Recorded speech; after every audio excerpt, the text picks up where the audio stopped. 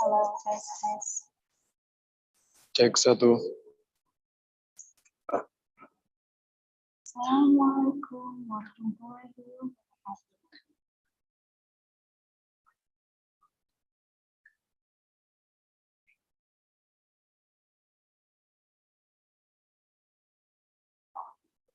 Bisa nyender.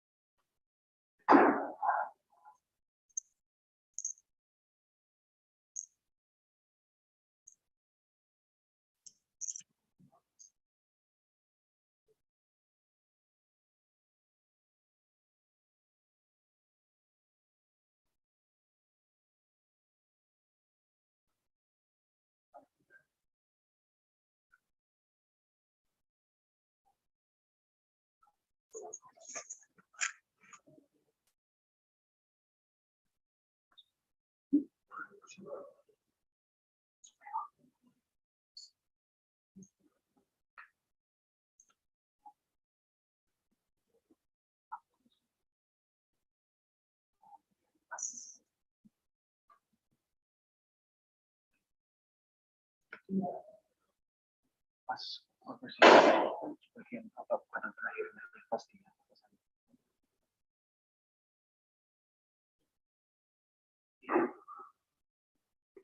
itu awalnya kan aku kata akhirnya dia apa Halo. ya. Kan maksudnya kata akhirnya ngomong apa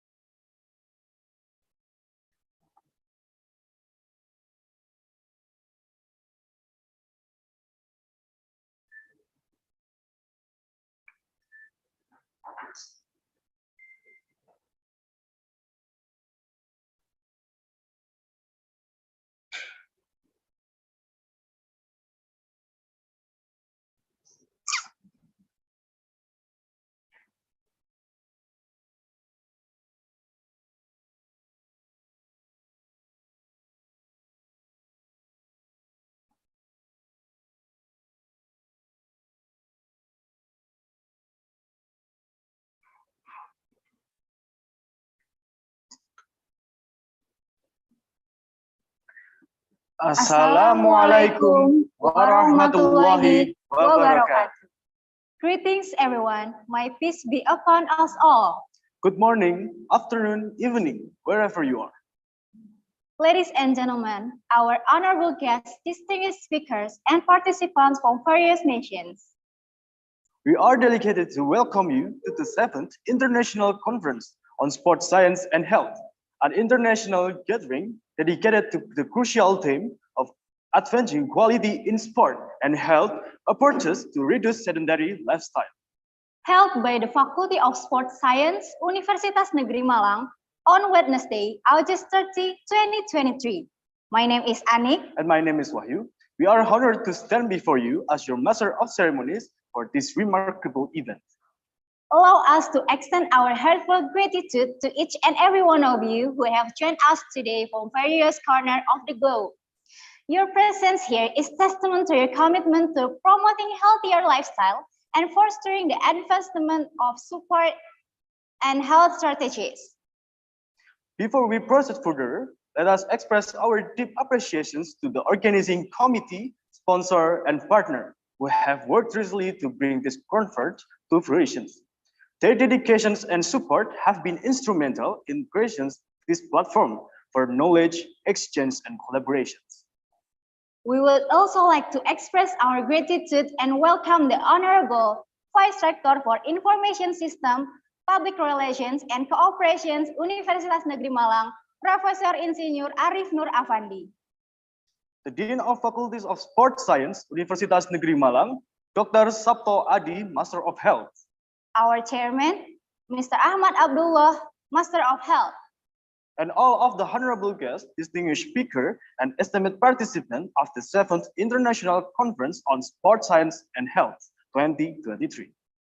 Ladies and gentlemen, before we move further, we have that throughout this conference, we will delve into pressing matters surrounding sedentary lifestyle and their implication on health and well-being. We will have the privilege of hearing from distinguished experts, researchers, and practitioners who will share their insight, research finding, and innovative approaches to tackling these pervasive issues. Ladies and gentlemen, the next few hours will be filled in engaging presentations, panel discussions, and interactive parallel sessions that will not only enrich your knowledge, but also inspire us to take concrete steps forward and healthier and more active world. By the way, what this clothes is? I'm wearing traditional clothes from East Nusa Tenggara. It reflects the rich cultural diversity of the Indonesian archipelago. Wow, that's really cool. Thank you. Let's continue. To all participants, please fill out the present form in the chat room that has been sent by our committee. And don't forget to rename your username into name_institutions. Once again, name_institution. Let's now proceed. Let's now proceed to the agenda of today's seminar. The event is structured as follows. Opening ceremony. Singing the Indonesian National Anthem or Indonesia Raya. The next item on the agenda is welcome speech, followed by prayers. The 5th agenda is opening performance. The next agenda after opening performance is the first plenary sessions, followed by a discussion. After the first panel discussions, the next is the second plenary sessions. Then we will have lunch break. And last, we have photo sessions and closing ceremonies. All right, ladies and gentlemen, without further ado, let's honor the host country by singing the national anthem, Indonesia Raya, with utmost reverence and pride.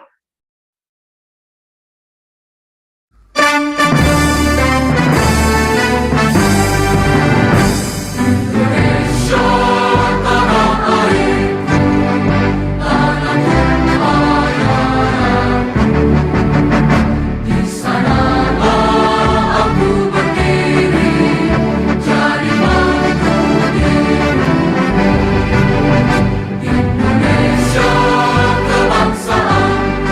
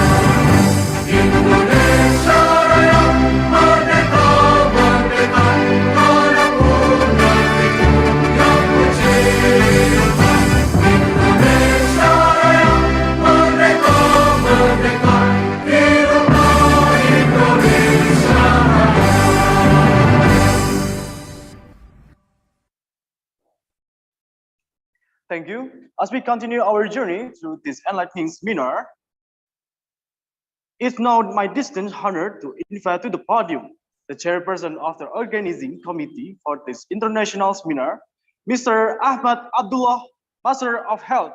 The platform is yours.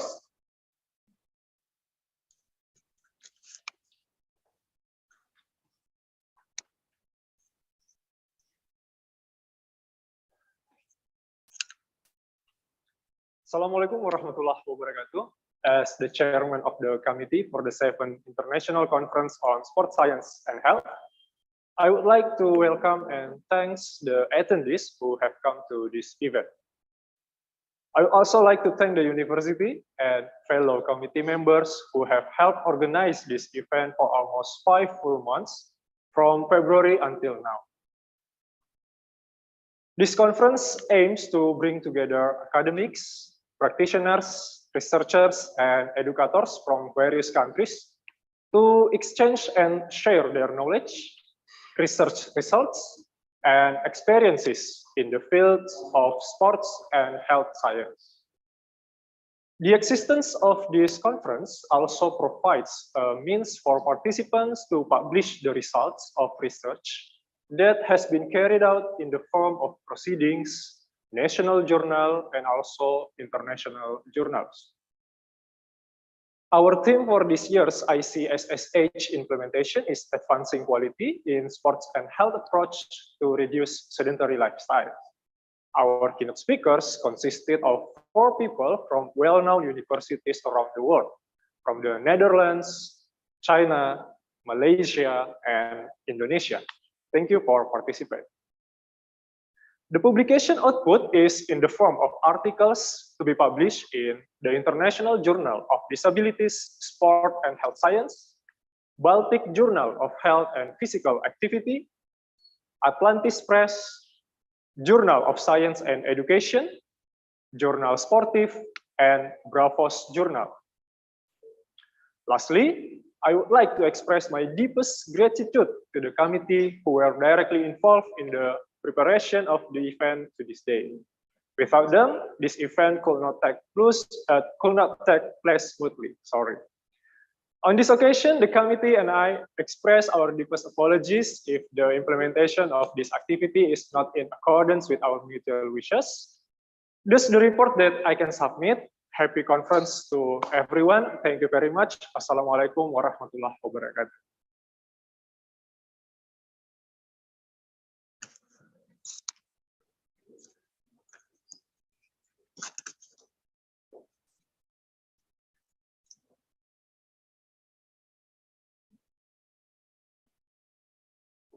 Thank you, Mr. Ahmad. With your invaluable guidance and unwavering dedications, this seminar has blossomed into a platform of profound learning and discovery.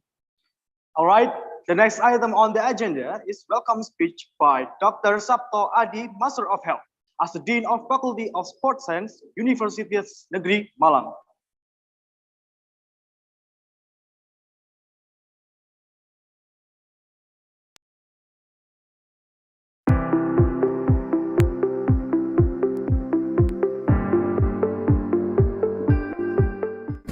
Assalamualaikum warahmatullahi wabarakatuh. Your Excellencies, distinguished guests, ladies and gentlemen, I would like to welcome you all to the 7th International Conference in Sports Science and Health, which is held here in Malang. I'm greatly honored to have this opportunity to thank the keynote speaker, guests, international and national participants, and everyone involved in this conference for the sports dedication to make this event successful. This conference is organized by the Faculty of Sports Science, Universitas Negeri Malang. As a short introduction to our faculty, we have 5 departments: Physical Education, Sports Science and Coaching, Public Health, and Postgraduate Sports Science Education. Our vision is to become excellent faculty and a reference in the implementation of three dharma of higher education in the development of science and technology in the field of education, sport, and health. Therefore, as one of the real efforts in achieving that vision, we organize this scientific meeting with the theme Advancing Quality in Sports and Health Approaches to Reduce Sedentary Lifestyle. As one of the recommendations of future research by World Health Organization, we are aware that sports play an important role in the making daily life more dynamic and healthier for all populations. The common vision is for all that have a stake in promoting physical activity and reducing sedentary living in the world. To make progress, bold new steps must be taken together. Application of educational, technology, and sports science are encouraged to innovate faster in order to meet the needs of health globally. The important methods of innovation in the field of sport and education are absolute and ongoing for achieving a good state of health and well-being. To be resilient indicates that there are needs for undertaking investment through strategic effort in health and sports. Collaboration and sharing knowledge with other countries will be a great opportunity to achieve health for all. Thus, the 7th International Conference in Sport Science and Health is held to bring together leading academic scientists, researchers, and scholars from different countries. Organizations should be exchanging their experience in research results on all aspects of public health and sport. I sincerely hope you will enjoy in this seminar presentation and networking. Thank you for your participation. Wassalamualaikum warahmatullahi wabarakatuh.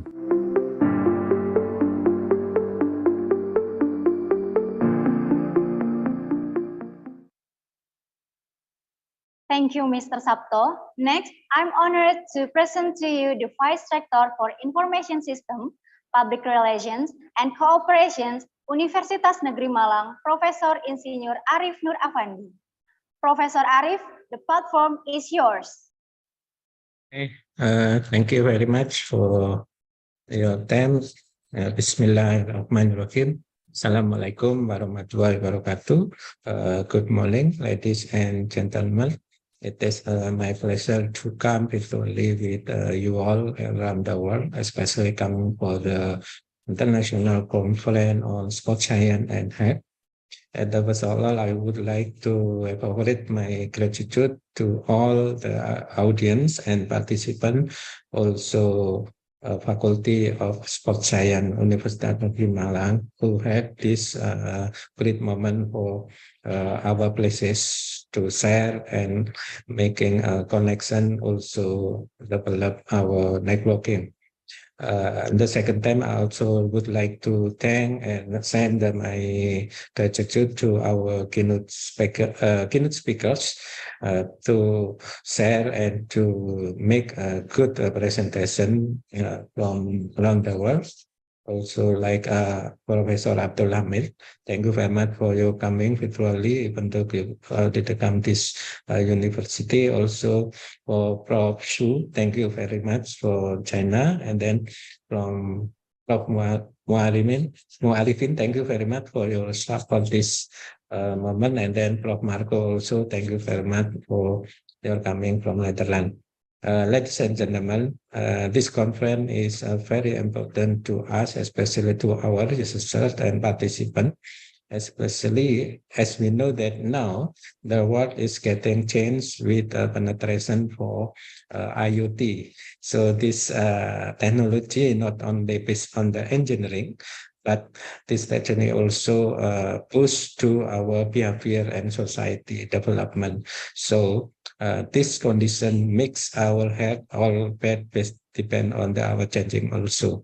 But in all of the activity, we should be saying that our body has strong and our spirit has strong. So it means the health not only become a point of the physical strength, but also we can develop behavior in health, also individual health.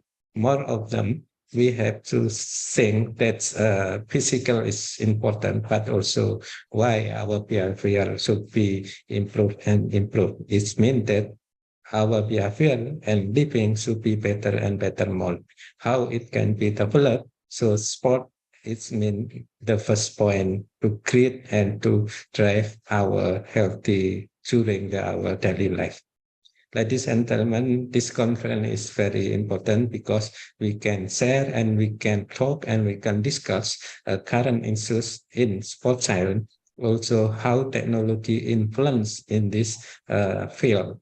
So please discuss how effectiveness the sports science based on technology and based on the current issues to develop our hard daily activity. So I believe that this conference will continue with your connection and with your networking for develop us not only as the educator, not only as the researcher, also all practitioner, but it will be more better for how to improve our living together. This is very important. So place the sport science as the one of your activity to develop your behavior until it can be improved better and better life for daily activity and our daily life. This is the I deliver to the ICSSH. So on behalf of the Universitas Negeri Malang, with the name of God, Bismillahirrahmanirrahim, International Conference on Sport Science and Health is formally open. Thank you very much. Wassalamualaikum warahmatullahi wabarakatuh. Good morning, everyone. Thank you very much.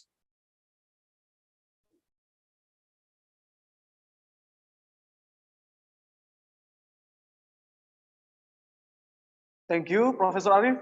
Ladies and gentlemen, as we continue with the program, I would like to invite Mr. Abi Fajar Fatoni to lead us in a moment of prayer.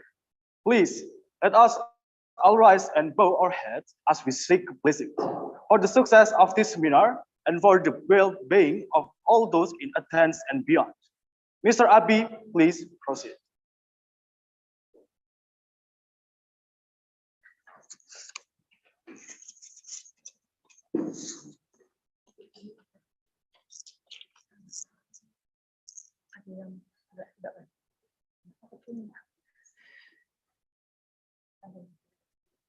Assalamualaikum warahmatullahi wabarakatuh.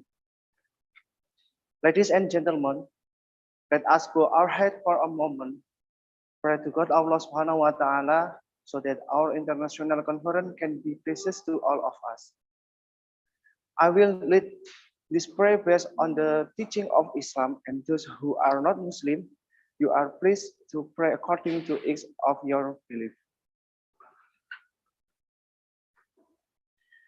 Alhamdulillahi Rabbil Alamin. Hamdan yuafi ni'amahu wa yukafi masidah.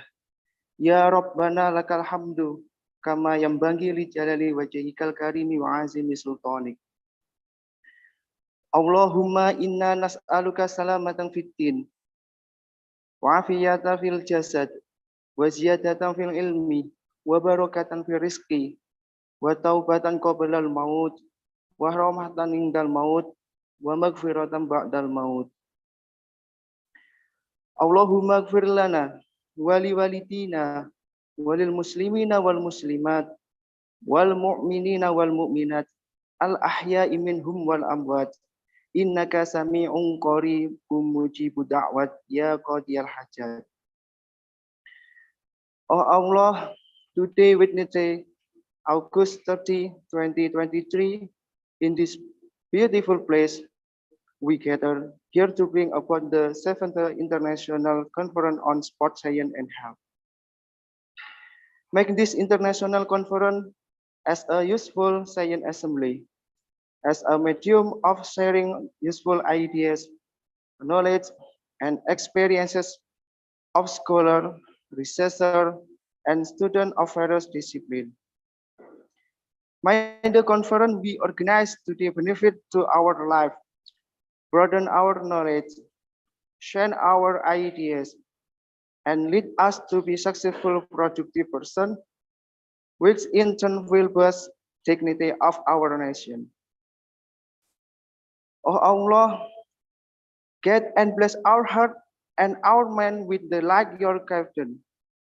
Impart your supreme wisdom upon our activity. Help us to speak our mind clearly. Help us to listen to each other, respect each other, love each other so that we are included to the blessed person. Oh Allah, protect us from unintended temptation. Show us the right path and give us knowledge and strength to perform good things. Equally, show us and make it clear the bad thing and give us knowledge and strength to avoid them. Oh Allah, you are the one who can fulfill our prayer. Rabbana atina fid dunya hasanah wa fil akhirati hasanah wa qina adzabannar. Subhana rabbika rabbil izzati amma yasifun. Wassalamun ala mursalin walhamdulillahi rabbil alamin. Amin, amin, amin, ya rabbal alamin. Assalamualaikum warahmatullahi wabarakatuh.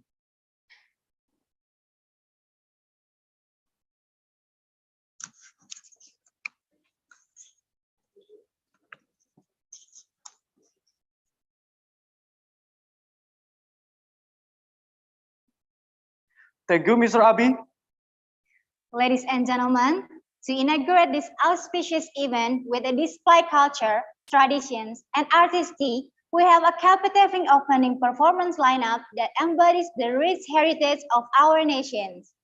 Today, we are fortunate to witness a glimpse into the enchanting city of Malang and mesmerizing demonstration of pencaksilat by students of sport coaching education, Universitas Negeri Malang. So, without further ado, ladies and gentlemen, I present to you the mesmerizing and awe-inspiring opening performance of Penca Silat. Enjoy the performance.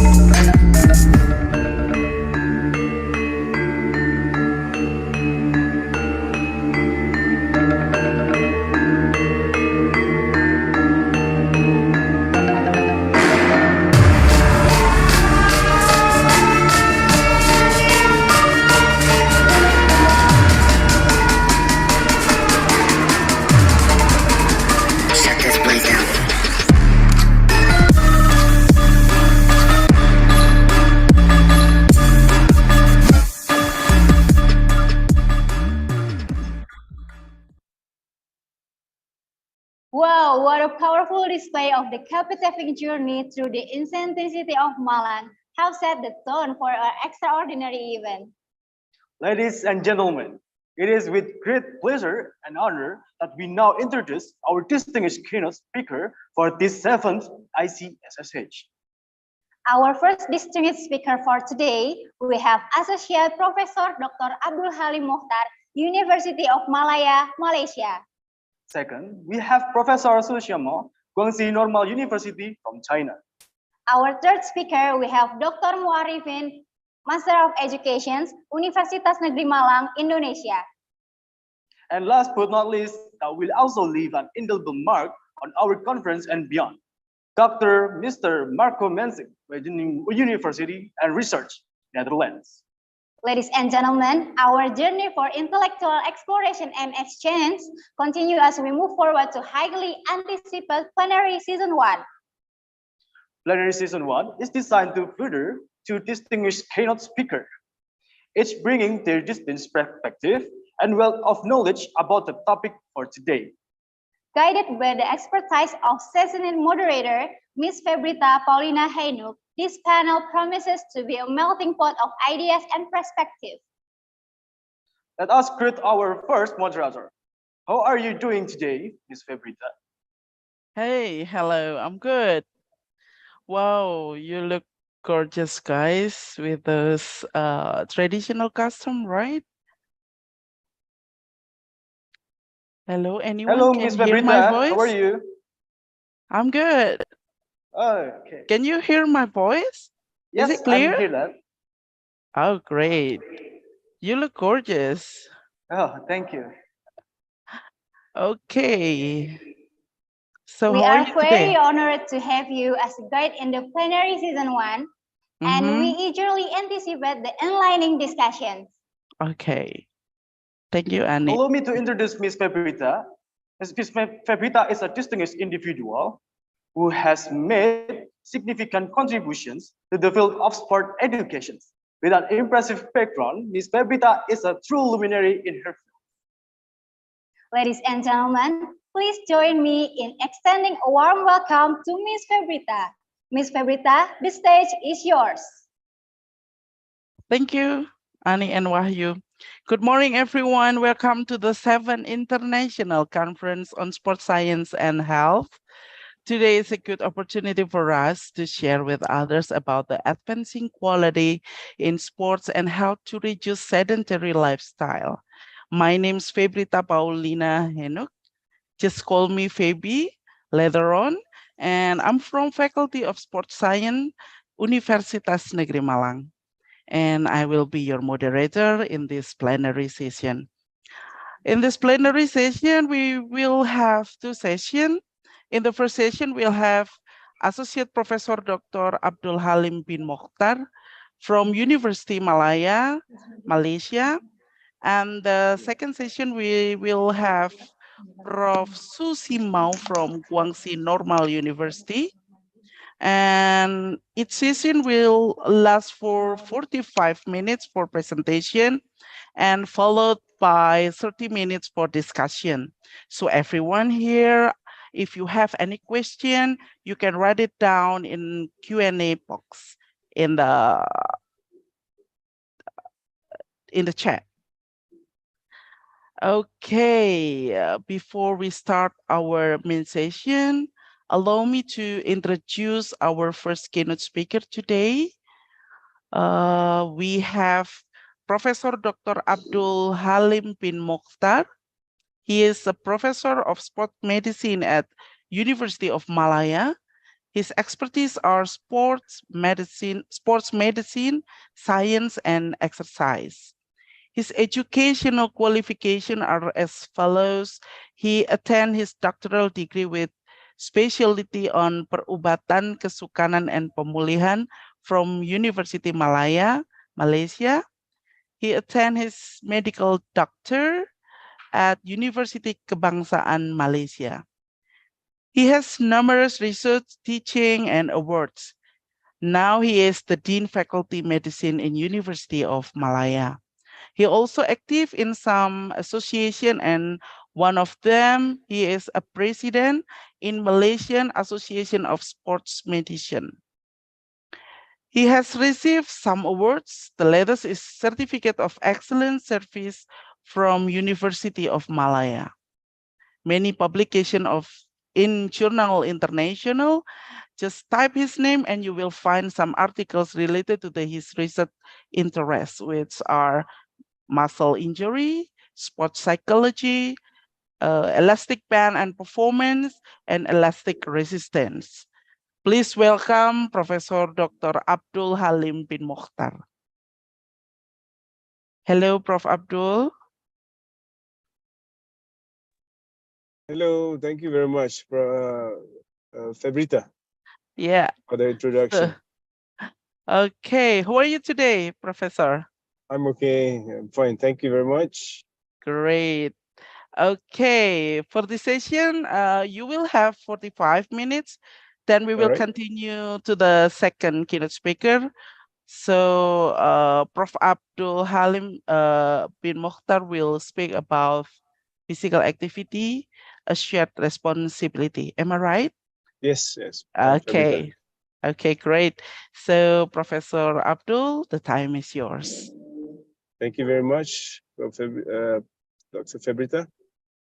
Allow me to share my document first. Fabrita, are you seeing what my presentation now? Yes, it's clear here. All right, thank you very much. Mm-hmm. Okay, thank you very much again to the organizer, Malang University, for inviting me. I'm going to present to you all on physical activity, a shared responsibility. All right, let me begin with defining what physical activity is. Physical activity is defined as any bodily movement produced by skeletal muscle that requires energy, which means that, for example, you walk, you're going up and down stairs, running, cycling, sports activities.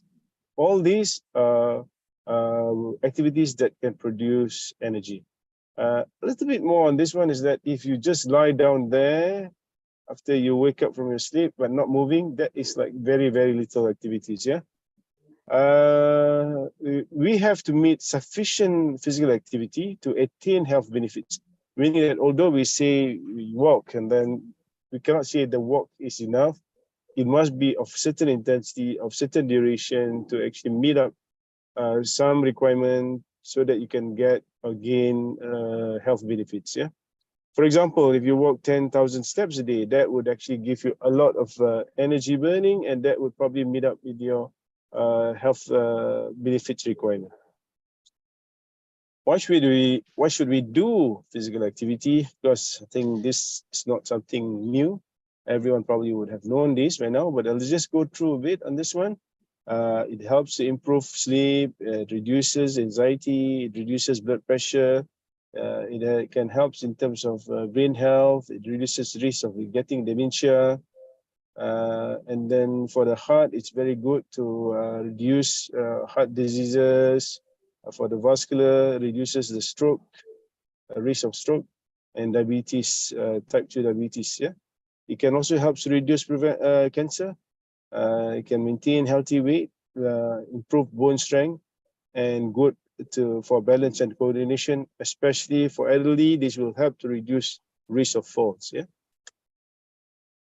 So how much is needed for physical activity? So it actually depends on the age and several conditions. There are certain recommendations. You can easily find these from WHO, or World Health Organization, or American College of Sports Medicine, or even Center for Disease Control of USA. With even in locally, you probably have your own recommendations. But I'm just going to touch on the one which is on WHO, yeah? And I'm going to concentrate on this age, which is 18 to 64 years old, because I believe that the audience is around this age. For those who are aged between 18 to 64, you should do at least 150 to 300 minutes of moderate intensity aerobic physical activity, which if you translate, if you go by 30 minutes a day, then you talk about, it can be every day you do it. Yeah. and you should be doing it like at least 30 minutes. Or you can do at least, if you go by 5 days a week, then they will get the minimum of 150 minutes. Okay, or at least 75 to 150 minutes of vigorous intensity. So if you up your intensity, then you do not have to spend a long time as if you go for the moderate intensity. Right. You should also do muscle strengthening activities and moderate or greater intensity that involve all major muscle groups on 2 or more days a week, as these provide additional health benefits. So meaning that aerobic exercise alone is not enough. You need to do strengthening exercise as well, or we call resistance exercise. And just know this as well: the more that you do, the better it is for you. And at the same time, you should also limit sedentary time and replace with the sedentary time with physical activity of any intensity. Meaning that if you say you go for light activity, it doesn't matter. It is better than you just sit around. For example, just 10, that is better than just sitting around. Yeah. So how do we calculate moderate or vigorous activity? While I'm discussing this to you, you may be wondering what is moderate and what is vigorous. So moderate is usually things like when you do your brisk walking, dancing, gardening, housework, domestic chores. Those are usually moderate activities. For vigorous, this includes running, fast swimming, fast cycling, competitive sports, yeah. And all this, if you look at the moderate, it causes your heart rate to actually increase a bit. Increase significantly, but if you do your vigorous, it would definitely increase a lot of your heart rate. And there's another way of looking at it. Assuming that you don't know how to measure your heart rate, you can also do, for example, assess your ability to talk while you do the exercise. Okay, so if you can do whatever you do now, for example, assuming you're doing a brisk walking, and you are still able to talk during that brisk walking, that is actually moderately hard, or it's moderate, yeah. But if assuming you are not able to say more than a few words without pausing for a breath, that means you are doing already something which is vigorous, right? So the examples here given is if you mow the lawn, for example, that is actually moderate. But if you start jogging or running at a fast rate, that would be vigorous activity. Yeah.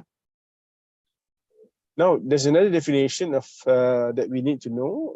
It is about sedentary. Sedentary behavior is defined as any waking behavior, meaning that you are awake already, characterized by an energy expenditure of less than 1.5 metabolic equivalents, or what we call METs. For example, sitting, reclining, or lying down. So now I'm introducing to you another word, which is METs, which I will explain a bit later. But if you are just lying down, for example, not doing anything, and you are just breathing lightly, resting to your maximum, so that is almost or nearing to 1.0 METs. So anything you do twice of that, that's 2 METs. So if assuming you are working, then it will probably be about 2 to 3 METs. Yeah. High sedentary activities, for example, sitting for a long time, are associated with abnormal glucose metabolism and cardiometabolic morbidity, as well as overall mortality, which means that if you sit too long, for example, then there is possibility for you to get diabetes mellitus. Yeah, abnormal glucose metabolism actually will probably result in diabetes. And cardiometabolic morbidity means you may get heart disease. Yeah. And as well as your lifespan can be shortened as well. That means you don't live long if you sit too long. Yeah. We should actually reduce sedentary behavior by promoting incidental PA, which is, now I'm introducing you another word, incidental, meaning that you don't plan it, but once you have that, you're sedentary, you just do something that will break that sedentary. For example, while you're sitting down for too long, okay, I'm going to start stand. Or suddenly, if assuming you are doing your work for too long, with the computer and all that, sitting, so then you wake up, you get up and then do your climbing. I mean, I'm talking about stairs, yeah. Do your short walk. So those are like, you did not plan for it, but you break your sedentary behavior so that you get more energy burning. Okay, so there you are, an example, a more graphic example to show what METs is, yeah? So if you completely rest, there is about 1 METs. If you walk, it can be, if you are walking at fast rate, brisk walk, it can be to 5 METs.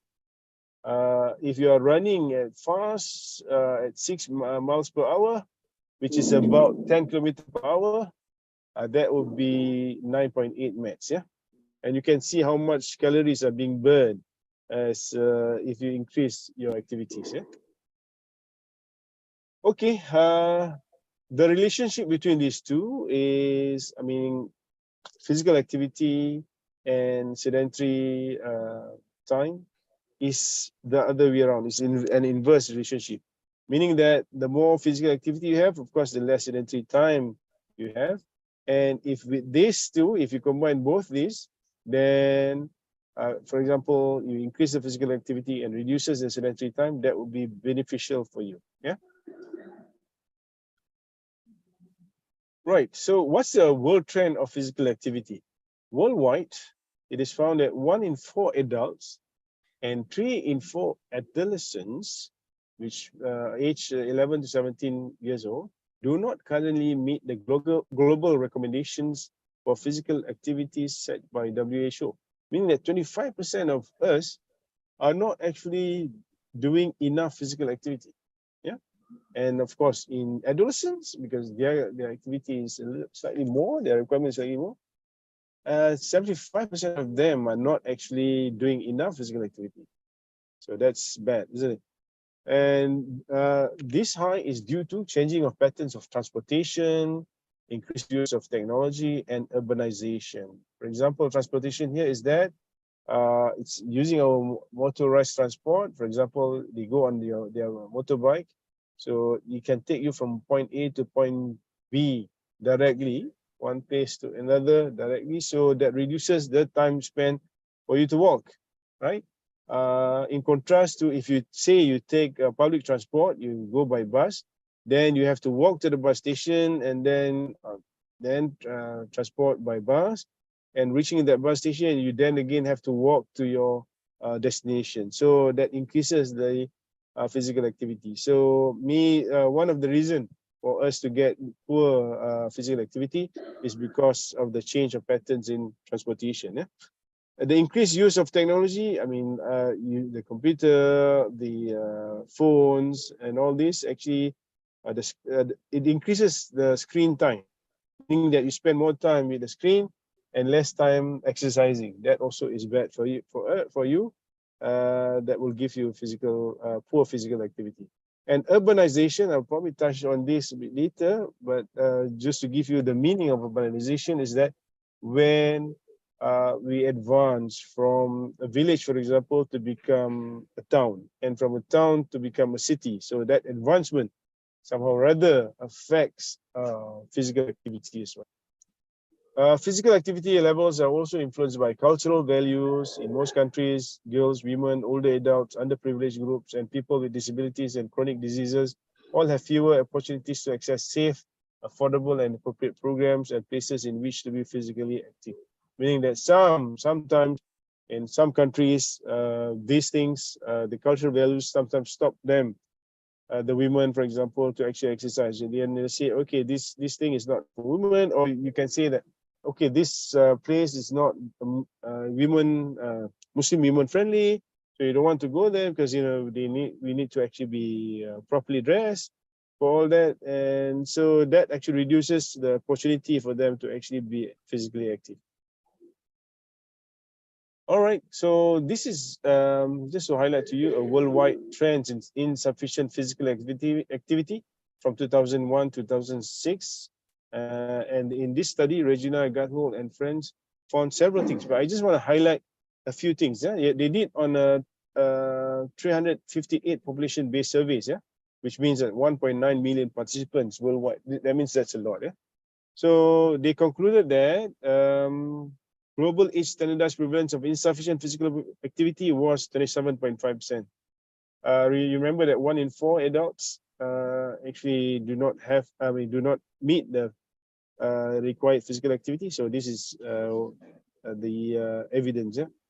That was in 2016, and for the sexes, you can see that men having physical activity. Sorry, this is about 23.4 are not taking enough physical activity, whereas 31.7% of women are not taking enough physical activity, meaning that physical inactivity is more in women than men. Yeah. Also, if you look at the prevalence in 2000, the final part where prevalence in 2016 was more than twice as high in high-income countries. So, in other words, the more advanced the country is, the more rich the country is, so there's a chance that higher insufficient physical activity in that country. Yeah. And it was also shown that the insufficient activity has increased in high-income countries over time, meaning that from 2001 until 2016, there had been an increment of physical inactivity in the high-income countries. Yeah. Okay. Next is a few highlights from the WHO. More than a quarter of the world's adult population are insufficiently active, meaning that they are not meeting the required physical activity. Yeah? Worldwide, 1 in 3 women and 1 in 4 men do not have enough physical activity. Levels of inactivity are twice as high in high-income countries compared to low-income countries. There has been no improvement in global levels of physical activity since 2001. Insufficient activity increased by 5% in high-income countries between 2001 and 2016. Globally, 28% of adults aged 18 and over were not active enough in 2016. And yeah, then the rest I've actually mentioned as well. Okay, there is also this interesting part that was mentioned. The drop in physical activity is partly due to inaction during leisure time and sedentary behavior on the job and at home and passive modes of transportation, meaning that we become less active, probably because of this. During leisure time, which is during relaxing time, we just completely become sedentary. And then at job as well, we are becoming sedentary at our job place, and because of the modes of transportation which is changing as well. So now that we know the problem, we should start planning what should we do now. Yeah, I think I outlined several. Number one, we should increase awareness among the people, yeah, among our students, among our friends. Yeah, we should also create an active environment. We should promote mobility and create and implement policies that would support increase in physical activity. So in terms of increased awareness, thank you that we have this conference. This conference is one of the ways for us to increase awareness on physical activity. So we can also do that through mass media, social media, school education, physical and health education. Make sure we actually embed the importance of physical activity and actually do the physical activities with our school children.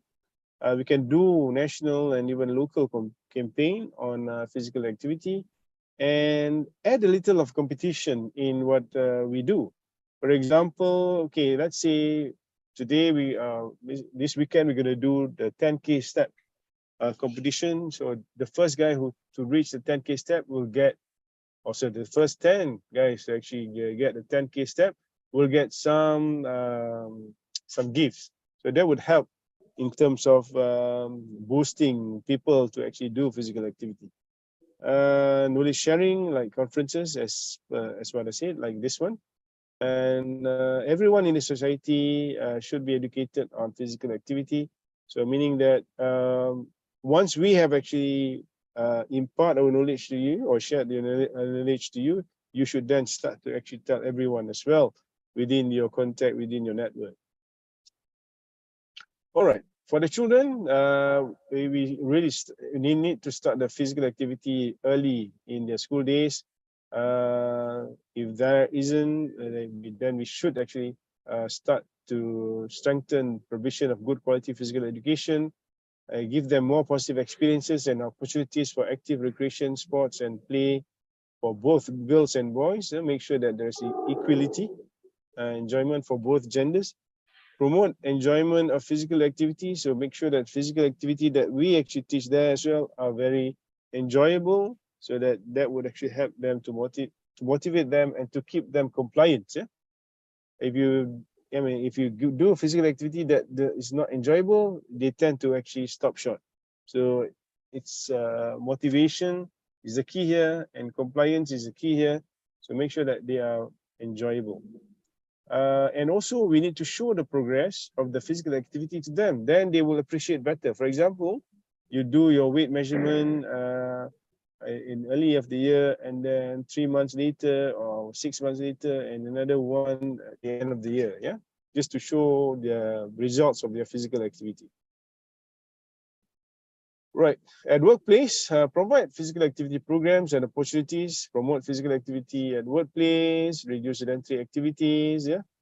Providing indoor gym, for example, at the office, that would help to boost physical activity, and introduce PA breaks, meaning that at 10, for example, everyone must break, but this break is not about break for their coffee, but break for them to just walk about here and there, yeah.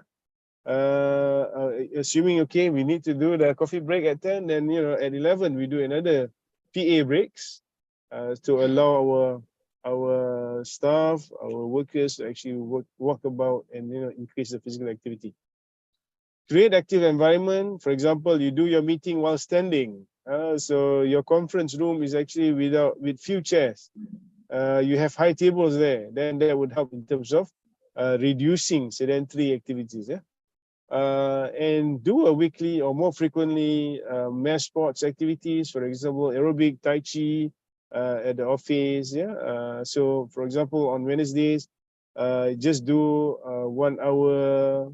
Well, you do less than that, but give them 1 hour break so that they can actually do some mass sports activities in the morning. Yeah. So you organize that aerobic, tai chi, and things like that, and make sure that these are all free and they are fun. And if there needs to be, you can enforce them. So, for example, you make it as a necessity for the workers to actually stop, and for the supervisors to ensure that they actually do this. Yeah. Right. For the public, we should actually promote mobility, strengthen the integration of urban and transport planning policies to prioritize the principles of compact mixed land use at all levels of government as appropriate. Deliver highly connected neighborhoods to enable, promote walking, cycling, and other forms of mobility involving the use of wheels and the use of public transport in urban, peri-urban, and rural communities. Meaning that what you want is actually we should create a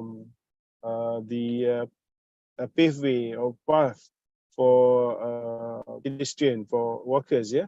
And for even bicycles, yeah, and not just the motorized road, yeah. Also encourage the use of public transport, yeah. The main thing here is that for the use of public transport, maybe you can offer discounts, ensure accessibility, meaning that everyone can actually access them. Remember, the physical disabled people, they also can access our public transport, and there should be safety as well, and connectivity, meaning that it can connect you to the many places that you want to go. Yeah?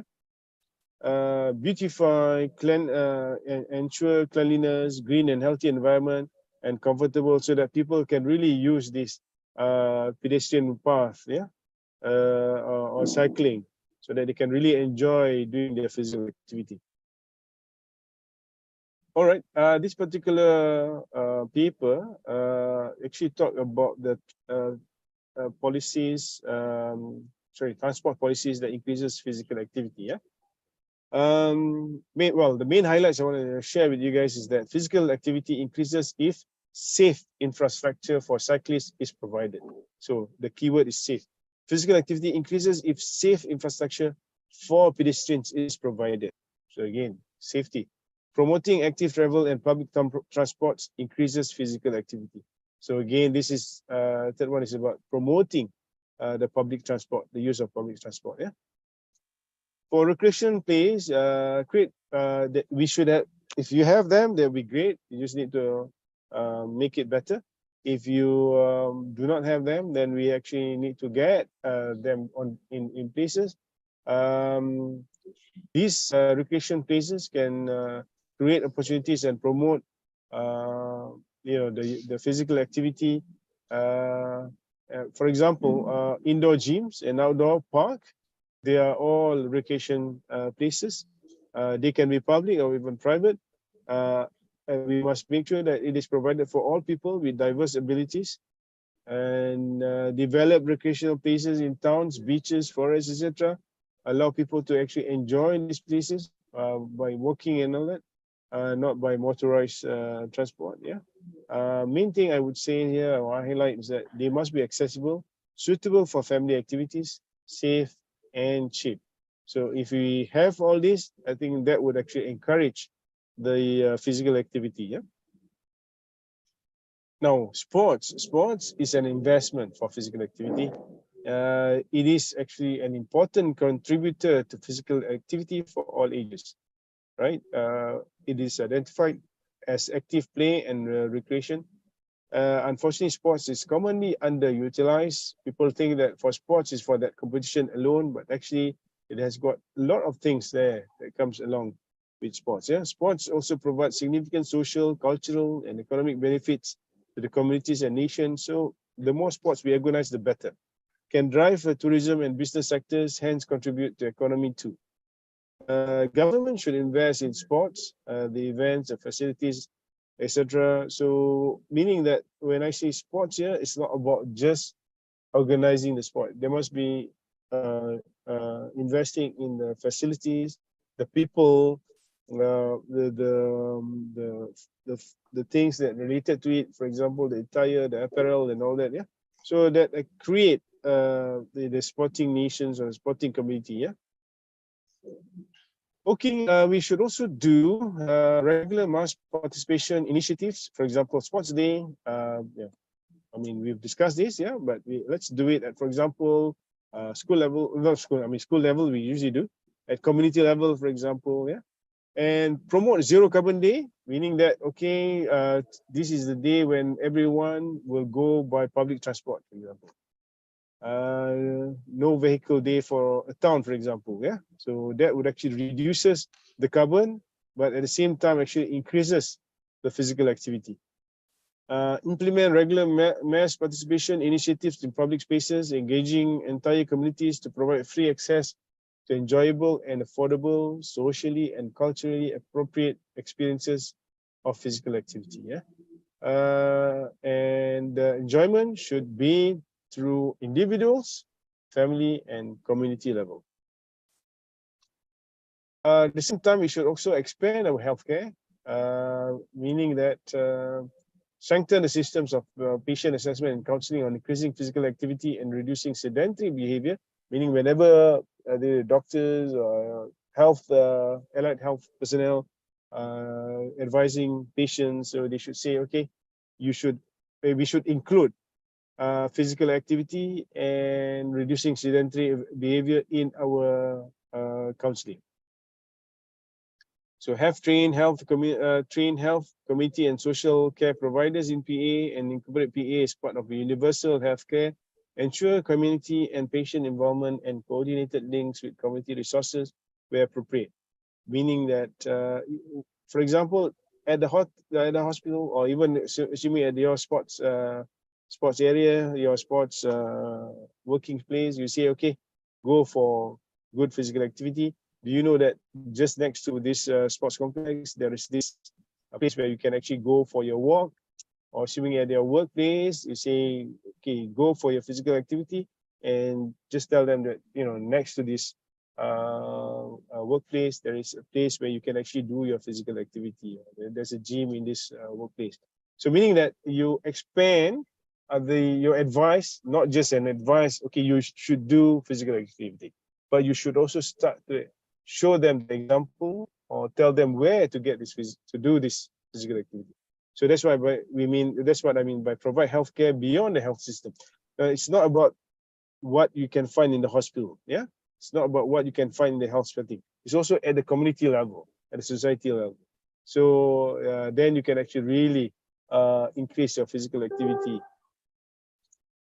Okay, in terms of policies that improve road safety, policies that promote physical activity in urban design, priority access by pedestrians, cyclists, and users for public transport. These are all policies that can help to increase the physical activity.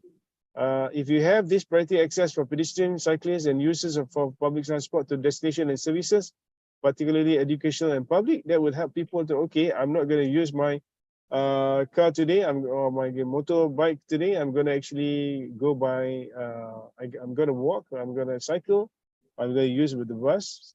So, you know, the main thing is actually ensure these destinations, these public destinations, are actually within the reach of all these things. Yeah. Yep, we can also invest in policies to promote walking, cycling, sports, active recreation, and play. Because this will actually help into achieving many of the 2030 sustainable development goals, which I will show you later. But these are among other things. SDG 3, for example, for good health and well-being.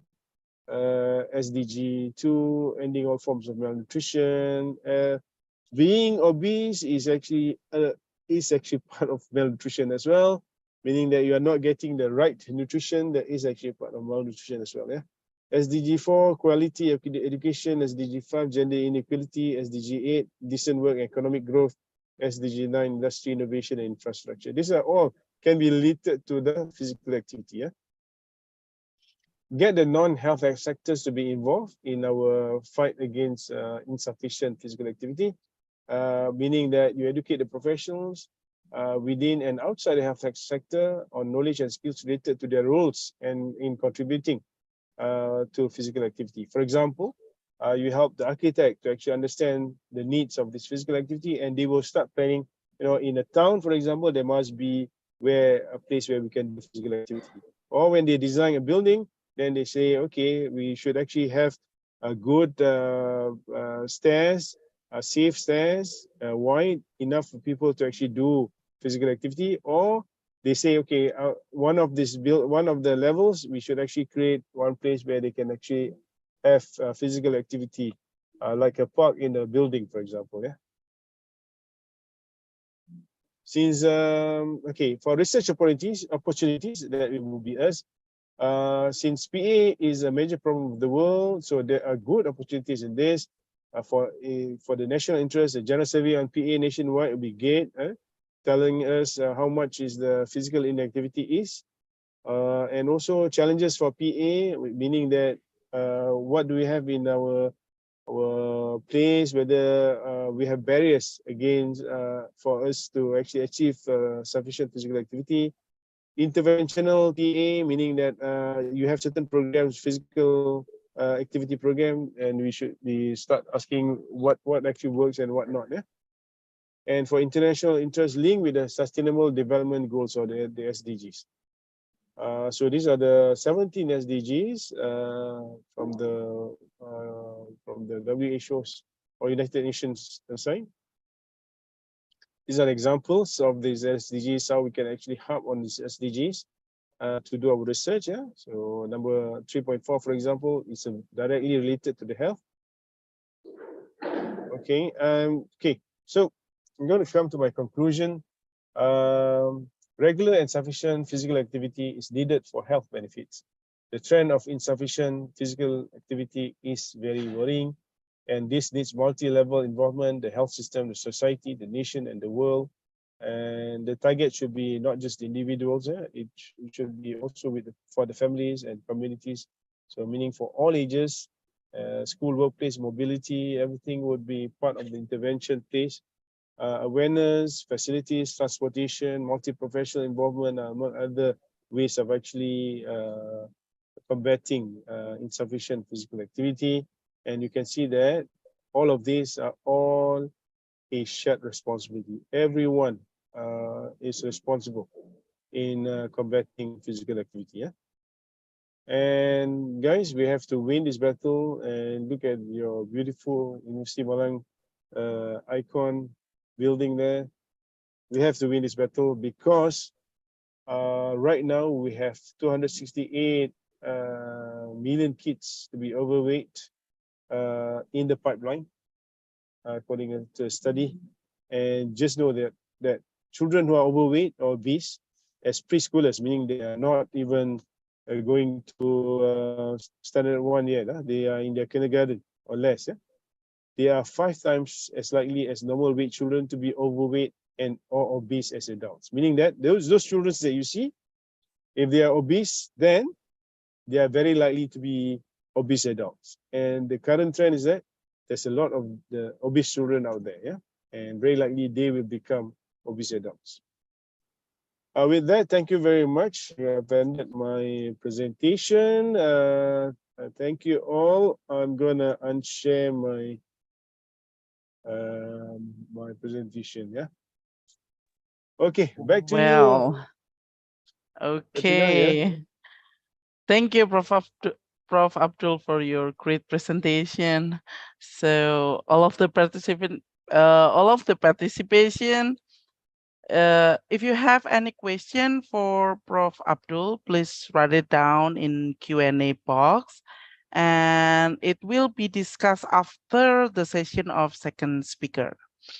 So thank you very much, Prof. Abdul. Thank you very much. So Yeah. we will move to the next speaker. In this session, we have Prof. Xu Simao from Guangxi Normal University. He is an expert in quality evaluation of national professional degree evaluation papers in the Degree Center of the China Ministry of Education, with specialized field in sport exercise and health promotion. In the past 10 years, over 30 high-level papers have been published in academic journals, both domestically and internationally. His main research interest area are the theory and practice of integration of sports and medicine, then the rehabilitation and prevention of sport injury, and the biological mechanism of sport adaptation. Please welcome Prof. Xu Simao. Okay, thank you very much. Hello, Thank you. Prof. How are you today? Hello? Hello. Hello. Oh, okay. Yeah, I'm Thank Fabi, you. Prof, and I will be your moderator in this session. So are you ready for the session? Okay. Okay, great. So for this session, you will have 45 minutes, then we will continue to the discussion. Prof. Sima will share his ideas about research on the impact index system of Chinese national fitness behavior based on SEM. Prof. Xu, the time is yours. Okay, thank you very much. Thank you for that kind introduction. It's a pleasure to be here. Mrs. Chairman, honorable guests, ladies and gentlemen, good morning. It's my pleasure, honor to have the opportunity to speak at this meeting. Today, I would like to present my paper, research on the impact index system of Chinese national fitness behavior based on the trajectory equation model. This is the scenery of Guilin in China and a photo of my workplace. My presentations will cover the following aspects. In the first part, I'm going to begin with the introduction. The contraction of a healthy China has become an important strategic goal, which can be significantly achieved through the implementation of the national fitness plan. To promote physical exercise and reduce sedentary lifestyle, the study takes China's national fitness program as an example to explore the influencing factors of public fitness behavior and corresponding strategies. This research is to establish the index system of the influencing factors of national fitness behavior and to further construct its structure equation modeling according to the research of the index system so as to obtain the relevant path coefficient and to propose the corresponding strategies for promoting national fitness to higher quality development in China.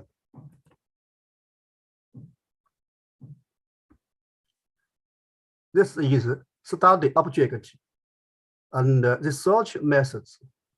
Object of study is influencing factors of national fitness behavior. Research methods. 1. Literature review. According to literature review and social cognitive theory, the research specifies the first level and the second level indicators of the influencing factors of a nation fitness behavior, based on which it attempts to construct a three-level indicator system of influencing factor of national fitness behavior. 2. Delphi method.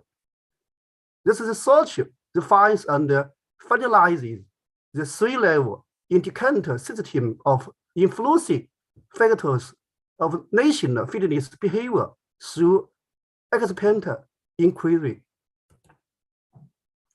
This is the three-level indicator of national fitness behavior.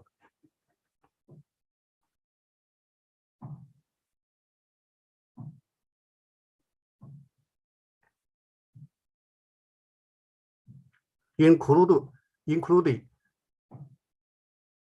three-level indicator. This is the first level. This is the second level.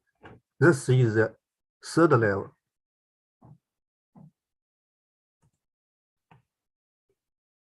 Three, questionnaire survey. Research conducts a cluster stratified sampling survey of relevant regions in China. The survey is divided into stages, pre-test and formal test. In the formal survey, regions and values that have already been distributed during the prior test are excluded to avoid repetition.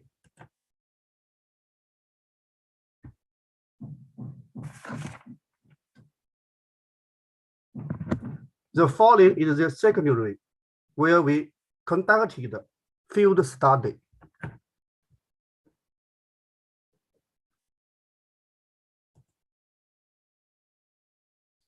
In the pre-test stage, item analysis is used to test the data of each dimension, which are selected based on the p-value of the significance of the mean difference, where f as t is greater than 0.05 and the p-value is less than 0.05, under the condition of equal values, it indicates significant difference, where the FST test is less than 0.05 and the p-value is less than 0.35 under the condition of unequal values. It indicates a significant difference.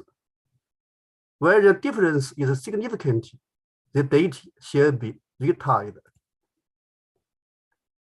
The reliability of each dimension in the form survey is tested by Columbaha. It is considered as very reliable where the coefficient is about 0.8. Please refer to the table.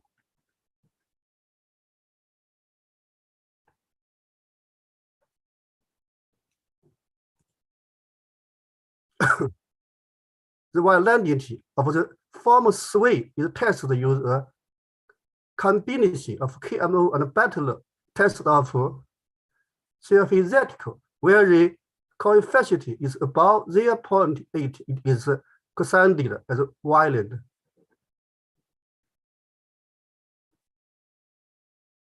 Please refer to the table.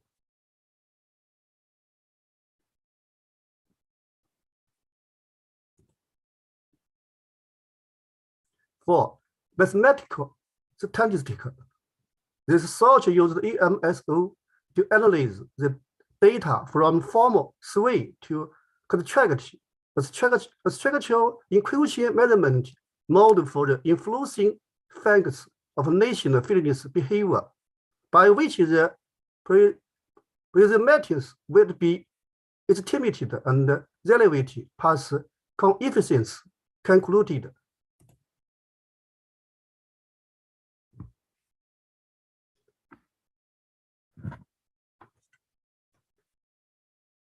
This is the operation interface.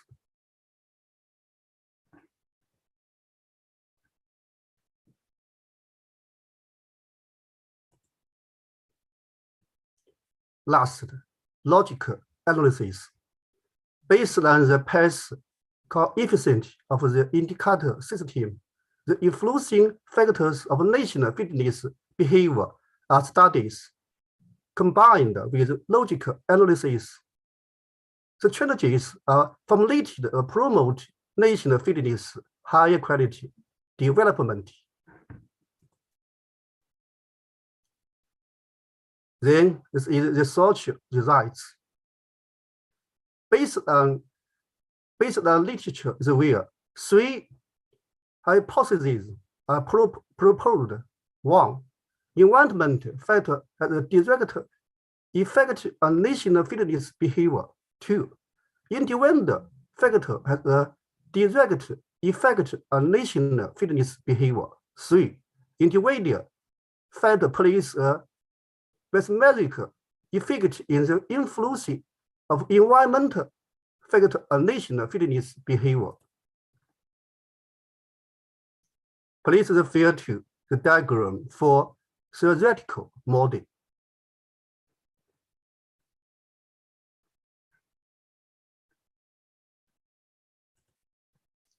Please refer to the diagram for measurement model.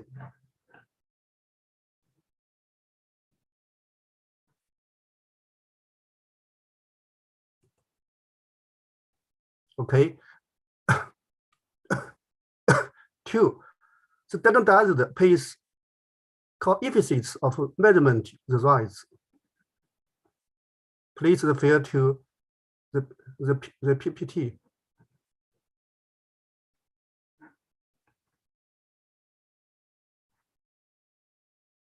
The standardized pace coefficients is large.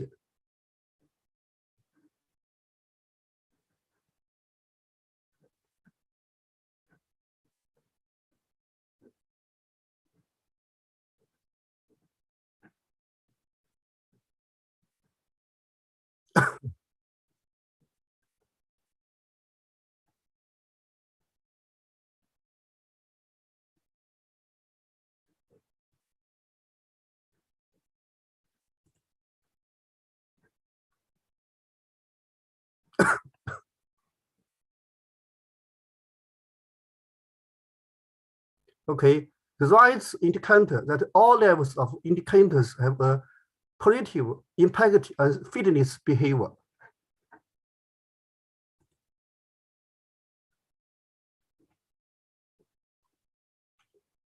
the changes for promoting public fitness to high quality development.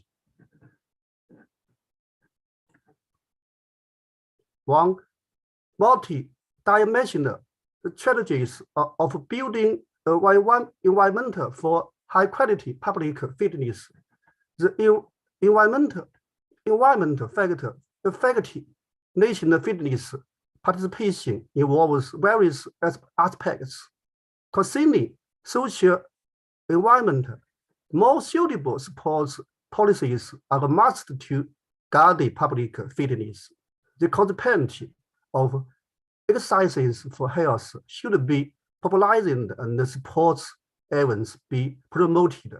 Meanwhile, the function of media in promoting sports events and the role of sports in maintaining health should be realized.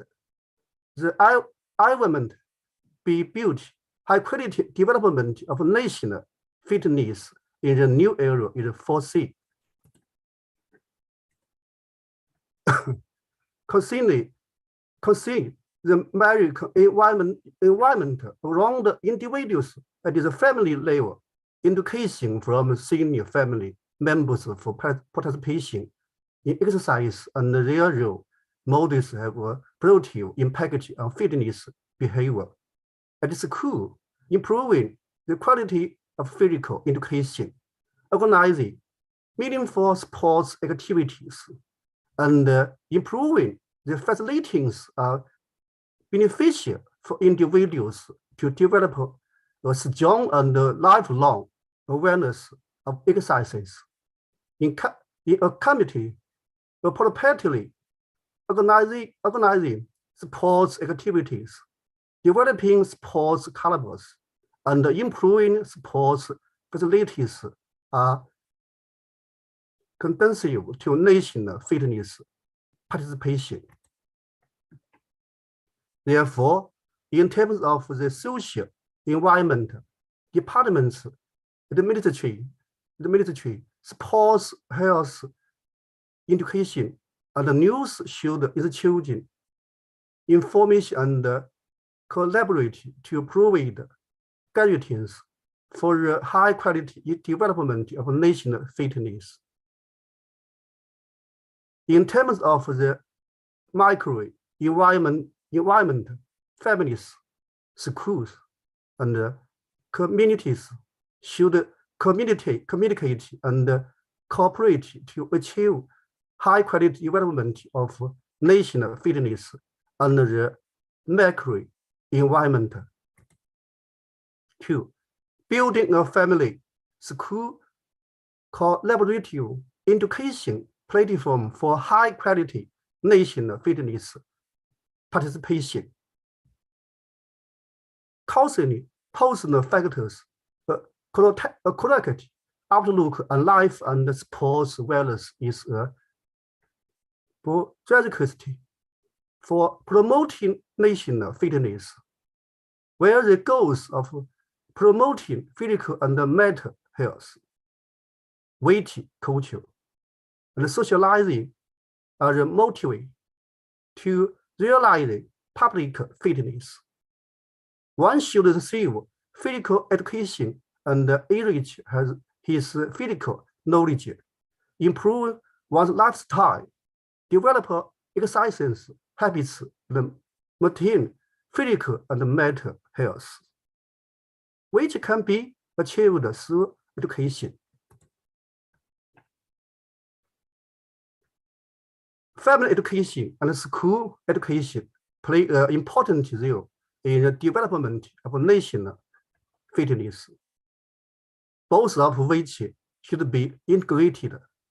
Building a collaborative education platform between family and school, so as to promote high quality development national fitness.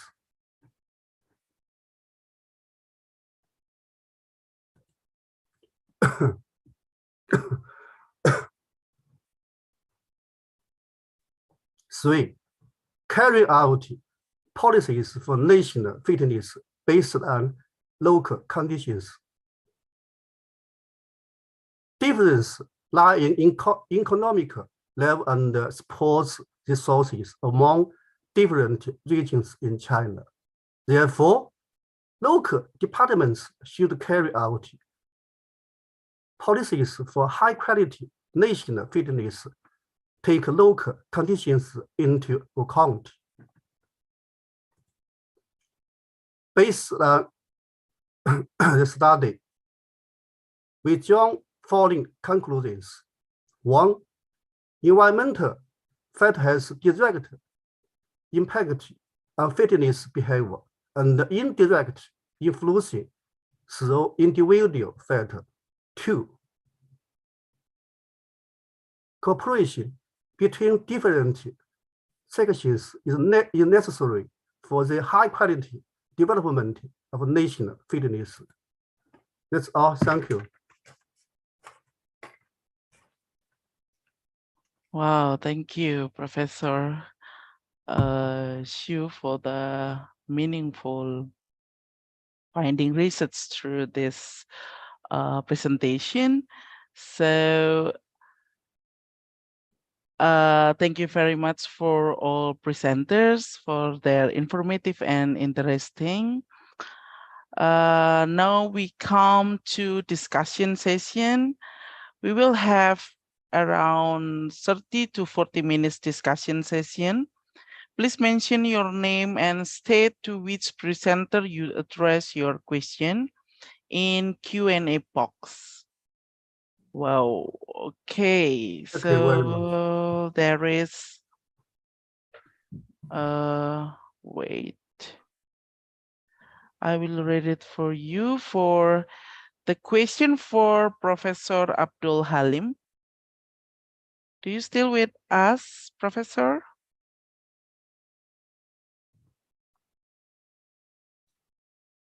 Professor Abdul? Oh, he left? This is a song. This is a song. Okay. Hello, Miss Moderator. Yeah. Since Professor Shi, he's not very good at English, so may I translate what you said to him? Oh, okay. So, what is your name actually? Song. Song. Okay, Miss Song. Thank you for your information. So actually, there is a question for Professor Abdul Halim. Professor, do you still with us? Professor already left. So, okay, perhaps any circumstances of networking, perhaps. So anyone, do you have any question for Professor Xu? So actually that's, I grabbed some point from your finding research actually. So there are many factors that influence national fitness behavior in China. Is that right? Miss Song, can you translate to him? This is this part. 许教授好，就是刚刚这位主持人是表示了对您的演讲的感谢，感谢您的精彩演出。然后接下来就会有一个30到40分钟的时间来进行问答环节。那么问题会在评论区进行展示。然后就是现在先回答第一位演讲者的问题。然后下面也有一个问题是给您的，然后我先给您翻译一下评论区的给您的问题。OK。然后评论区给您的问题是，性别差异会不会在您的这个研究中有一些影响呢？就是性别在你这个研究中作为一个影响因子呢？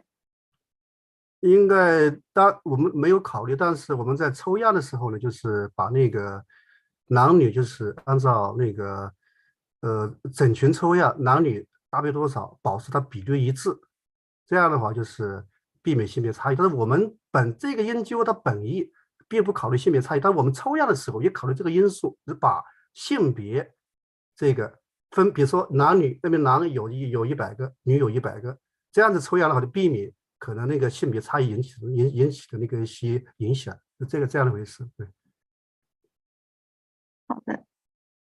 Okay, Miss Moderator and Professor, she just answered the second question in the Q&A box. Oh, okay. And, the question belongs to Ibu Kurniati Rahayuni there.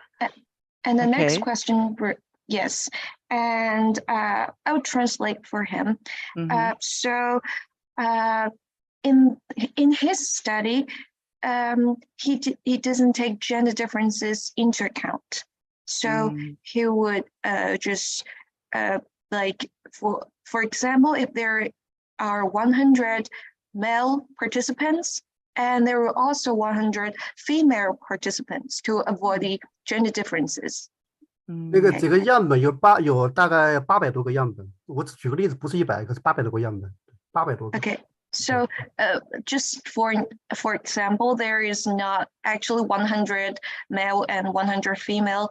All in all, there were 800 also participants in this study. Okay, that's all for the answer.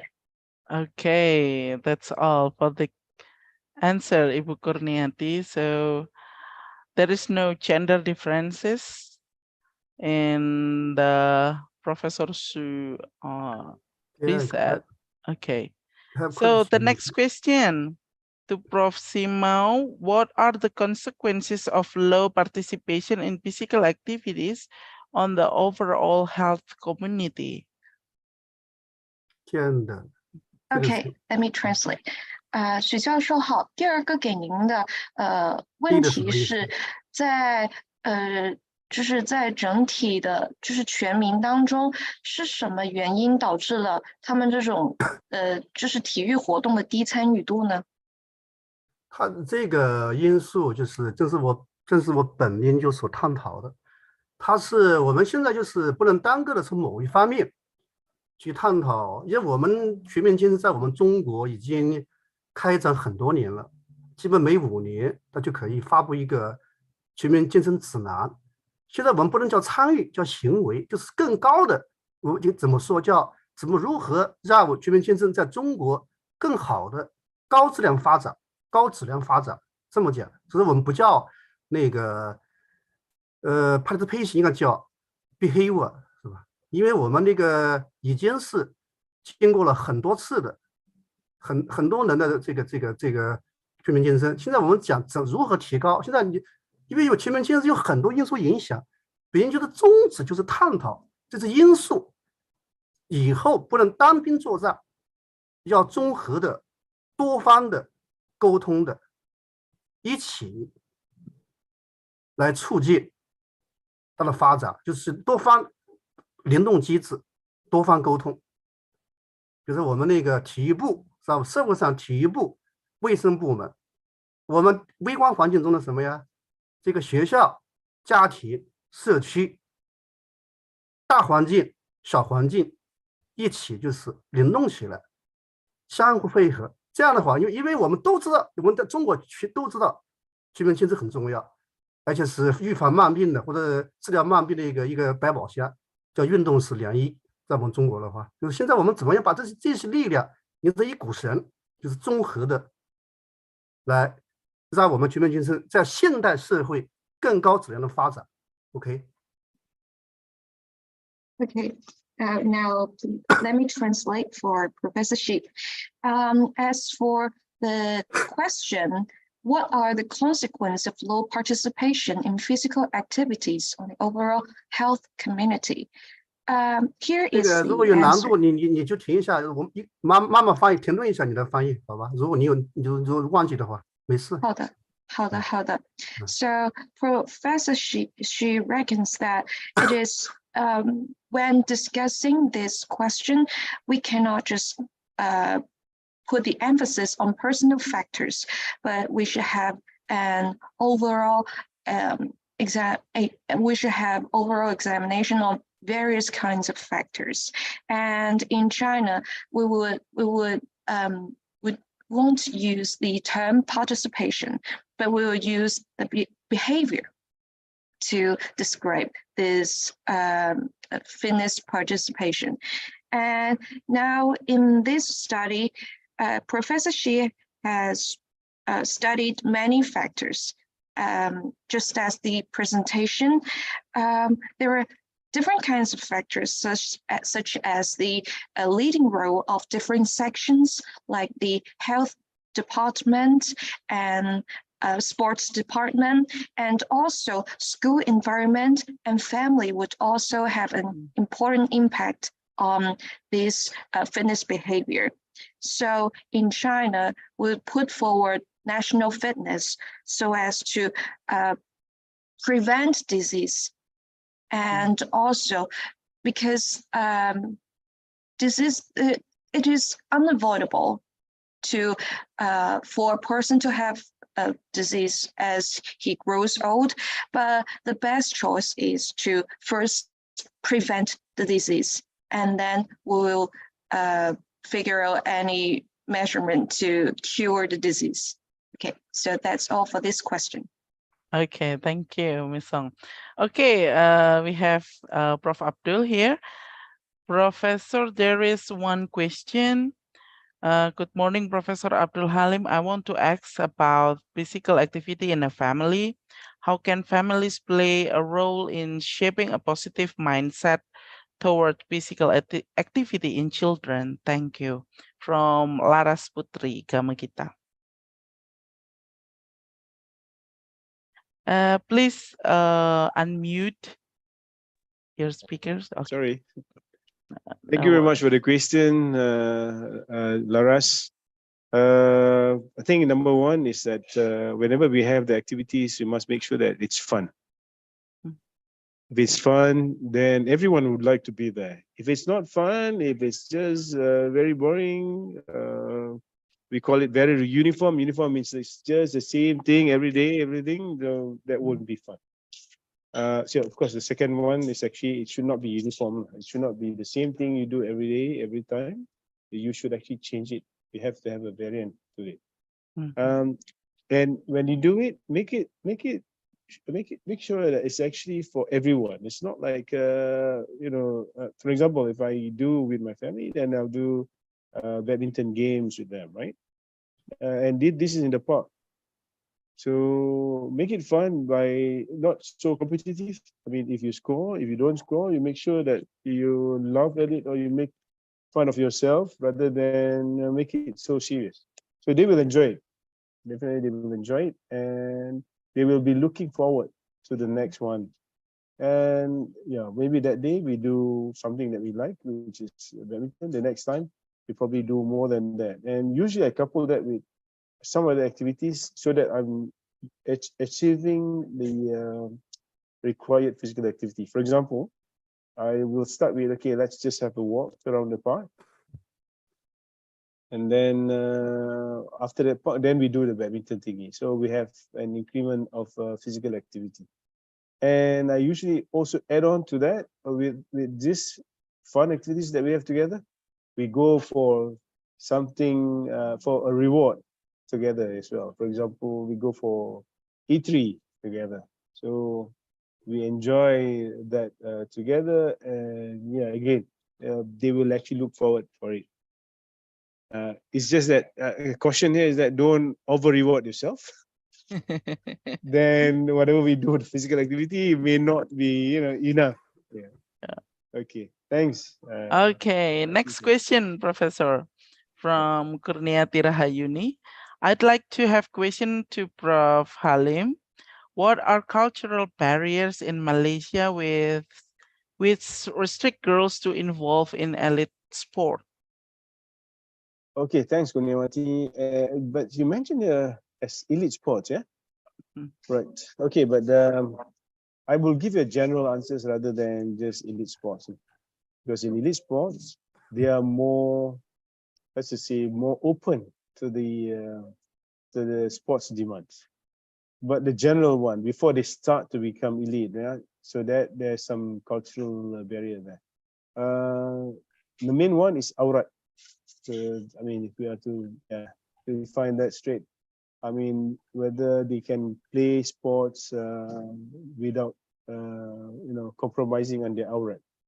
So sometimes it becomes okay if they want to do it and they show off some of their skin, for example. Sometimes the family minds, sometimes don't. Sometimes the community minds, sometimes they don't mind, but the person herself or herself actually minds, meaning that as if someone is looking at what they do. So that becomes detrimental. So now let's just give an example. If you talk about running, you cannot be running with your jubah or things like that. You need to actually wear properly. And if you wear too tight, it is also not good as well. It will still show off your body shape, which is again part of the aurat as well. Although it's not really exposing the skin. So these are among the cultural barrier, which is also very close related to the religious side. But in terms of what does the community think about it, the community usually we are okay with it. We don't really look into it as much. It's just one is the personal and the family. The community, for example, in the park, some people are doing that, some people are not doing that. No one really actually paying attention so much on this one. Yeah. Just don't overexpose yourself. Then that's not physical activity. That's something else. Yeah. You go there to attract attention. Yeah. Okay. So I think the number one is actually about that. And of course, second part, if you talk about playing, then when you're playing with, for example, between two genders, male and female, they tend to not to mix. Yeah. For many reasons. Maybe it's because of religious, but there are part of which they think that it's unfair. Male and female is unfair. But if you go for competitive, yeah, that becomes unfair. But if you go for the fun, it shouldn't be an unfair thing. So that would be, I think, the main two barriers in terms of gender, right? If you talk about other barriers, about accessibility. So this is what I mean by in the gym, for example, there's no Muslim friendly thingy. So you must have this attire, for example. You cannot simply go in with that kind of desire. So it can be very stressful for the female. Assuming you go for your swimming, the swimming pool, for example. Yeah. So there are quite a number of pools that have, okay, this is for Muslimah days only, or Women's Day only, females time. So no men allowed during that time. That would be great, but sometimes it's open. So that can be also detrimental. Yeah. So so the center must start to operate on certain time, just specifically for women as well. Say for women only. So back in my university, we have men only, women only. Sorry, the men one is not men only. The men one is actually mixed. It's allowed to go anywhere. Anyone can go in, but there is specific women only time for you to do the swimming. So I think that addresses these physical activity barriers. Yeah. Okay. Thank you. Before we move to Professor Xu, there is one next question for Professor Abdul. How can technology be utilized to facilitate and enhance participation in PA? Okay, thank you very much. Okay, when in my presentation I talk about technology as an enemy to PA. Because of the screen time. We talk about people do e-games, do entertainment all by handheld, right? So it's so easy that they don't do the physical activity. But at the same time, technology can really be used to help in terms of physical activity. So the main ones that we do is actually the technology have their apps that actually helps in terms of physical activity. A simple example is the one that actually track how many steps that you do. That can be very good for you because now you know whether you actually reach 5K steps, 6K, or even less than 5K, or even reach 10K steps really. And that is easy as well. I mean, you just keep your phone with you all the time and you can track how much you do. You can also keep tab on your heart rate, for example. So you can even have your intensity. If you have the Polar heart rate watch, for example, you can even measure the intensity of the exercise that you do, and you can even estimate the calorie burning that you do. So those are all good, telling you specifically how much you have done and whether those have actually enough for you to actually to attain or gain health. I think those are the activities that really helps you. There are also these games we call the extra gaming, that you dance or you follow the exercise activities by the games, and that forces you to jump, to dance, to really work about. These are for those people who do not want to go outside the house. Yep. So they just want to stay inside the house, but they have the extra gaming that can help them to still exercise in the house. So it can be fun as well, and can be a family activity as well. So there's a lot of things that the technology can actually help to actually increase physical activity. So back to you, Fabrita. Okay, Professor. So we move to Professor Xu. Question: are there any policy in China to ensure every children and teenager involved in physical activities, probably in education or community? 教授好，现在有一个问题给您，就是在中国有没有相应的措施去保证每一位小孩或者青少年能够参与到这种体育锻炼当中呢？比如说在教育或者在社区当中有没有相应的政策呢？这个就是从我们国家来讲的话，中国来讲的话，就是它是一直就是强调我们这个，包括16年我们中国发布的国务院国家发布的叫《健康中国2032年规划纲要》，你去翻页吧。So there are actually there are also some policies in China to ensure the children and teenagers' involvement in participation in physical activities. For example, in the 2013 and 2016, there are also some governmental documents released to ensure these policies. 里面就强调，就是要把这个体育运动真正的运用到为人民健康服务中去。因为在我们全世界的这种中国，就是各种慢病发病率居高不下。而我们都知道，慢病的这个发病因素主要是什么呀？就是那个行为方式，是吧？所以我们中国智囊团早就知道运动是良医，包括我们现在讲体育融合，现在叫体卫融合了，就要把我们体育真正和医学结合起来，就是多部门国家政策上有了，就是要保证我们每个人参与体育运动。所以说，我这个研究正基于此，就如何让我们微观层面的社区、学校，还有这些什么呀，这个家庭，怎么一样的和我们国家响应国家号召，就是我们当社区里面可以通过包括那几个因素，可以通过举办一些体育活动，对吧？完善这个体育场地设施，或者说发展体育俱乐部。我们学校呢，就是进一步发展体育教育，包括体育设施，举办体育赛事。我们那个家庭呢，家庭要做好这个体育教育体育教育的一个宣传，包括家庭成员这一种自身的体育锻炼这种习惯的影响。所以我们要所以我们对策里面就体现这个问题，我们就是对策刚好就是来回答这个问题怎么办？就我们要接下来要微观的社会和我们这个宏观的社会环境和微观的家庭、学校还有社区联合起来。那么这是一个。第二个，我们家庭和学校要协同教育学生发展，因为这个我们说一起来一个教育吧，而且我们学校体育教育、家庭教育对它这个通过我们的研究影响因子达到0.8级、0.9级，非常高。可是我们接下来就是如何这个有在国家政策的提倡下，我们这微观的家庭、学校、社区通过相互沟通协作，通过联合教育、家庭学一起教育，包括这个一起的这多方面的来协调，来保障我们的孩子参加体育活动，包括中国也有一个口号，很久的，这个其实问题已经很旧了。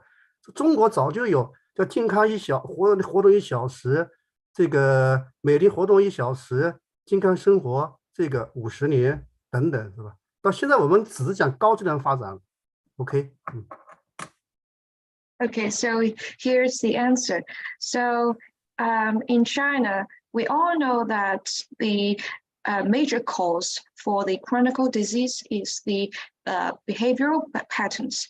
So to avoid chronic disease, especially to avoid these children or teenagers to have such kind of disease, will ensure that every children or teenager that they would participate in physical activities, but not only in a macro level like policies, but will also think of some strategies to put into use in people's daily life. So this is what this research about. This research is to think of some strategies under these policies. Like, for example, the community. In this research, we have put forward that activities like competitions, physical activities should be held in community. And also as for family members have an important role, is a role model for children. So family members should just be a good role model for their children. And for the school,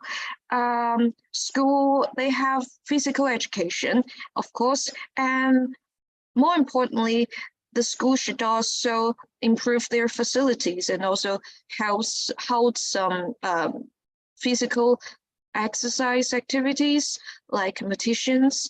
And according to our statistics in this research, the combination of family and school level is shown to have a significant impact in promoting this fitness participation. So all in all, we will suggest that family, school, and community will work together to ensure that every children under the policy of China to have a healthy lifestyle. Okay, that's all for the answer. Thank you. Okay, right.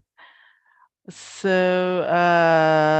the last question, I think, from Rexil Tier for Professor Xu. What role does social media and technology play in promoting or hindering public fitness participation in China? Okay, thank you. 许教授好。另外还有最后一个问题，在中国当中，社交媒体和技术在对于促进这种全民健身参与有什么作用呢？是促进作用呢，还是有什么阻碍作用呢？这个现在我们中国就是乃至我们可能大家都知道有个这个媒体，其实应该是怎么看？我们官方媒体的肯定通过宣传那个体育赛事，或者是那种运动健康促进这个理念。但有些自媒体，在我们中国很多自媒体就是网红们，那个东西，就我们这个青少年可能在看的时候要注意甄别，要注意这个排除，有些那个负能量满满，不是能挣钱吗？但我们官方媒体是官方的肯定通过那个我们收看这个大型的体育赛事起到引领作用。第二个，我们很多节目都知道，经常在宣传，包括我们那个国家的地方的在宣传体育健康理念，这样的话肯定对我们有正面影响。Okay. So thank you for the question, and here is the answer. So in China, we have official media and also self-media. For the official media, it has a leading influence on the social activities. So mostly the official media would promote the fitness participation through posting some journals about the competitions, matches, and also provide some information about how to do exercise, how to lose weight, and etc. on this media. So this information are good for the public. But as for some self-media, maybe they will post some wrong information on the internet, and they will have a bad influence on the teenagers and children. So the parents should have correct guidance on their children. Okay, that's all for this question. Thank you. Thank you. Okay. Oh, it's still three question next for Professor Abdul. Wow, it's really nice participation, active participation. Okay, next question for Prof. Abdul. How can urban environments be designed to better encourage people to engage in physical activities? Sorry, can you repeat that? How can what? How can urban environments Okay, be environment. designed to better encourage people to engage in physical activity? Okay, so urban design here means the city, right? Yeah. So how does the city is made to become good for physical activity? So I will summarize again the few points that I mentioned, but perhaps you missed this, but the main thing is that one, if you talk about the professionals, then we talk about designing parks, designing accessible paths for walkers, pedestrians, yeah, for cyclists, yeah. So making sure that there are paths for them, for them to reach from one destination to another destination. So they don't have to use their motorbike. They don't have to use their the car, for example, but they can use either public transport, which actually gain from one station to another station, but from that station to the destination, there should be a walk path. There should be a cyclist path. That would actually help in terms of increase in physical activity in the towns and all that. I also mentioned about beautifying and making sure it's clean, the environment is clean, as well as safe, accessible for people to actually use. Meaning that if you have those paths, but they are not beautiful, people may just get put off with it. Yeah, put off means they get bored or they don't want to do it. They just don't like it. And then if it's not safe, again, that's also bad. Because if you remember one of the papers that I highlighted in my presentation, they talk about safe environment for them to do physical activity. If you feel unsafe, you don't want to do it. If you have people, doing this, what called those muggers, they come and actually take over your things and all that. So we call it ragot. I think I'm sure you guys are familiar with the word. So these are the muggers. They stole things from you. So if it's not safe, people do not want to go actually use those things. So we must make sure it's clean, it's beautiful, it's safe, it's accessible. Meaning that you can go by walk, you can go by bicycle, you can go to the destination that you want to. And that will be great for the urban setting. Yeah. The next is the next one is Shamita. What are the benefits of involving the entire community in promoting physical activity? Okay, super. So the easy ones, or the one that we commonly like to say, is health, right? But I'm going to talk a bit more than just health. There's this part where we say the economy will also boom with these physical activities. So how is that? You talk about, at the park, you have the places for you to sell things. And for those who, so that is actually for them to get their refresher. After that runs or their walks. At the same time, you talk about the business in terms of selling sports gears, sports apparels. So there are business opportunities for this one. Now, there are also this benefit of zero carbon. So what I mean by zero carbon is, if you are familiar with carbon emission issues in the world, we have so much carbon being emitted, polluting the environment, right? This is because of the use of many vehicles on the road. So if we reduce this, or we can reduce this by increasing physical activity, by reducing the number of vehicles on the road, just limiting them to public transport, number one. Number two is actually having less motorized transport like car or bike or motorbike because of our physical activity. So those are all can actually help in terms of a better world, more sustainable world. Yeah. So physical activity is not just about health. Of course, health is definitely number one. You must talk about it as number one. But there are also things that comes along with physical activity. So again, I would say economy, and then the sustainability of the world, and relating that to the zero carbon. Thanks. Next, Shamita. Thank you. I think that's all, Professor. Thank you very much. So, wow, it's really, really amazing session, right? So many participants, participation from the participant during the session, and try to engage with the question, and the speaker answering those kind of question directly. So it's really, I appreciate it. So I think it will be the end of the session. Before closing the session, it would be nice if we take a picture first. So guys, please open your camera and share your big smiles to me. And the committee, please, are you ready to grab those kind of smiles? Okay. Are you ready? So let me count. 1, 2, 3.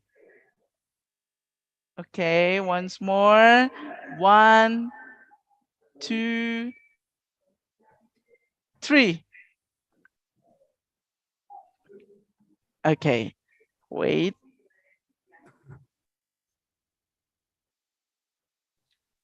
Okay. Actually, there is some trouble before. So let's take a picture again. I'm so sorry. So, okay. Okay, everybody. 1, 2, 3, go. Once more. 1, 2, 3, go. Okay. Thank you. Wait, I should. Okay. Okay. So, ladies and gentlemen, finally we come to the end of this first session. Before we end the session, I would like to read the conclusion of the session from Prof. Abdul. We learned how PA can affect health of people through increase the awareness, create active environment, promote mobility, implementing the policy that support physical activity. Many beneficial points when we do a physical activity regularly. The more we do, the better our health is. So from Prof. Xu, based on Prof. Xu's finding, research mentioned that are two factors that affect to the national fitness behavior in China. First, environmental factor has direct impact on fitness behavior and indirect influence through individual factor. Second, cooperation between different sections is necessary for high quality development of national fitness. So will be the end of this first session. I'd like to say thanks again for all the keynote speaker for their informative and interesting talk, and to awesome audience for your active participation. Hopefully the presentation will be beneficial for everybody. Thank you for your attention. Good afternoon and God bless you all. Thank you, everyone. Assalamualaikum. Yes, thank you. Waalaikumsalam. Thank you very Passing much. back to you, Ani and Wahyu.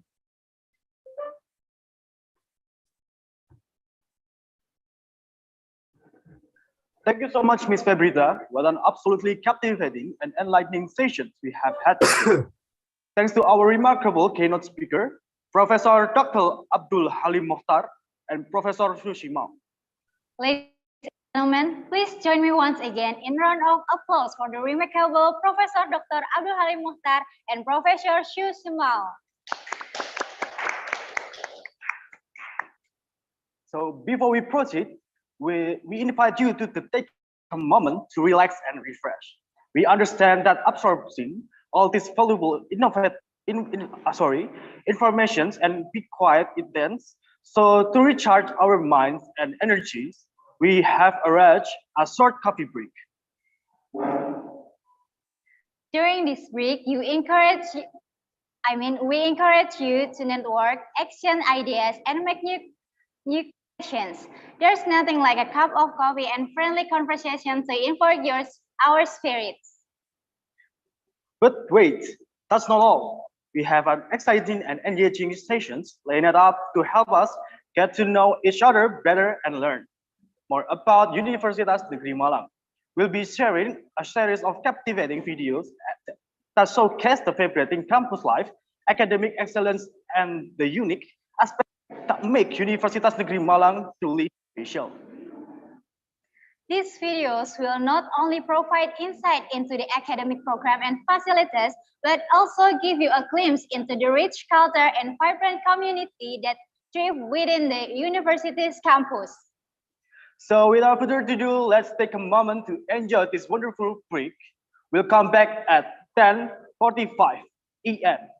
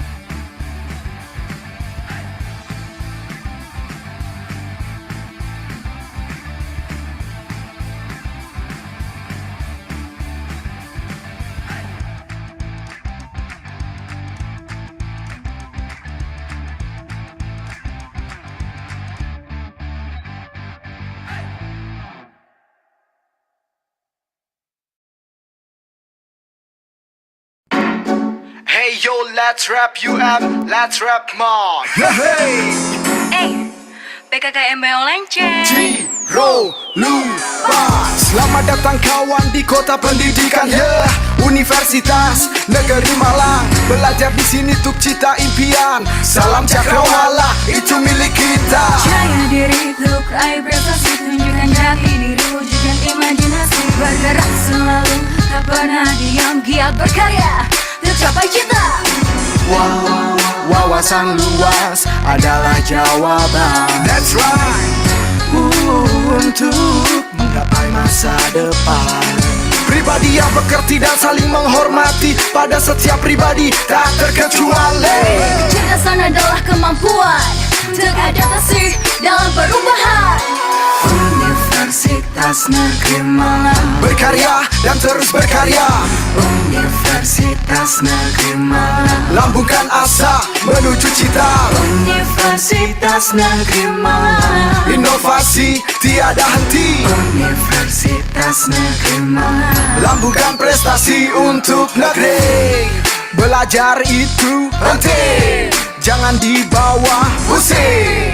Baca buku yang sering, walaupun ongoing. Semangat mencapai impian dengan belajar dan terus belajar. Walau rintang dan silih berganti, tetap hadapi dengan hati yang sabar. Makan nasi rasanya hambar, hati boleh ambil, tetapi prestasi harus tetap ku kejar. Dan pengalaman, mampu dan adil untuk jalankan kewajiban. Tak kenal lelah, untuk pengalaman yang banyak. Jujur dan bijak dalam bertindak. Beradaptasi dengan sekitar, bagai mentari yang sedang berkijar. Jadi diri sendiri, gak perlu basa-basi. Kenali diri tuh kembangkan imajinasi. Universitas Negeri Malang. Berkarya dan terus berkarya. Universitas Negeri Malang. Lambungkan asa menuju cita. Universitas Negeri Malang. Inovasi tiada henti. Universitas Negeri Malang. Lambungkan prestasi untuk negeri. Universitas Negeri Malang. Berkarya dan terus berkarya. Universitas Negeri Malang. Lambungkan asa menuju cita. Universitas Negeri Malang. Inovasi tiada henti. Universitas Negeri Malang. Lambungkan prestasi untuk negeri.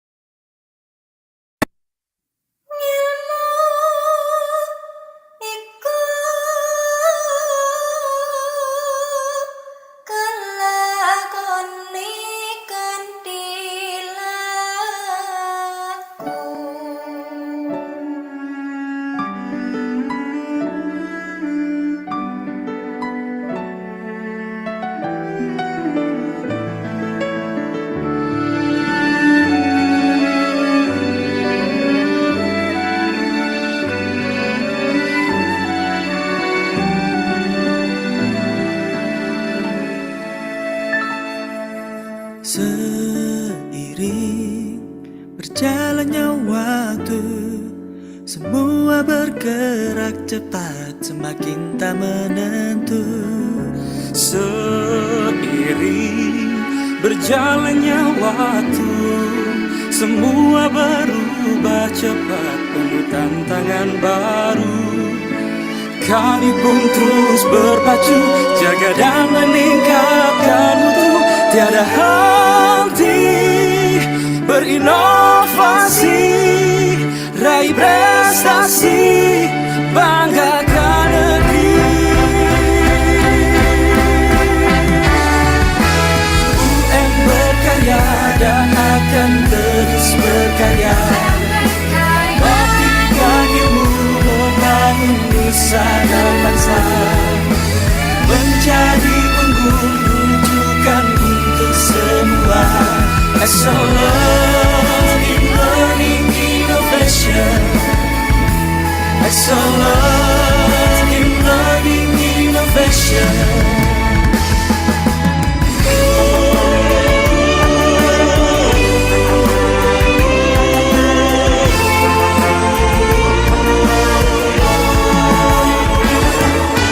Seiring berjalannya waktu,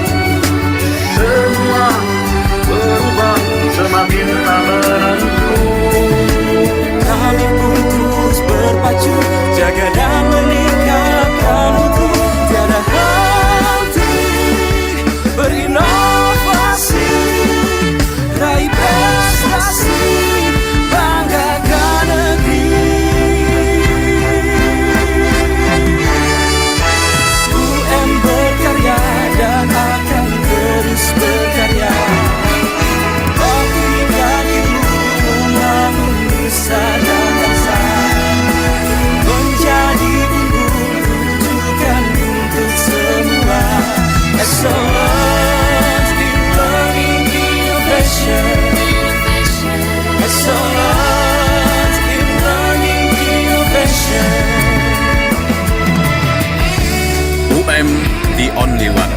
Satu tekad untuk mencetak generasi yang cerdas, unggul, dan berdaya saing. UM berkarya dan akan terus berkarya. Nantikan ilmu membangun nusa dan bangsa, menjadi unggul rujukan untuk semua. Ayo semuanya ikut bernyanyi. Let's sing together. One, two. Berkarya dan akan terus berkarya. Baktikan ilmu membangun nusa dan bangsa, menjadi unggul rujukan untuk semua.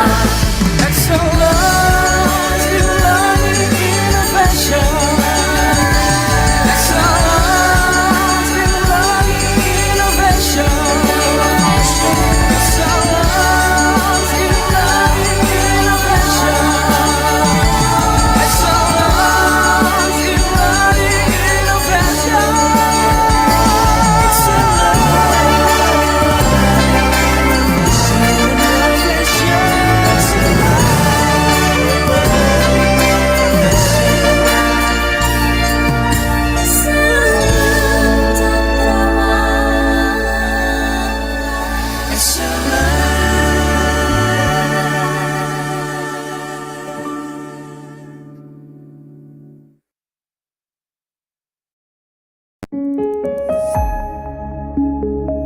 Welcome to Universitas Negeri Malang, UM.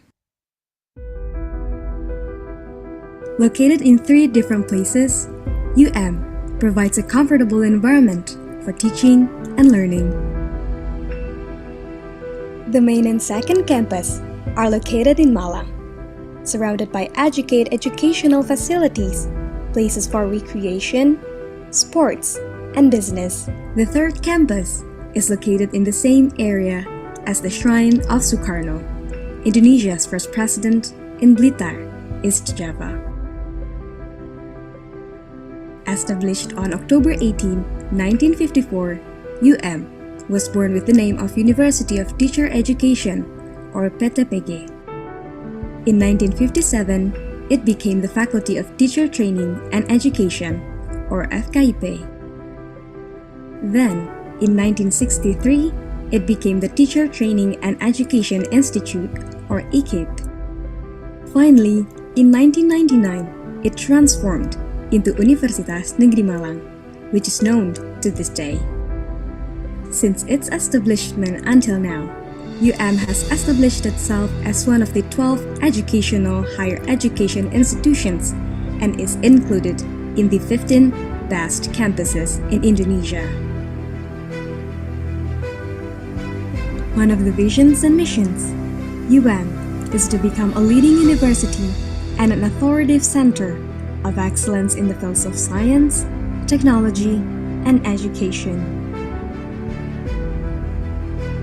UM develops a flexible, adaptable curriculum taught by teachers who guide students and provide skills for the future workforce to become active lifelong learners, independent problem solvers, creators of better communities, and bring education to life. UM educates students across 8 faculties.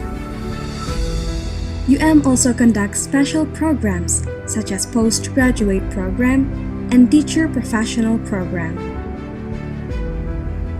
UM has been granted an unggulan or excellent by the National Accreditation Agency of Universities, or BNPT. Furthermore, there are 4 study programs that have been assessed internationally by AUNQA, and more study programs are accredited by ASIIN and ACCA's International Accreditation. As one of the reference universities and a center of learning innovation, UM continues to develop knowledge and scientific research by providing quality education and training. UM has also produced many research products that have the right patent, published internationally, and ready to be commercialized. In line with our new tagline, Excellence in Learning Innovation, UM is the house for top science and technology center in higher education in DLI, or Disruptive Learning Innovation. Disruptive Learning Innovation Center develops innovation in smart learning with research focus on digital transformation on education ecosystem, either in higher education, school, or community, to improve the quality of education service in Indonesia. Many invention and implementation of products resulted from DLI research are expected to support continuous, innovative learning activities. To support the activities of UM residents in carrying out their daily duties on campus, UM provides unique and interesting learning environment through great and comfortable facilities to facilitate both academic and non-academic activities. UM has also made collaborations with many partners in the form of work training in education, research, and community service. Growing rapidly in this millennial era, UM has the vision to be a higher level institution and a reference university in the field of learning and education. UM has always been ready to dedicate itself to be the best university by producing the best human resource. UM, the only one. UM, excellence in learning innovation.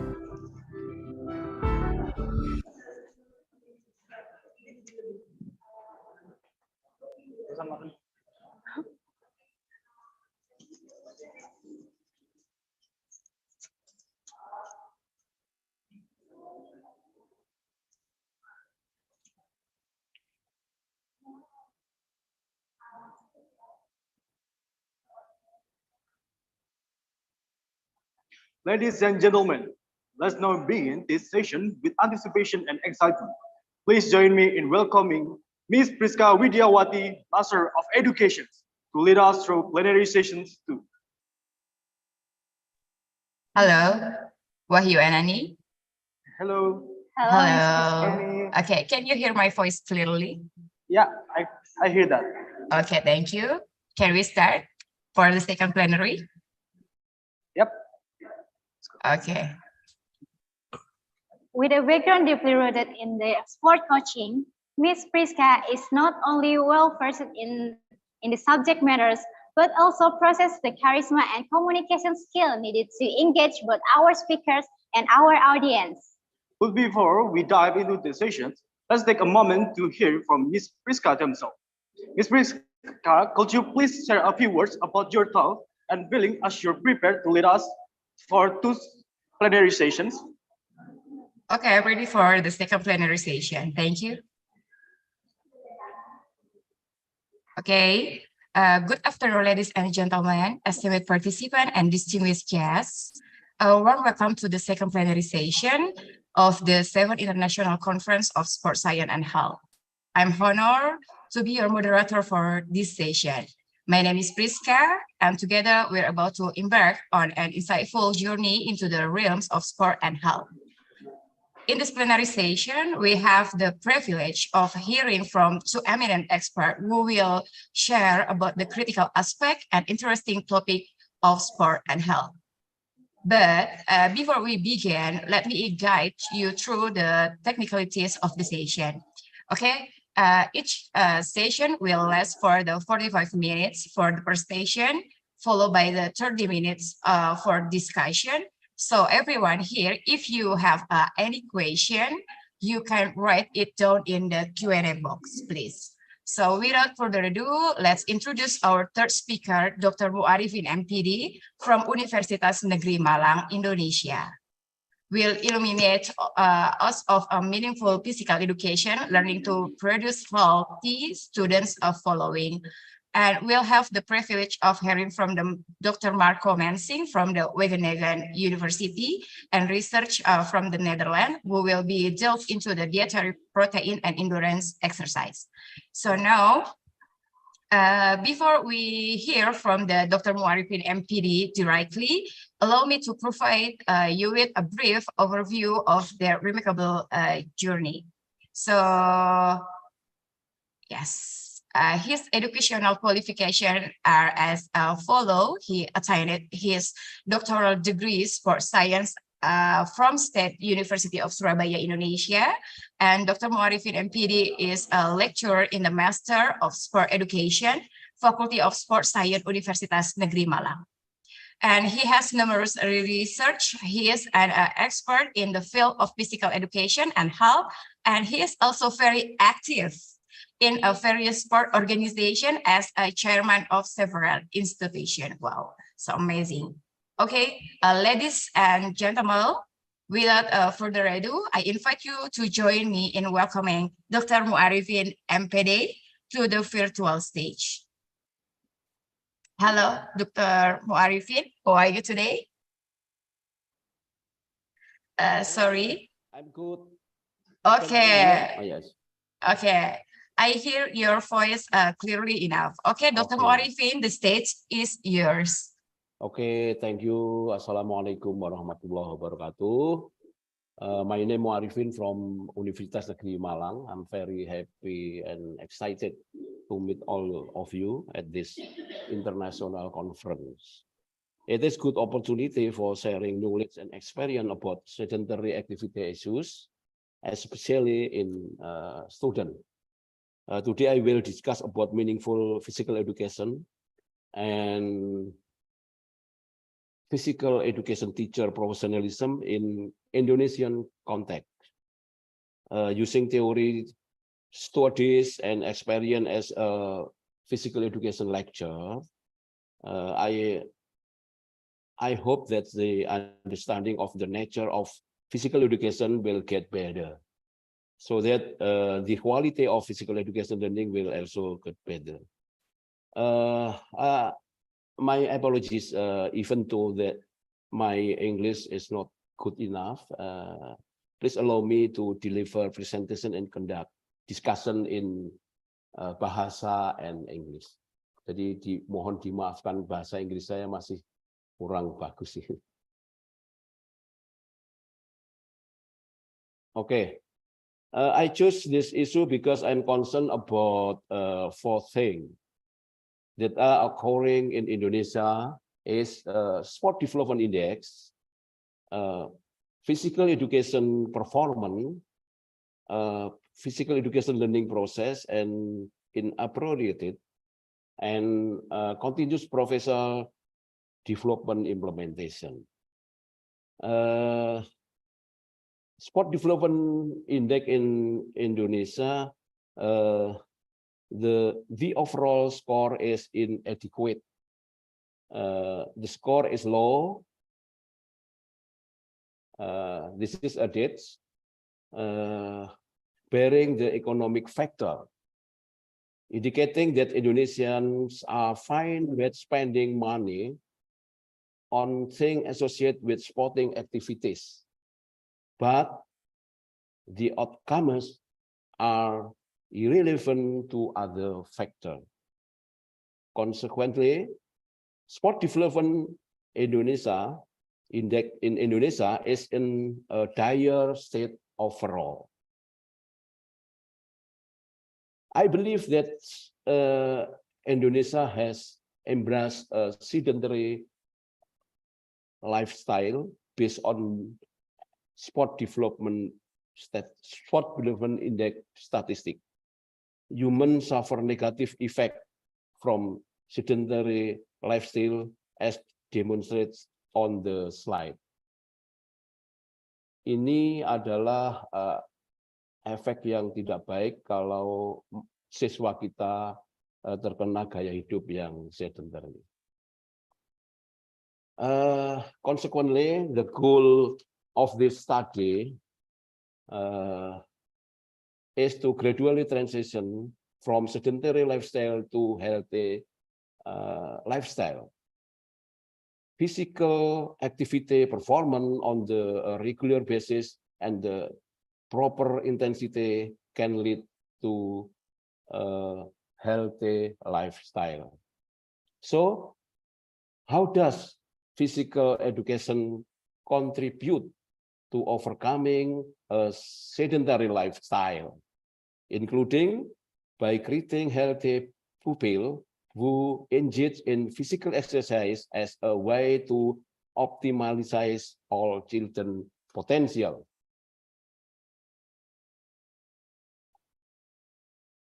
The presentation I gave focus on 3 primary ideas using meaningful physical education to generate healthy students, the professionalism of physical education teacher, and the professional development for physical education teacher, or PPID.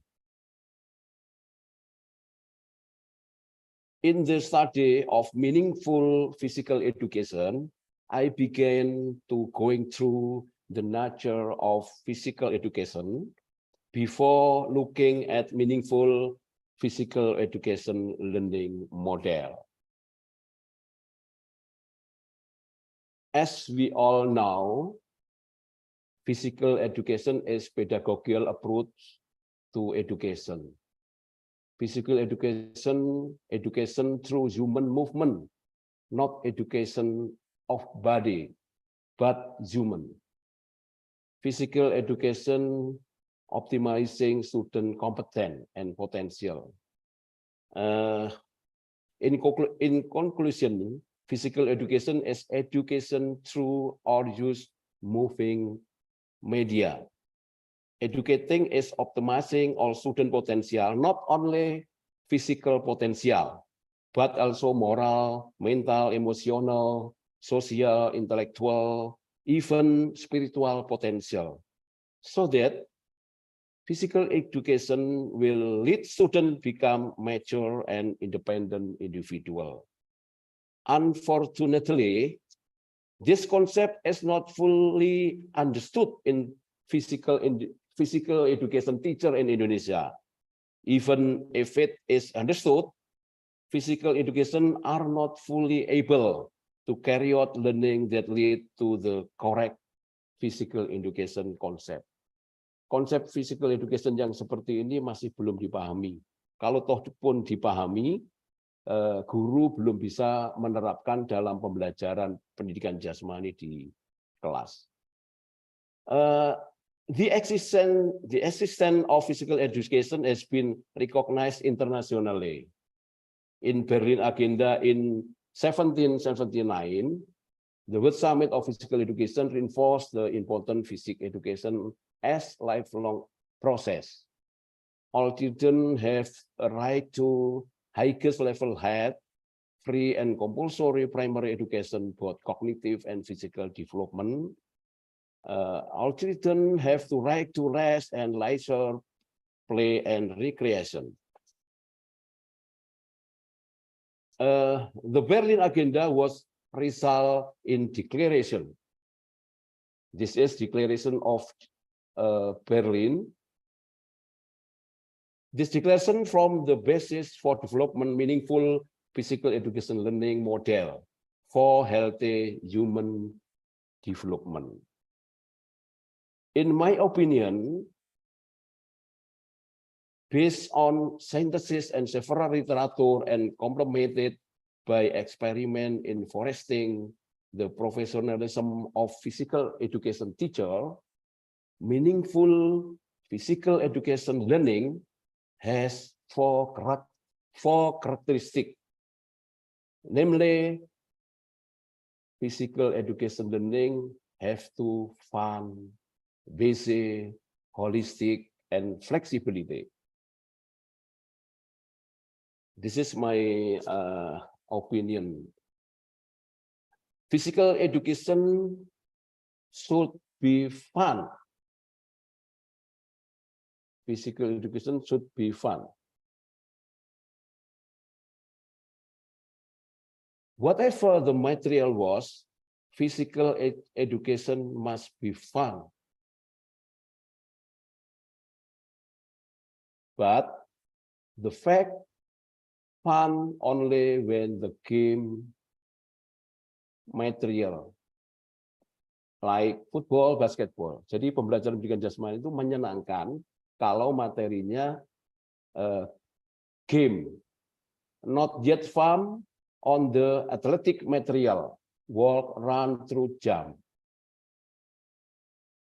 So the challenge is to active.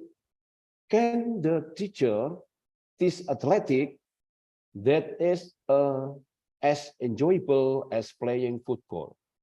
Tantangannya adalah, mampukah guru pendidikan jasmani mengajar apapun, tetapi nikmat yang dirasakan oleh siswa enjoyable as playing football, senikmat bermain sepak bola. To achieve this, physical education teacher must have competence in understanding and applying play and game-based learning methods. BC means that physical education learning must be able to activate students to be busy. Not being busy listening to the teacher lecture. Moving explanation is necessary. However, don't take it a lot of time. Physical education learning should be used more to motivate and facilitate students to move. Academic learning time, ALT, calculation can be used to measure the active time of the move. With fun and busy learning, students will be more active and happier with physical education.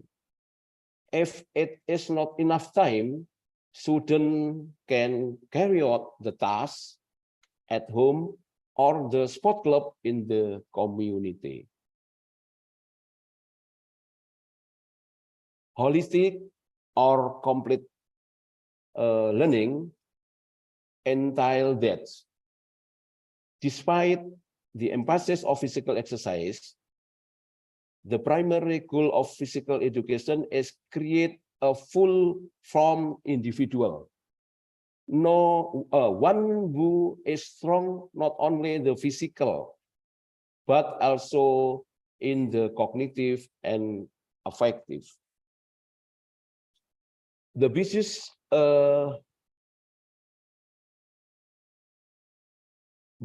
issue confronting Indonesian physical education teacher is their inability to organize comprehensive physical education learning, leading them to frequently disregard to cognitive and affective domain.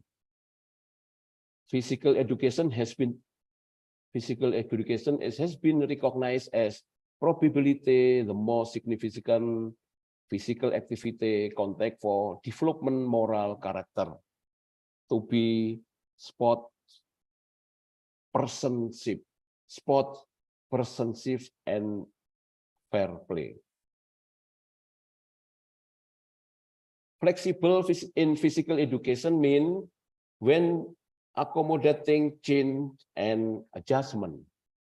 Physical education differ from sport. Physical education can be implemented using variable method based on the situation and circumstance of the school. On the other hand, sport use standard regulation, tool, and facilities. Since physical education is egalitarian, all students must get academic service that are appropriate for this skill level. Change and adjustment of regulation, equipment, and facilities are used to modification of physical education learning.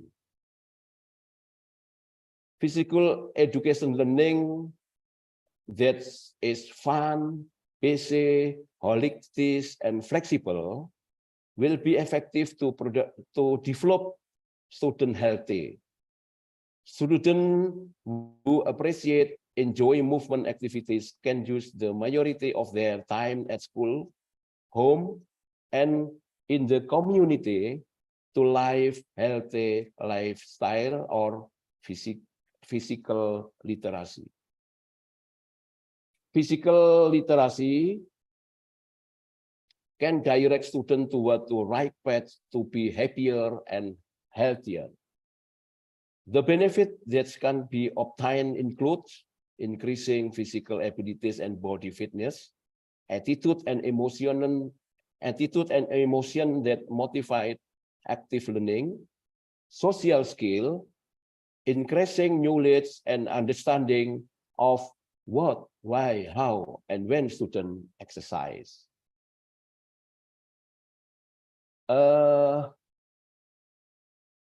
This is an ideal description of students who have successful educated in physical education. Healthy, smart, competitive, and productive human being, able to survive and meaning of life. Inilah deskripsi dari siswa kita kalau sukses di dalam melaksanakan physical education, sehingga dia menjadi orang yang cerdas, berdaya saing, produktif, mampu bertahan hidup, dan mampu mewarnai kehidupan.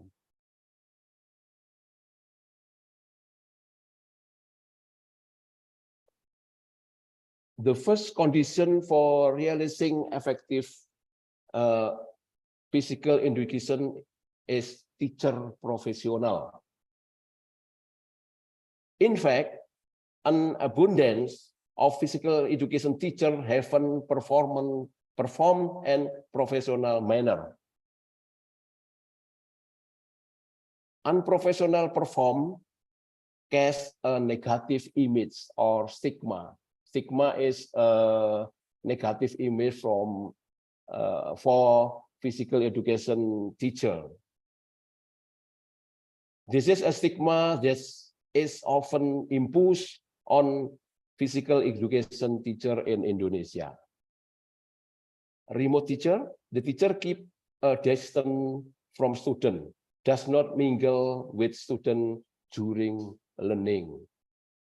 Lonely teacher does not communicate with other teacher when facing problem in learning. All problems are solved by themselves. Kini capital is prioritizing physicality in carrying out tasks. Less intelligent, do more with think less. Elitary or egalitarian, learning is dominated by students who have good skill. On the contrary, for students are lacking teacher give less opportunity to participate in learning. Learning and coaching, physical education learning is carried out like training for an athlete. Easy and petty job, dan ini yang paling membahayakan adalah the task and role of the teacher is considered a trivial job. Everyone can easily do it. Professional physical education teacher are teachers who have 4 competencies, namely personality competence, social competence, substance competence, and pedagogical competence. In my opinion, the stigma of physical education teacher is caused by unprofessional performance and lack of ethical work. The level of attention and effort spent on offering pupil the finished service remain not adequate.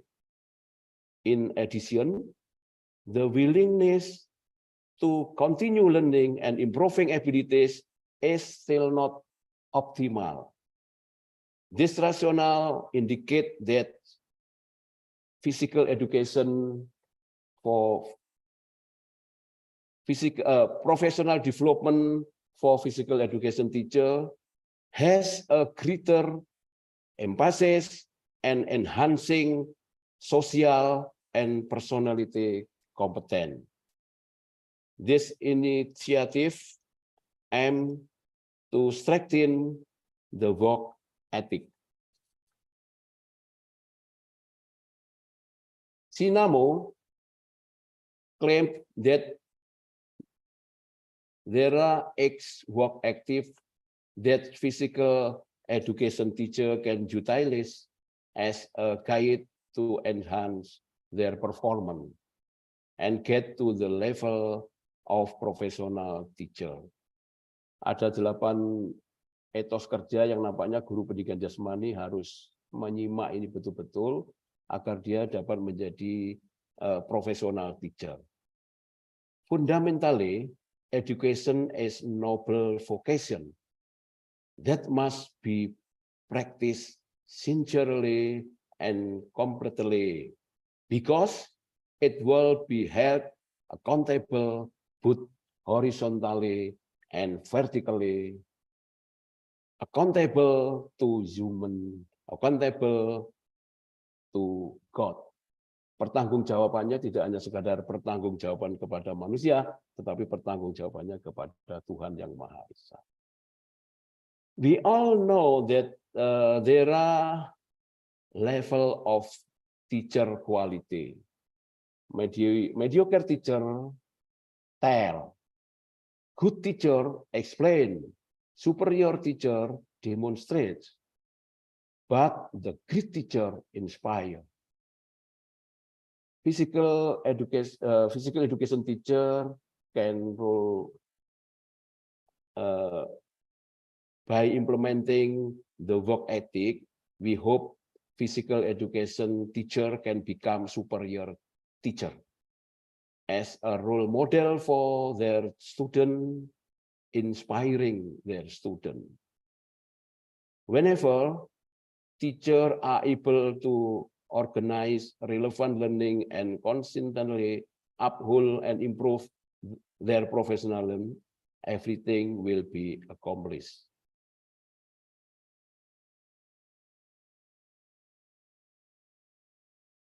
Effort to improve the quality physical education teacher performance is to conduct professional development for physical education teacher. In general, it is carried out in 2 phases, namely the phases to preparing prospective teacher, pre-service education, and the phase of professional development after becoming a teacher in service education. The 4 phases of PDPET procedure were input, process, output, and in service.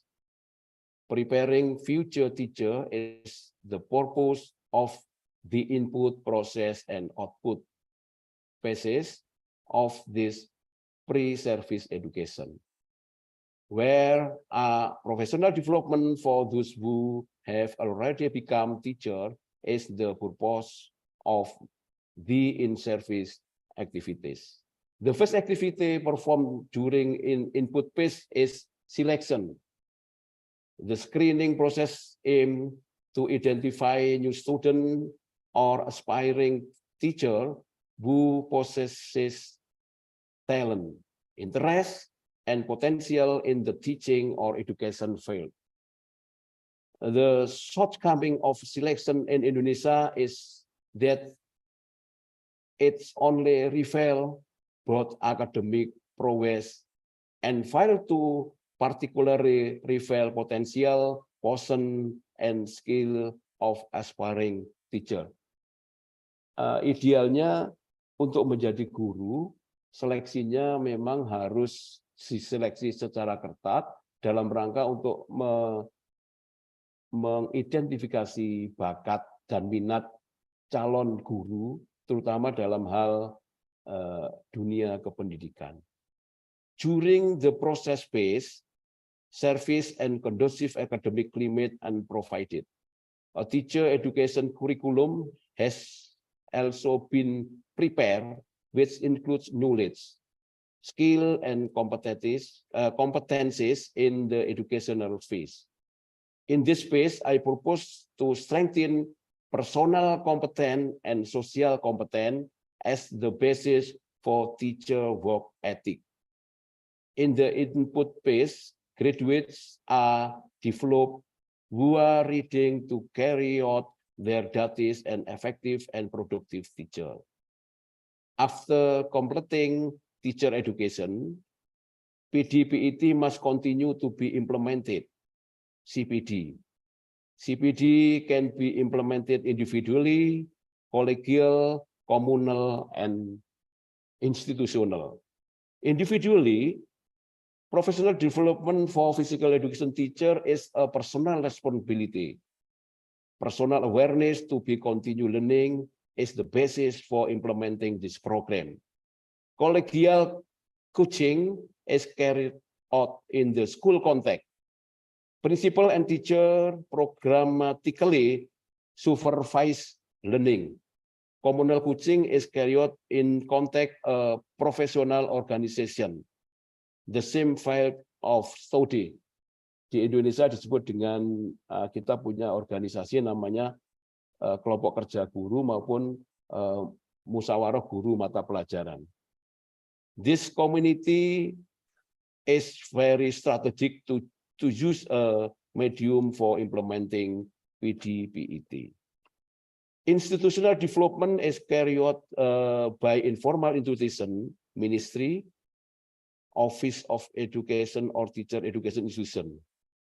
Policies in implementing PD-PET can be based on instruction from the government top-down or based on the real need problem of teacher atau or bottom-up.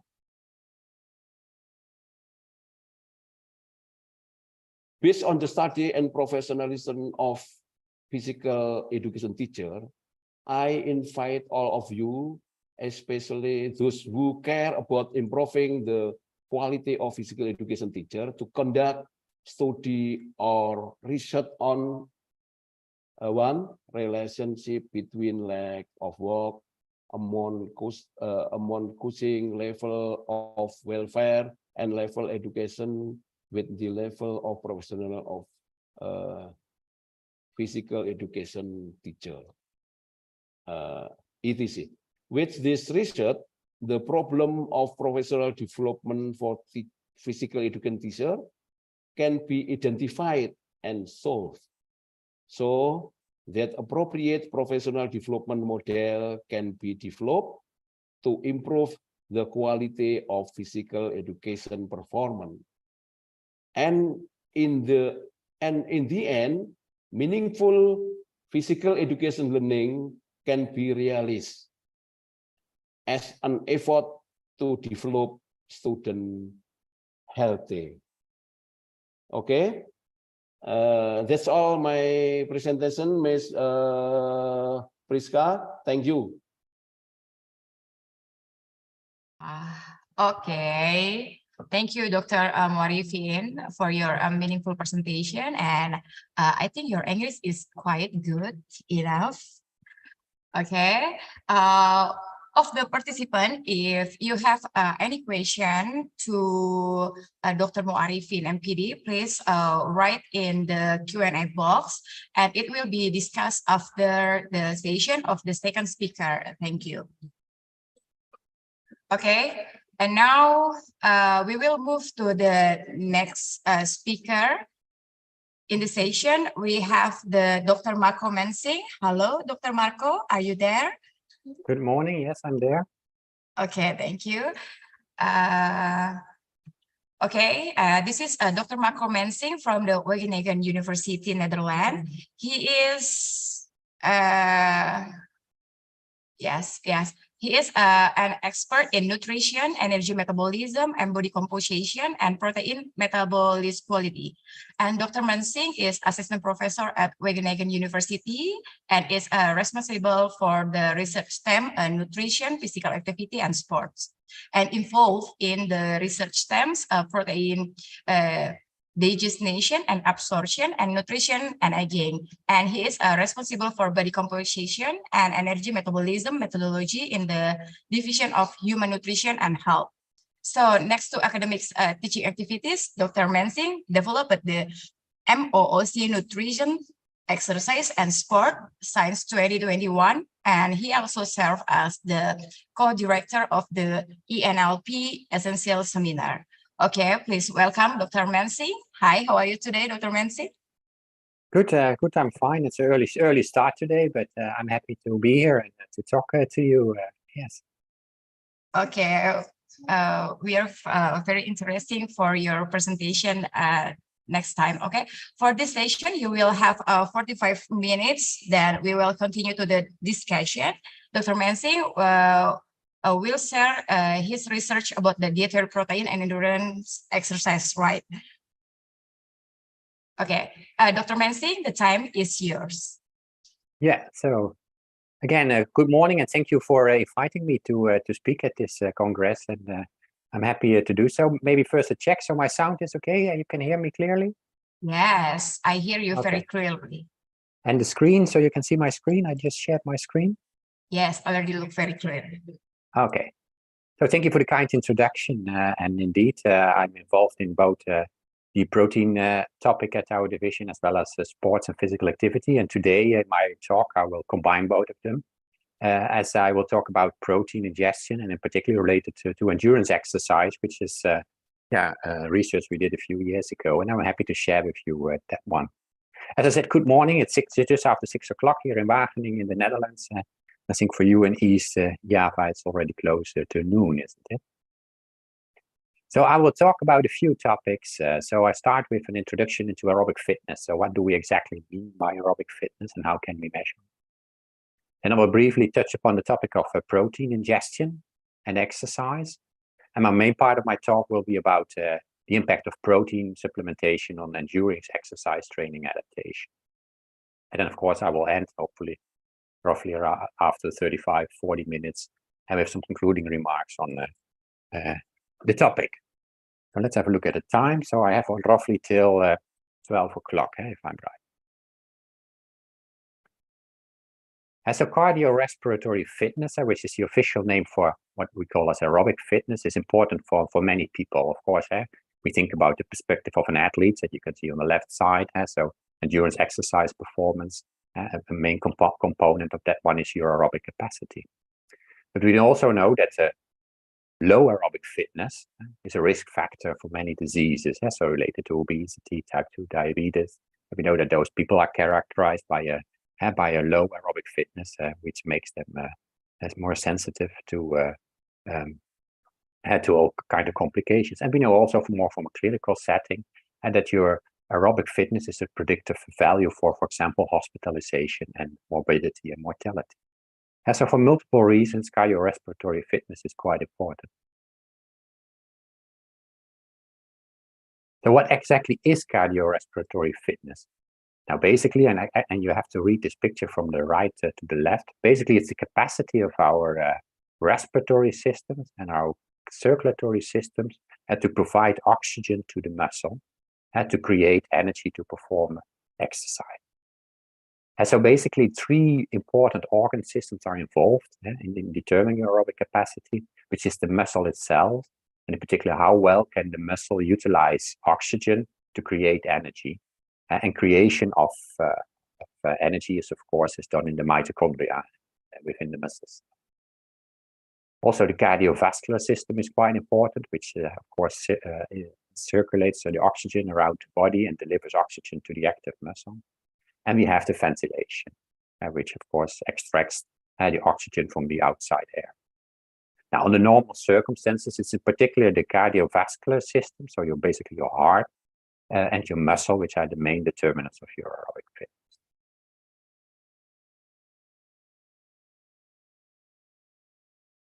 So we can measure cardiorespiratory fitness, and maybe you're familiar with these setups. So generally we assess it as a VO2 max, which is your maximal aerobic capacity. And you can measure it in a clinical setting, like what you can see here on the picture, and with indirect calorimetry. And we ask people to do exercise, and actually it's exercise which is of increasing intensity. And then we ask them to go to the maximal capacity. And the maximal amount of oxygen they can utilize is their VO2 max.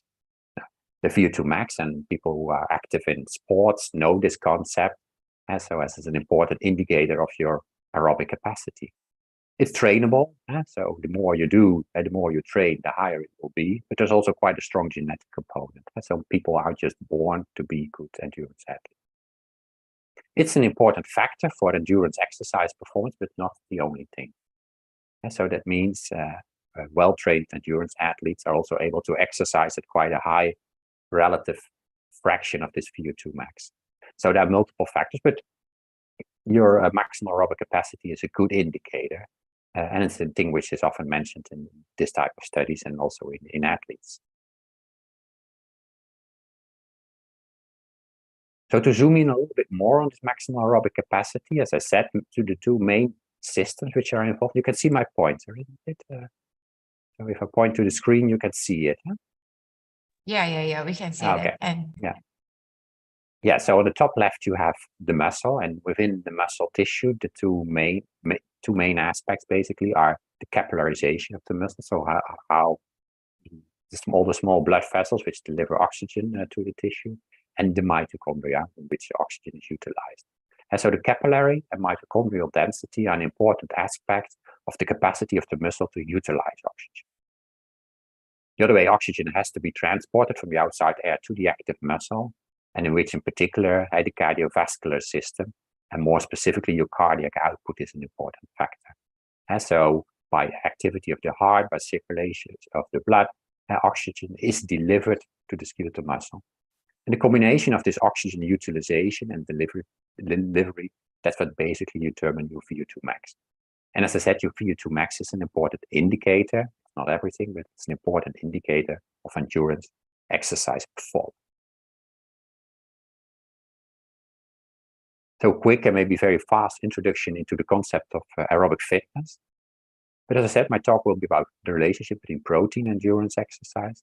So let's also have a closer look at a quick introduction into protein and exercise. And so we know that protein metabolism is quite dynamic. So we have the process of protein synthesis and protein breakdown. Our body doesn't have any protein stores, and so the process of protein synthesis and protein breakdown go on continuously. And you can imagine if protein synthesis is higher than protein breakdown, you have a so-called positive protein balance, and so there's a gain. And this is typically what you see in the phases after you've eaten a protein-rich meal. And you have stimulation of your protein synthesis, suppression of your protein breakdown, and you are in a positive protein balance. And which in this picture here on the bottom of my slide is depicted as the green areas. And so after ingestion of the meal, there's a positive protein balance, there's a net gain. However, during periods without any food consumption, so in the post-absorptive phase, protein breakdown is higher than protein synthesis. There's a net negative protein balance. So that goes up and down throughout the day, which is mainly coordinated by meal ingestion. And so meals, in particular the protein component of the meal, is an important factor which regulates your protein balance. And the amino acids in your meal stimulate protein synthesis, suppress a little bit protein breakdown. And the second important aspect from nutrition is the insulin secretion. If you ingest a meal, generally you see an increase in insulin secretion. We know from insulin that in particular inhibits so the protein breakdown. And so these signals together determine that after you have eaten a meal, and there's stimulation of protein synthesis, there's suppression of protein breakdown, so there's a positive protein balance and a net protein gain. A second important component which regulates your protein metabolism is not only your nutrition, but also your exercise or training. And that's the second strong component. We know that physical activity or exercise or training itself stimulates protein synthesis, but it also stimulates protein breakdown. And so during exercise, there's a particular activation of the protein breakdown. But after exercise, there's a strong stimulation of protein synthesis. And so it makes sense, and that's, I think, what most of you probably will do into practice. If you have done some exercise, after exercise, you're recommended to eat a protein-rich meal. And this combination of exercise, resistance, or endurance exercise with a protein-rich meal gives a huge stimulation of your protein synthesis, which results in a net protein gain, and on the long term, net gain of muscle mass. And so nutrition, particularly the protein component, and exercise are the two most important regulating factors for your protein metabolism. Now, to zoom in a little bit more in detail how this exactly is regulated at the level of the muscle. As on the bottom of the slide, you see protein synthesis, resulting in an increased muscle mass or an increased potential of the muscle to oxidize substrates and to utilize oxygen. And we know that in sports and exercise, you have two main types of exercise, which is resistant type of exercise, the more the endurance type of exercise. Now, resistance exercise is known by several signals to stimulate the mTOR pathway. And the mTOR pathway is quite central into the effect of exercise on muscle protein synthesis, because it activates muscle protein synthesis, which finally results in an increased skeletal muscle mass and hopefully also an increased skeletal muscle strength. On the other side, endurance exercise also induces a lot of signals, amongst which is activation of AMPK, which is an energy signal. And this stimulates another factor, which is PGC1 alpha. And PGC1 alpha controls many transcriptional factors, which finally results in the activation of mitochondrial biogenesis. And mitochondrial biogenesis is the formation of new mitochondria. And we have seen that the mitochondria are very crucial for the utilization of oxygen and the creation of energy. And so that's the impact of exercise itself. But as I said, as sport nutritionists, we are interested in a combination of exercise and nutrition. So protein is, of course, very important, or the amino acids from your proteins are very important to support protein synthesis, both during resistance and endurance exercise. Secondly, we also know that protein, and in particular some specific amino acids, so-called branched chain amino acids, are also a signal to activate protein synthesis. And so exercise and protein are the ideal combination to stimulate muscle protein synthesis. And in the past, a lot of work has been done on the impact of protein nutrition on the adaptation to resistance exercise. But we know less about the impact of protein supplementation on the adaptation to endurance exercise. And that was basically the start point of our research. And so knowing that the importance of your aerobic capacity for endurance athletes, we hypothesized, or we investigated what would be the impact of protein supplementation on the adaptation during endurance exercise training in the development of your aerobic fitness. So that brings me to the core of my presentation, the third part, protein and endurance exercise training.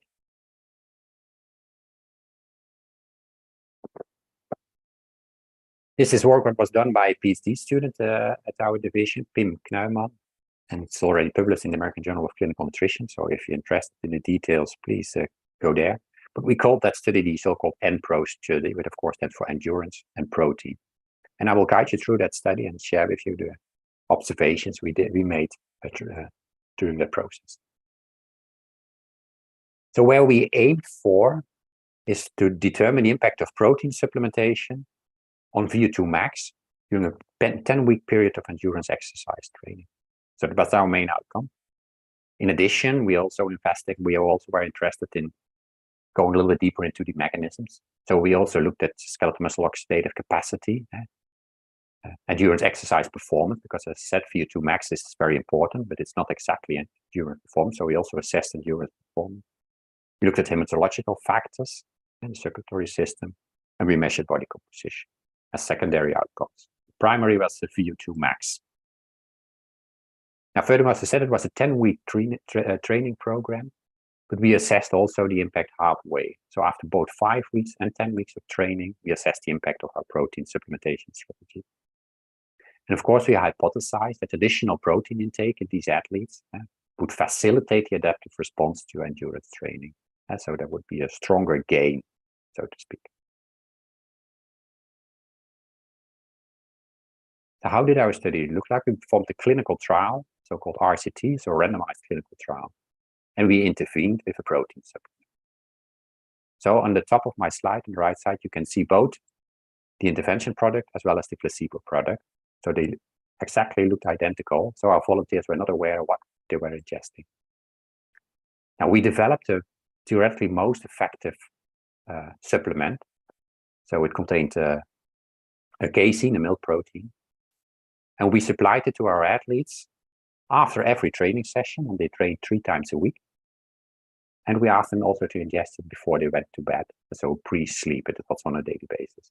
So total during a week, they received 10 additional supplements, either the intervention products or the protein product, or the placebo. Now the protein product, as you can see on the left side in the gray table, contained a lot of protein, 28 grams of protein, a little bit of carbohydrate and fat. As I said, it was a dairy-based product. 128 kilocalories. So this supplement they consume 10 times a week after each training session and before sleep. While those subjects in the control situation also ingest a similar appearance, similar taste, similar looks product, but that didn't contain any protein, as you can see. Same amount of calories, but calories now were derived from carbohydrates and not from protein. So we had a protein condition and a carbohydrate or control condition. Now, of course, with an RCT, you wanted that your people, your athletes or your subjects don't know what they exactly were, whether they were in the intervention group or in the control group. And so we asked them afterwards, what did you think that you consumed, the protein product or the control product? Now, in this table below, and the details are a bit too much, but you can see basically that the people were not able to guess what they get. So, for example, if you look at those who consume protein, 10 out of 20 said, okay, I have protein. Now, that's just a guess. 6 didn't know, and 3 thought they were on the control condition. So it indicates that our blinding, which is important for such a randomized clinical trial, worked out quite well. Our volunteers, our athletes were not aware what they were ingesting. So that's the intervention product. So let's go back to the study design. What did we exactly do? And we measured a series of things indicated on the left side. And so VO2 max was our main outcome measure. We assessed endurance exercise performance by let them completing a time trial of 50 minutes. We sampled blood, we took muscle biopsies, we did body composition measurements, and we took a few records. And we did this before the start of the training period, so pre. We did it halfway after 5 weeks of training, which means that it's in week 6. And we did it at the end of the training period after 10 weeks of training. And before our subjects started with the whole study protocol, they were familiarized with all the different test procedures, so they know what to do. Now, how hard did they train? You can see a nice picture here. So they trained at our spinning facilities at our camp, at our university grounds, so the student facility basically. They trained 3 times a week for 1 hour per session. And the intensity of the endurance, it was all endurance training, of course. The intensity of the endurance training sessions was 85% of the heart rate reserve, which you can say that's quite intensive, vigorous exercise. It was continuous exercise, so no HIIT or interval training. And of course, if when they progress throughout the 10 weeks, we also increase the intensity of the exercise. So 3 times 1 hour of endurance exercise per week. And most of our participants all of our participants were already endurance athletes. And so besides this 3 times per week, they also did a regular training program. Now, a little bit about the population. So we invited 84 athletes to participate, and then we screened them, and not all of them were eligible. So finally, we had 44 athletes who participated in our study, and they were randomized to either the control condition or the protein condition. So we started with 22 in each of the groups. Now, during the 10 weeks of follow-up, unfortunately, we had a few dropouts, but finally we managed 21 athletes finish the control group and 19 athletes finish the protein condition. So that are the athletes in which I will share you the data. And so we ended with 40 participants, 20 in the control group and 90 in the intervention group. So they were all males, healthy males. They did do exercise, as I said, on a non-competitive basis, so they were used to endurance exercise. Average age was 22, and their average VO2 max, so at the start of the intervention, was 50, which already, if you're familiar with these numbers, indicate that they were reasonably well trained.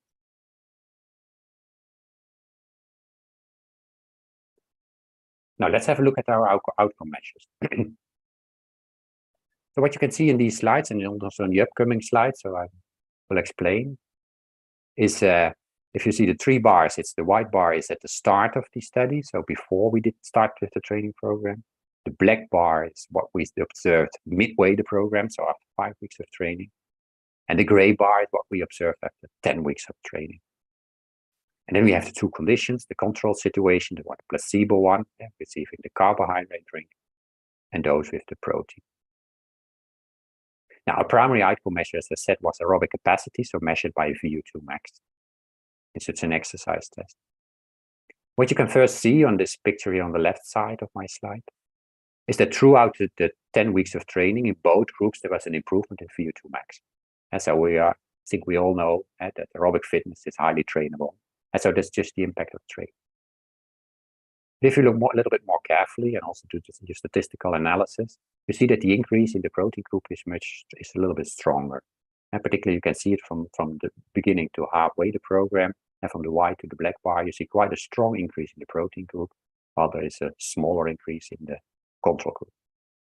And so overall, we could see that protein supplementation accelerated the endurance exercise training adaptation. But there was a stronger increase in VO2 max in the protein condition, a significantly stronger increase. So as I said, VO2 max was our main outcome measure, but VO2 max does not equal performance. So we also assessed endurance exercise performance, and performance is much more complex. Your VO2 max is an important prerequisite. So if you have a high VO2 max, then we have a good endurance exercise performance, but it is more complex. Now, as I said, we assessed endurance exercise performance by a time trial. So actually they had to cover a certain distance, and we measured just how quick they were. So what you see over time is that they start becoming faster. And so the time is going down, indicating that they were faster, so that their endurance exercise performance increased. And we could see after 5 weeks, it was significantly faster than at the start of the intervention. And also after 12 weeks or after 10 weeks, it was faster compared to the pre-exercise condition. And even for the protein condition, it was faster than halfway the program. However, the difference between the groups were too small to be significant. Although if you look at my figure, get the impression that the improvement in endurance exercise performance is slightly larger in the protein. So we did see an improvement in VO2 max. And we did see, of course, overall an improvement also in exercise performance, with protein making a difference for your VO2 max. And there was a tendency to improve endurance exercise performance on the protein condition, but not significant. As I said, we looked at a few more parameters. So we also assessed body composition, which is depicted in this picture. So what you now see here in my picture is on the left side, we have lean mass and fat mass. And what I depicted is the change in these components. So here, from the start to halfway the training, and from the start to the end of the training, you see the change in lean mass. Again, in black, it's the protein condition, and in gray, it's the control group. Now, what we can see here is that in the protein condition, there's a clear increase in lean mass upon the training program, and a decrease in fat mass. While for the control condition, there's no change in lean mass as well as no change in on average in fat mass. And so in terms of total body weight, it didn't change in both groups over time. We could see a change within the protein condition, that they gained a little bit more lean mass while they lost a little bit of fat mass. So you could say from a sport perspective, that's a more desirable change in body composition, with a higher fat mass or lean mass and a slightly lower fat mass.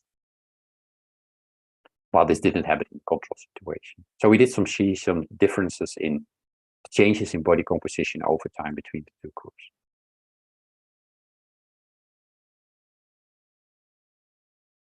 We also zoomed in a little bit more on skeletal muscle, and to assess skeletal muscle, you have to take muscle biopsy. So that means that you take a little bit of muscle tissue, and in this muscle tissue, we measured the activity of a couple of enzymes. And that's what you can see on the picture here. So we measure citrate synthase, which is the first enzyme in the TCA cycle, so aerobic metabolism. We also measured cytochrome C. Again, what you can see here is that over time, you see an increase in citrate synthase, indicating an improvement in oxidative capacity. While for cytochrome C, we didn't see much of a response. So exercise stimulated citrate synthase, both in the intervention group as well as in the control group. So which is indicated with these asterisks over here. And appeared a tendency to be, the increase tended to be a little bit stronger in the protein condition compared to the control situation. So exercise has a strong impact, protein may be a small additional effect. So an improvement in oxidative capacity upon the training program, with a tendency to be a stronger improvement in the protein condition. And to have an even more extensive look, we not specifically looked at specific enzymes or proteins within skeletal muscle, but we also use a transcriptomic approach. Maybe a few of you are familiar with this approach.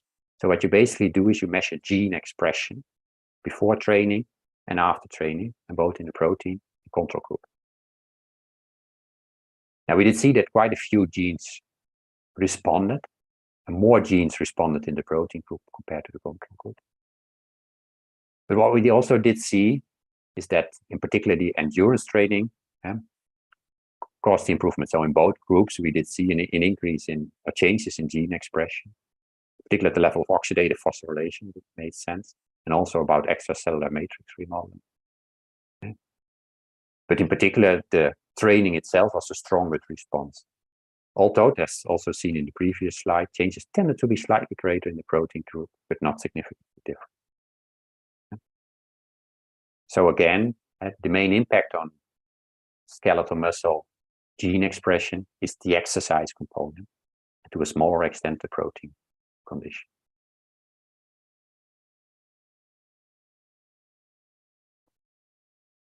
So what did we see and what did we learn in this trial? And so we observed that training, this exercise itself, improves VO2 max. It improves endurance exercise performance. I remember the time going down. And also we changed skeletal muscle oxidative capacity, the increase in the activity of enzymes and also the gene expression. Of course, this is known. Training is very important to stimulate your skeletal muscle. What we also did see, and I did touch upon much, but we did see that the major impact was in the first 5 weeks. And this is also what we know from training. So that in particular, if you start training, you see the strongest improvement. And you have to increase the intensity of your training to keep on improving. We did so, but still we did see the main effects in the first 5 weeks. But what we also did observe, and I didn't point out exactly, is that it's quite a large variability.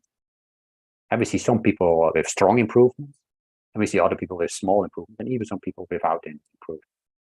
And the variability in response, so you could say some people are responders, other people are maybe low or non-responders. I think it's a phenomenon we know from many interventions and training sessions. And so we also observe this in our population. But that's exercise itself. But our question, of course, was related to protein. So was there an additional effect of protein? Yes, we did certain additional effect on VO2 max. And here I summarized it and present it in a slightly different way in the picture on the right side. So now you see the change in VO2 max. And you see that the change was stronger in the protein group, at the black bars, both halfway as well as at the end of the program. While there was also an increase in VO2 max in the control group, the placebo group, but this change was smaller. So there was a significant difference in the change. And so protein had an additional effect. And in this picture, you also can nicely see the difference, this variability, which I talked about, because every dot is an individual. And you can see that in both groups, there are people who have a strong response, people who have a low or even no response. But overall, the response was stronger in those who received the protein supplement compared to the placebo condition. Next to that, we also observed an additional effect of protein on lean mass. And so in those who received protein, there was a strong stimulation, there was an increase in lean mass and a slightly loss of fat mass, which is a more desirable body composition.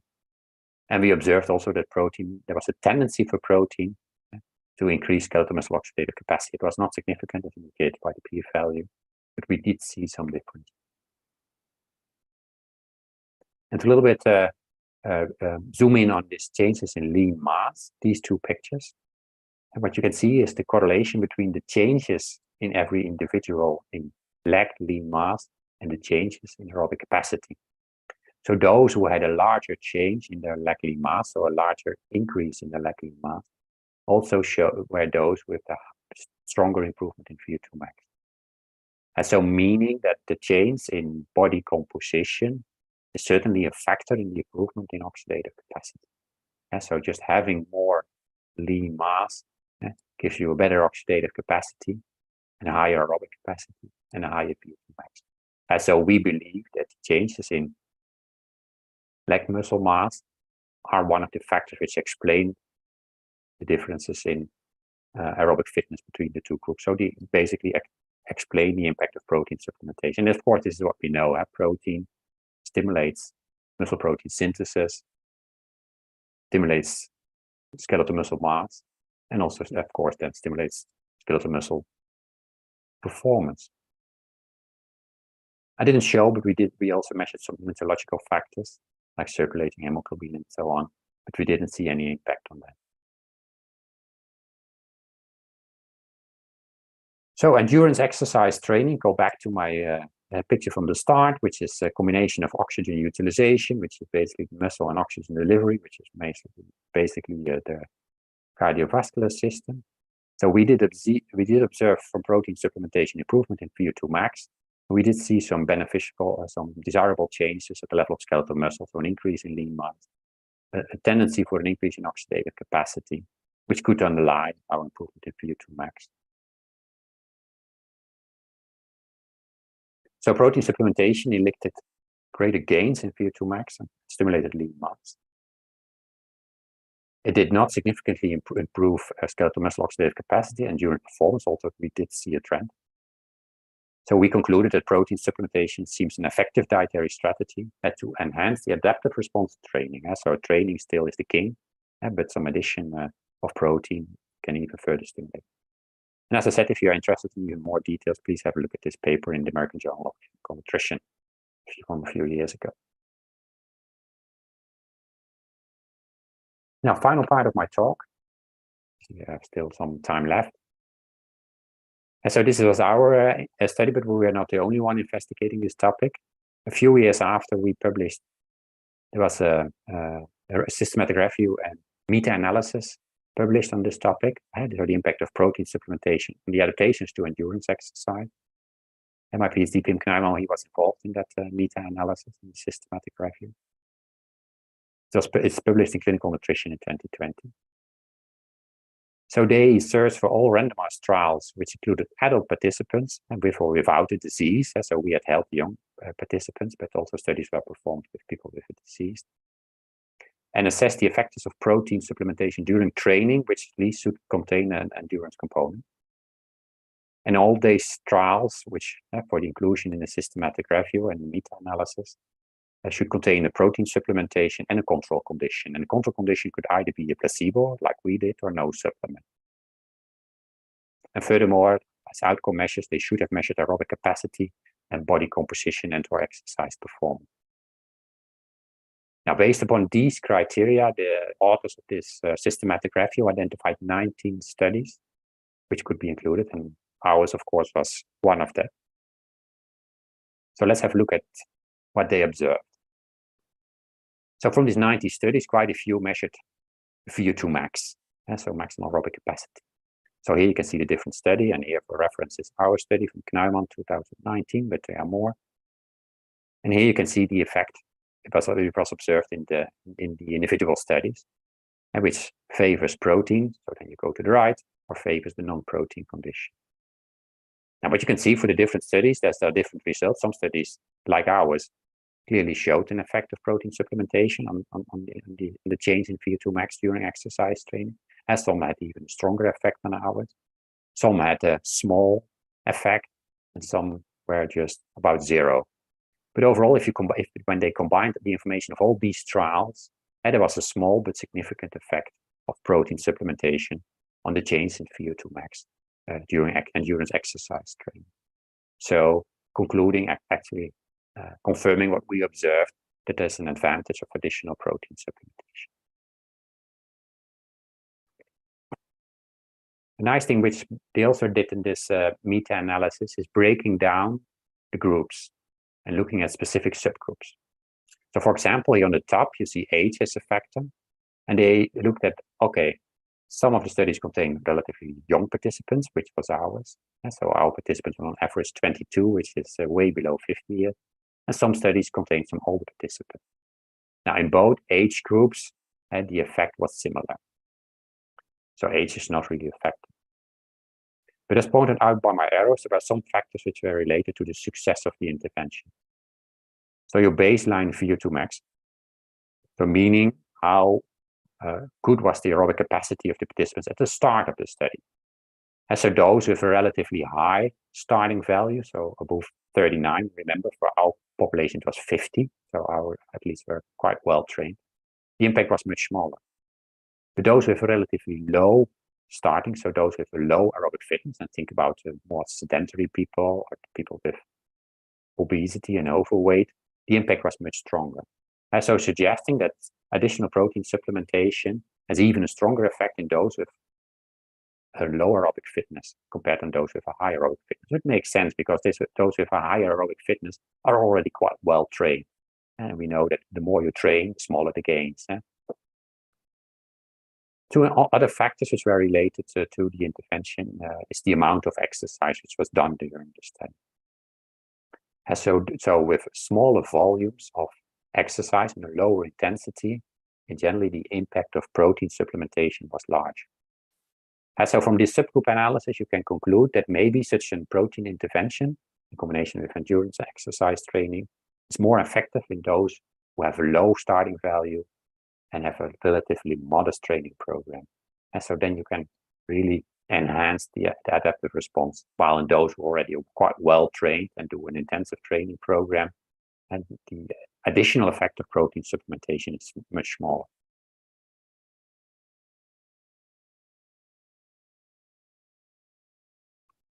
So protein supplementation may further increase aerobic capacity and stimulate lean muscle gain, and improve time trial performance during chronic endurance training, both in healthy and clinical populations.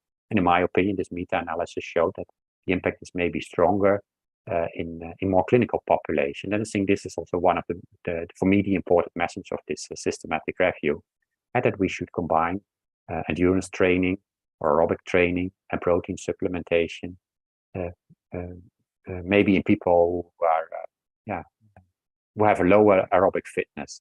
So that makes sense for them. As baseline VO2 and volume intensity of the training program can, as we have seen, can modulate the impact of protein supplementation. And so it makes sense to apply this kind of intervention in more clinical populations and not only in athletes who train to perform. So, and now I'm going to the end of my presentation. So I would like to conclude that combining exercise and nutrition, protein nutrition, including timing of protein intake, because remember, we give our protein immediately after exercise and just before sleep, which from literature appear to be optimal timing points to ingest some additional protein, because our participants, of course, had the normal meals which contain protein throughout the day. And these additional protein supplementation can be key to optimize skeletal muscle mass and function, which in my opinion is relevant for the sports field, and by optimizing training adaptation and stimulating performance. But it also has relevance for people who are more in a clinical condition and maybe recover from major surgery or major illness, so rehabilitation, or even in the prehabilitation condition. And that means that maybe we can train people, for example, before they have some major surgery, because we know the better you start these kind of stresses, the better is the outcome. Now, one thing I didn't really discuss about, but could be an interesting topic also for the Q&A afterwards, is the protein source.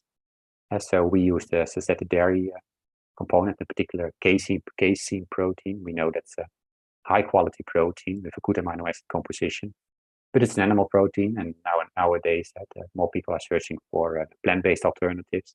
And we know that plant proteins and animal-based proteins do differ in their characteristics. So what about the protein source?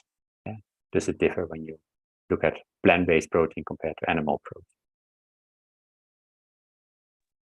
Okay, thank you, Dr. Mensing, for that informative and meaningful for our presentation. Okay, I now want to just put your point out to, you mentioned already the MOOC, which means a massive open online course. And that's a free course we designed on the topic of nutrition, exercise, and sport. With this QR code, you come to the homepage. So feel free, if you are interested in the topic of sports and nutrition, to join this course. Thank you. Thank you so much. This is really the end of my presentation. Okay. Oh, okay. Now it's time to transition to the much awaited Q&A session. So please, let's see the question you posted in the Q&A column. Please mention your name and state to which the presenter you address your question and Q&A box. Okay, so now we have the many question now. So the first question is instead for the Dr. Muarifin. Okay. So this is a question. According to your opinion, what the best strategy to encourage college students to have physical activity habits? And because we know that in Indonesia, practice physical activity subjects only given in elementary to senior high school, so that college students usually have low motivation to do physical activity regularly. Thanks for your sharing. Okay. You need to translate or no? No. Okay. Okay. I am understand. Thank you, Miss Madam on Princess Nuraini. Princess Nuraini. Okay. Thank you for this great question. There are 5 points to answer this problem. One, sport used to be compulsory and general subject. Now it's not. Dulu olahraga itu menjadi mata kuliah wajib. Sekarang tidak. Number 2, in university there are a lot of student activities units, including sport activities, both for achievement, health, or recreation. Students may participate in the student unit activities. Number 3, it must be university policy. Perguruan tinggi harus punya kebijakan to appreciate students who excel in sport. In this will increase the motivation of other students to participate. Harus ada kebijakan tentang apresiasi kepada mahasiswa yang berprestasi dalam dunia olahraga, sehingga ini bisa menarik minat mahasiswa lain untuk berolahraga. The policy is in the form as rector regulation regarding. Jadi policy ini harus ada peraturan rektor yang resmi yang mengikat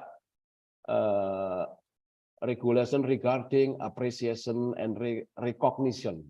Recognition of sport achievement is equated with relevant subject. Jadi ada apresiasi, ada rekognisi. Bagi mereka yang berprestasi ada apresiasi, penghargaan, tapi ada juga pengakuan atas prestasinya dia untuk mata kuliah yang relevan dengan itu.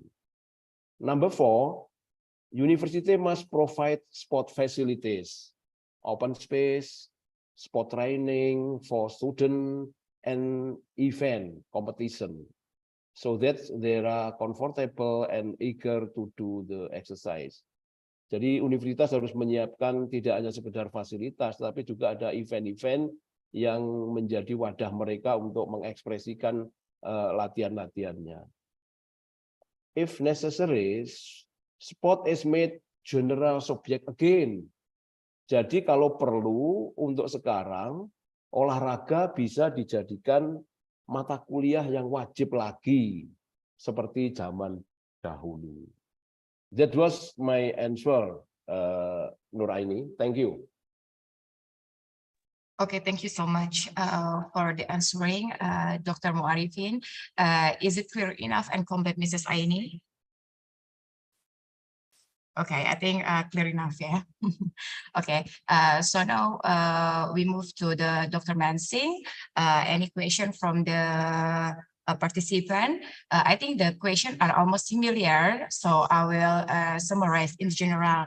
How it's the person not exercise routine every week, so how that impact the protein in her body on his body. So we went, okay, so we went to the Adopio research result in daily living. So what the type of the protein and dose that can be used, Dr. Mankins? Yeah, thank you for the nice questions. So indeed, I mentioned that. So for stimulating your protein synthesis, protein intake, so food and nutrition is a very important factor, and exercise is the other one.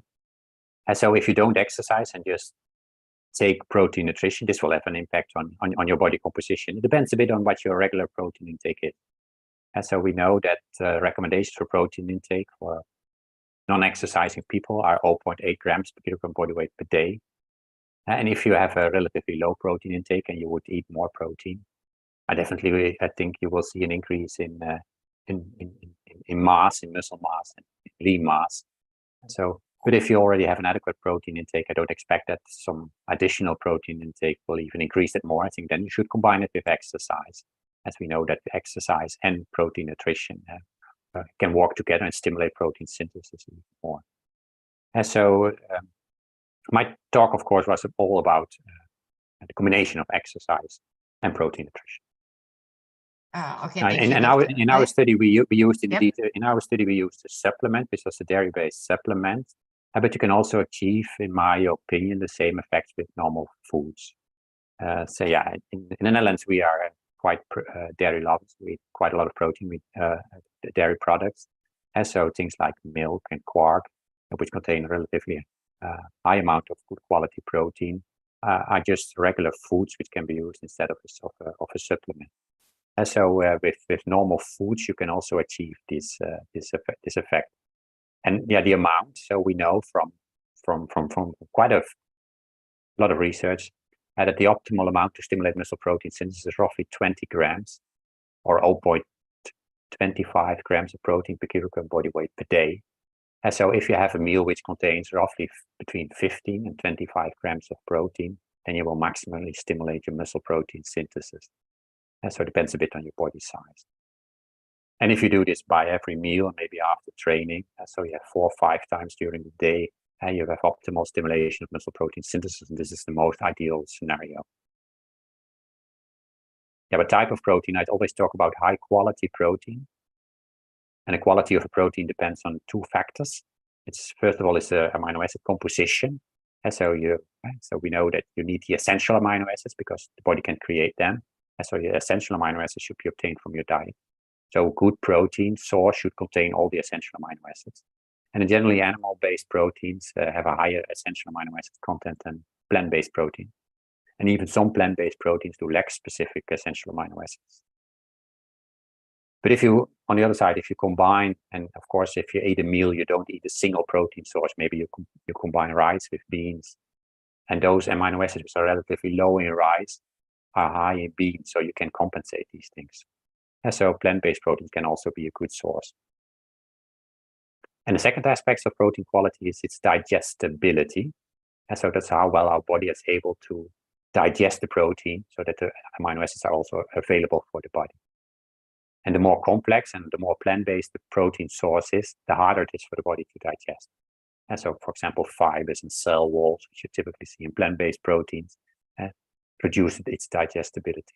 So plant-based proteins have generally a slightly lower digestibility. So the best protein source, there's no single optimal protein source. But in general, animal-based proteins are from a slightly higher quality than plant-based protein. But with plant-based proteins, if you make smart combination of plant-based proteins, you can also optimize your nutrition. And I see another question I'd just like to continue about someone who apparently knows the Netherlands. Yeah, we do bicycle or cycle quite a lot. Yeah, that's true. This is, of course, low-level physical activity. It's commuting activity. And in my study, the training program was very intense endurance exercise. And so how can you reach the same goal? Of course, you can go to a gym and do indoor activities. Maybe you can run, which is also a form of endurance exercise. So I think there are other options. And I don't think our regular bicycle exercise is not a key to what we observed in our study, because that's generally very low-level physical activity. So there's only little stimulation of muscle protein synthesis. But I know Indonesia has also a lot of bicycles. So Indonesia many bicycle, but electric bicycle, I think. Yeah. I know one question for Dr. Mensing again. So whether athletes who run vegan diet result will be better or not? Sorry, what exactly? I didn't understand. Okay. See the question? If the long distance athlete and he run vegan diet, for the result VO2 max can be improved or not, or better or not, plant-based or just the animal protein or plant-based? Okay, yeah. So you talk about you talk about vegetarian and vegan athletes. Yeah, vegan athletes. Right. I see the question here. So it's clear to me. Yes, already talked a bit about different protein and protein sources, and I said that in general plant-based proteins have lower quality than animal-based proteins, but that does not mean that plant-based proteins are not good. So of course you can compensate for if a certain protein source has a lower amino acid content or essential amino acid content, you can just eat a little bit more, and then you have the same essential amino acid ingestion. So that's something to consider. Another thing with vegetarian and vegan athletes. So vegetarian, I think it's the situation. I consider vegetarian as people who, for example, do consume dairy products, and dairy proteins we know are of good quality, and so. And vegan athletes which only use plant-based proteins, I think they should really consider the diet and make also optimal or smart combinations. As I said, some plant-based proteins are low in the specific essential amino acids. And we know that lysine, for example, it's an essential amino acid, is low in more grain-based proteins. And while methionine, the other one, sulfur amino acids, are relatively low, for example, in legumes and beans. But if you combine these, you can still have an optimal essential amino acids ingestion. So it needs some more consideration, I would say, but it's definitely not impossible to support, to have your vegan proteins to support training adaptation. But on the other side, I would also love to investigate it even more and to see indeed maybe to repeat my intervention study with plant-based proteins. Okay, thank you so much, Mr. Mensing, for your information. And now going to back the Q&A to Dr. Muarifin. So how can school collaborate with the families and communities to reinforce the message of physical education classes and promote holistic health in student life? Okay, thank you. Yep. Yang pertama, physical education harus bagus dulu ya. Physical education learning must be good so that the effect recesses the family and society. Sehingga physical education yang bagus ini sampai gaungnya kedengaran di keluarga dan di masyarakat. Number two, communication and coordination with the school. With the school committee or parent association. Di sekolah itu kan ada komite sekolah, ada paguyuban orang tua siswa. School committee or parent association dapat digunakan untuk menjembatani hubungan antara famili, masyarakat, dan keluarga. Holding event involving school, families, and community in the form of recreational competition. Jadi datangkan keluarga dan masyarakat itu dalam suatu event yang sifatnya event yang rekreasional, not kompetitif, event atau olahraga yang sifatnya prestasi. On a regular basis, school must have educational program that can bring parent and community to school. For example, guest lecture. Anak-anak siswa di sekolah kadang-kadang perlu juga guest lecture. Jadi yang memberi materi adalah bringing inspirational figure, orang-orang yang bisa memberi inspirasi, tokoh-tokoh masyarakat, to school to motivate student to be active in sport. Begitu kira-kira. Okay, thank you, Dr. Morifin. Any question again for you? Maybe what strategies can physical education teachers employ to address the need of differently able students and ensure the benefit from the program's health-focused objective? Ya, Yep. Pakai bahasa Indonesia. Yang pertama, physical education is egalitarian. Egalitarian itu artinya physical education itu untuk semuanya, baik yang normal maupun yang disabilitas. Itu number one, itu adalah prinsip yang pertama. Prinsip yang kedua adalah bagaimana menciptakan physical education yang fun, menyenangkan bagi semuanya. Tidak hanya bagi mereka-mereka yang tidak berkebutuhan khusus. Bagi yang berkebutuhan khusus juga harus menyenangkan. Number three, lakukan physical education berdiferensiasi. Physical education yang sesuai dengan karakteristik dari student. Untuk anak-anak yang disabilitas tentu saja diperlukan treatment, perlakuan yang berbeda dengan anak-anak yang non disabilitas seperti itu. Mr. Surya, can you translate in English? Mr. Surya. Yes, of course. Thank you very much, Mr. Marifin. Okay, Could you please reply again from number one, please, so I can translate one by one. Number one is Harus menyenangkan. Physical education harus. Yes, physical education, it should be fun, active, and it's really interesting for the students. That's for disability. That's special movement for disability. It should be fun and recreation. Number two, physical education harus disesuaikan dengan karakteristik. The second thing, physical education for disability, it should be according how to speciality of the disabilities. There are different of disabilities. It should be a specialty movement for different disabilities. Okay. Enough. I think that is enough. I think the answer is enough, clear enough for the principle, right? Okay. Thank you, Mr. Surya and Dr. Muarifin. And now going move to the Dr. Marco. So this is many questions. How do individual factors such training intensity, duration, and metabolic rate influence the protein needs of individual engaged in endurance exercise?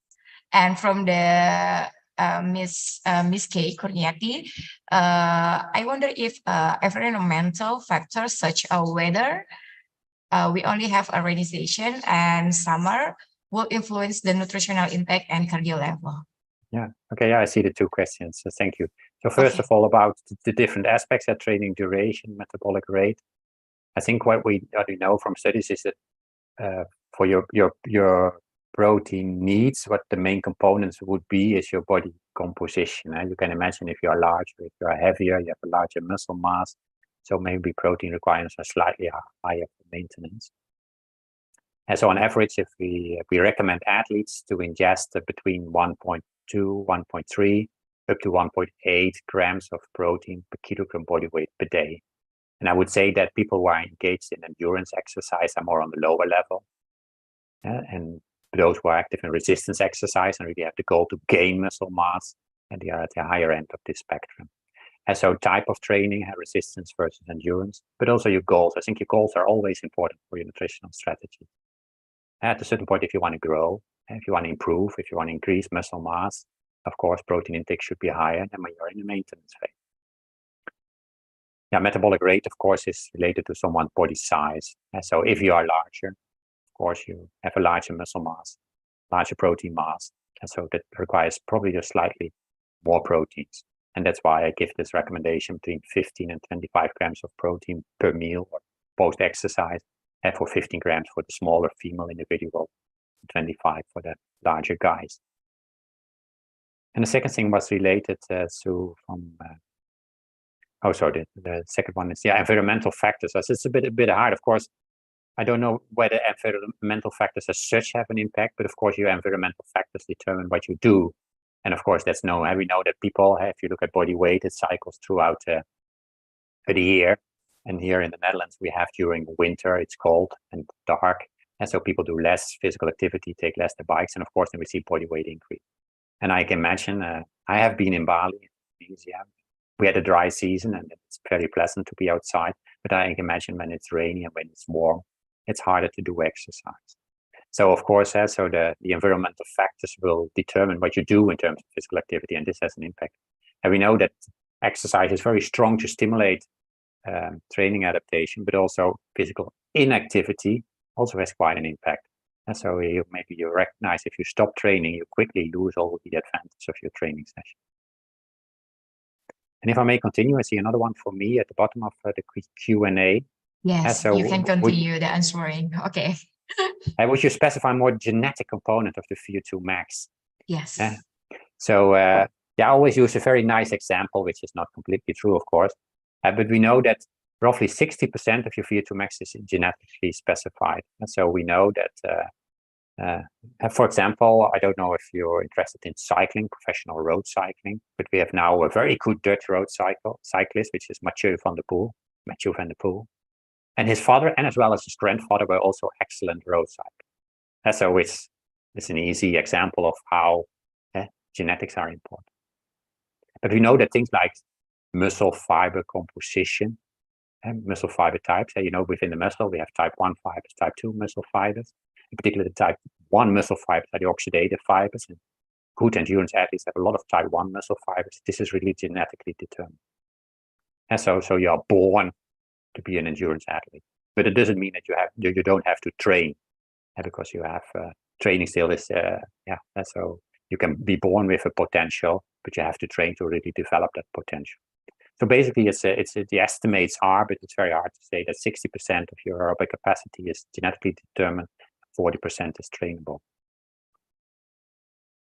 And can you recommend on what sports the protein supplement will be effective and useful? Now we know from the past that resistance exercise, the protein supplementation, and with the goal of gaining muscle mass and muscle strength and power is important. But now we showed, and we are not the only one, that also for endurance athletes it's relevant.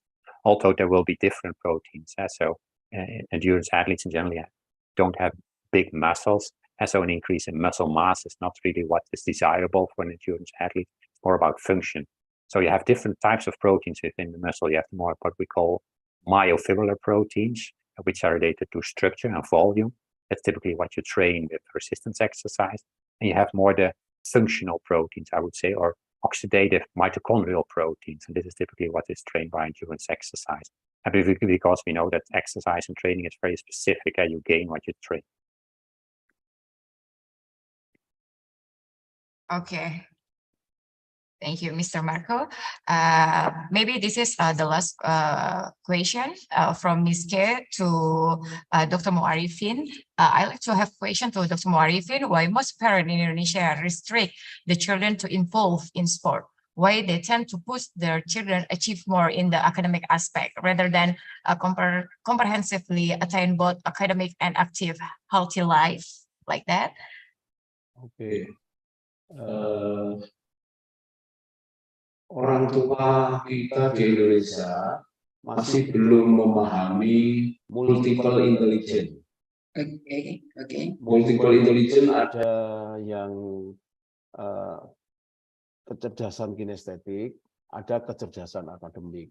Mereka lebih suka yang kecerdasan akademik. Padahal masa depan itu bisa lebih baik tidak sekedar melalui kecerdasan akademik. In general, the parent in Indonesia, they doesn't understand about the multiple intelligence. Is it like academic intelligence and what the second? Kinesthetic intelligence. Bahkan kita juga bisa menghargai kecerdasan, misalkan kecerdasan ruang, space intelligence. Kita juga menghargai juga musikal, ya, seni dan lain sebagainya. Itu semuanya bisa membawa siswa menuju ke masa depan yang lebih baik. Actually, multiple intelligence, they can bring the student to the future life with a brightly future life if the parent of the student understand about the multiple intelligence. So no one of the multiple intelligence can be bring it to a future bright life. It should be multiple, not one. Okay? Number 3, banyak orang tua yang belum bisa memahami benefit of sport. Olahraga dapat menjadikan anaknya menjadi sosok yang cerdas, sosok yang berdaya saing atau kompetitif. In another side, most of the parents, they are not really understanding the benefit of the sport. Banyak contoh, many example of sportmen who have a better future. For example, Lionel Messi, Ronaldo, mereka mempunyai gaji yang setinggi langit, yang tidak bisa dicapai bagi mereka yang menekuni bidang akademik. For the easy example that you can see in the football players that like Messi, they can get benefit from the physical activity. Kesimpulannya, kita sebagai masyarakat Indonesia harus dapat meningkatkan apresiasi terhadap physical activity atau olahraga ini. Apresiasi mengandung dua pengertian, understand and penghargaan, pemahaman dan penghargaan. Mungkin mereka belum memahami olahraga itu seperti apa dan manfaatnya seperti apa. Oleh karena itu orang-orang yang belum memahami biasanya kurang di dalam menghargai. Conclusion. It should be increasing of the understanding benefit in sport for all of the people in Indonesians.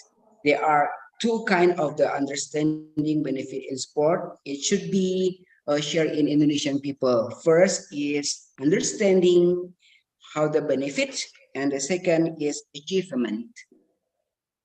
Okay. Thank you. Thank you, Dr. Muarifin and Dr. Surya. Okay, well, it's a very interesting session, lot of questions, and speaker gave the very good and informative answer. Pardon me, Mr. Mansing, did you say today it's your birthday? I don't know. No? Okay. Maybe I'm wrong, yeah. Okay.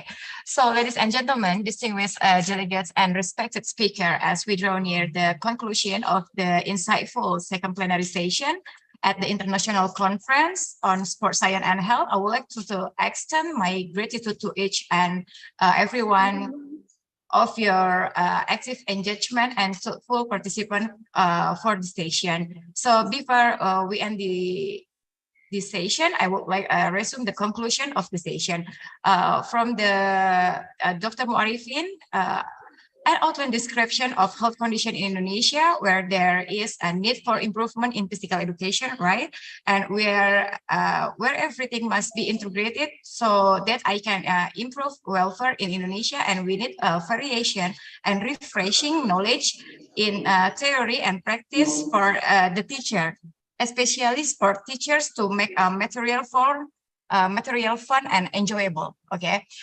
For the Dr. Marco, protein supplementation enhance lean mass gain and increase fat to while promoting fat mass. Supplementing with the protein appear to be a successful dietary method for improving the adaptive response to endurance training and healthy.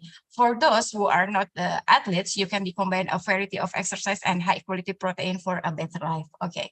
I would like to express deepest gratitude to Dr. Moervin and Dr. Mansing for the sharing remarkable presentation and insightful discussion. So thank you so much. Before our session ends, can I ask Dr. Moervin and Dr. Mansing for us to take a photos? Okay. Take a photos and 1, 2, 3, cheers. Okay. 1. Okay. 1, 2, 3, and cheers. Okay. So no freestyle. Maybe you can up. Okay. 1, 2, 3. Okay. Okay. Thank you so much. And now I have the distinct honor of handing the reins back to our master of ceremony, Wahyu and Ani. Hello, are you there? Yes. Hello. Okay, Wahyu and Ani, the stage is yours, and look forward to the engine session that what it does. Bye-bye.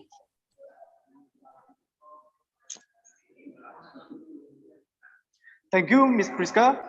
What an enlightening session we have today. Thanks to our remarkable keynote speaker, Mr. Muarifin and Mr. Marco. It is my pleasure to stand before you and express the collective admiration we all feel for the outstanding presentation we have just witnessed. Thank you for your active participations and insightful discussions during plenary season 2. The depth of knowledge shared and the diverse perspective presented have truly enriched our understanding of the topic at hand. So let's take the time to rejuvenate, connect, and prepare ourselves for the stimulating discussion that lie ahead. The parallel session will begin shortly after the break with this at 1:30 p.m.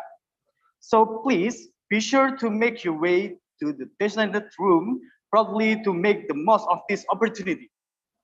Thank you once again for your active participation and valuable contributions. Let's reconvene after the break for more enriching exchange and inspiring insight. Enjoy the break.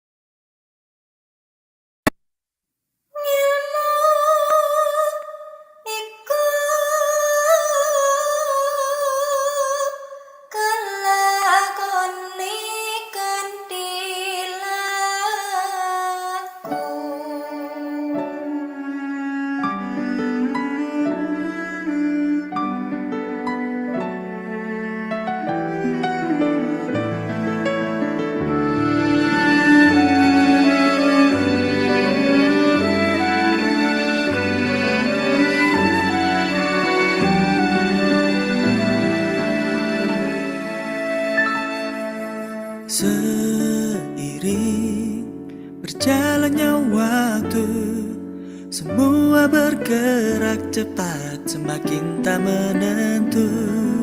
Seiring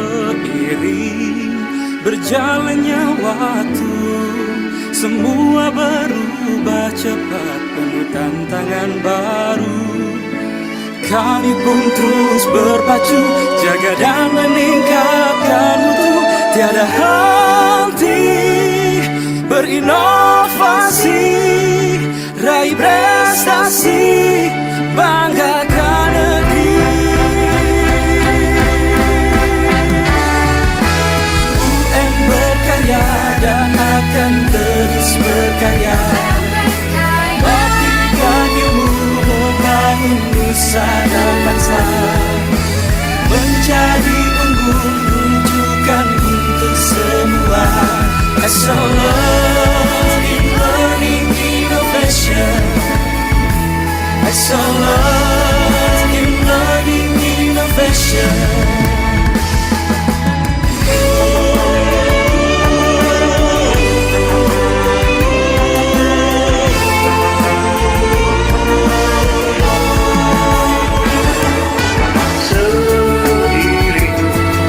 Berjalannya waktu, semua berubah semakin tak menentu.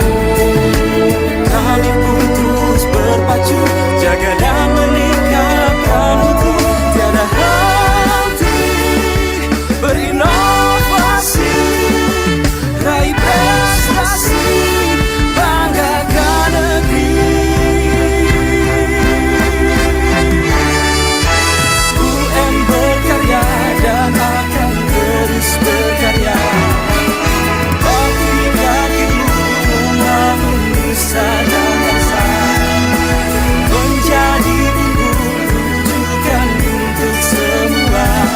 Excellent in learning innovation, excellent in learning innovation. UM the only one. Satu tekad untuk mencetak generasi yang cerdas, unggul, dan berdaya saing. UM berkarya dan akan terus berkarya, baktikan ilmu membangun nusa dan bangsa, menjadi unggul rujukan untuk semua. Ayo semuanya ikut bernyanyi. Let's sing together. 1, 2. Berkarya dan akan terus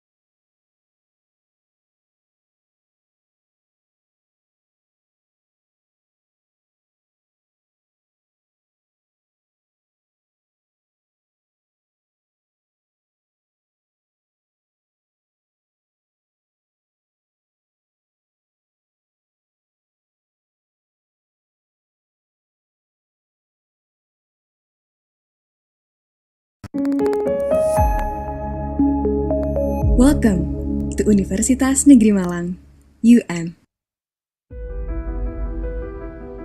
Located in 3 different places, UM provides. Welcome. Hey yo, let's rap UM, let's rap more. Hey, PKKMB Lenceng. Ciro Lupa. Selamat datang kawan di kota pendidikan, Universitas Negeri Malang. Belajar di sini untuk cita impian. Salam cakrawala, itu milik kita. Percaya diri untuk raih prestasi, tunjukkan jati diri, wujudkan imajinasi. Bergerak selalu, tak pernah diam, giat berkarya, tercapai cita. Wawasan luas adalah jawaban. That's right. Untuk menggapai masa depan. Pribadi yang mengerti dan saling menghormati pada setiap pribadi tak terkecuali. Kecerdasan adalah kemampuan untuk adaptasi dalam perubahan. Universitas Negeri Malang, berkarya dan terus berkarya. Universitas Negeri Malang, lambungkan asa menuju cita. Universitas Negeri Malang, inovasi tiada henti. Universitas Negeri Malang, lambungkan prestasi untuk negeri. Belajar itu penting, jangan dibawa pusing. Baca buku yang sering, walaupun ongoing. Semangat mencapai impianmu dengan belajar dan terus belajar. Walau rintang dan silih berganti, tetap hadapi dengan hati yang sabar. Makan nasi rasanya hambar, hati boleh ambil, tetapi prestasi harus tetap gunakan bekerja. Pengertian dan pengalaman, mampu dan adil untuk jalankan kewajiban. Tak kenal lelah, untuk pengalaman yang banyak, jujur dan bijak dalam bertindak. Beradaptasi dengan sekitar, bagai mentari yang sedang berkijar. Jadi diri sendiri, gak perlu basa-basi. Kenali diri tuh, kembangkan imajinasi. Universitas Negeri Malang, berkarya dan terus berkarya. Universitas Negeri Malang, lambungkan asa menuju cita. Universitas Negeri Malang, inovasi tiada henti. Universitas Negeri Malang, lambungkan prestasi untuk negeri. Universitas Negeri Malang, berkarya dan terus berkarya. Universitas Negeri Malang, lambungkan asa menuju cita. Universitas Negeri Malang, inovasi tiada henti. Universitas Negeri Malang, lambungkan prestasi untuk negeri.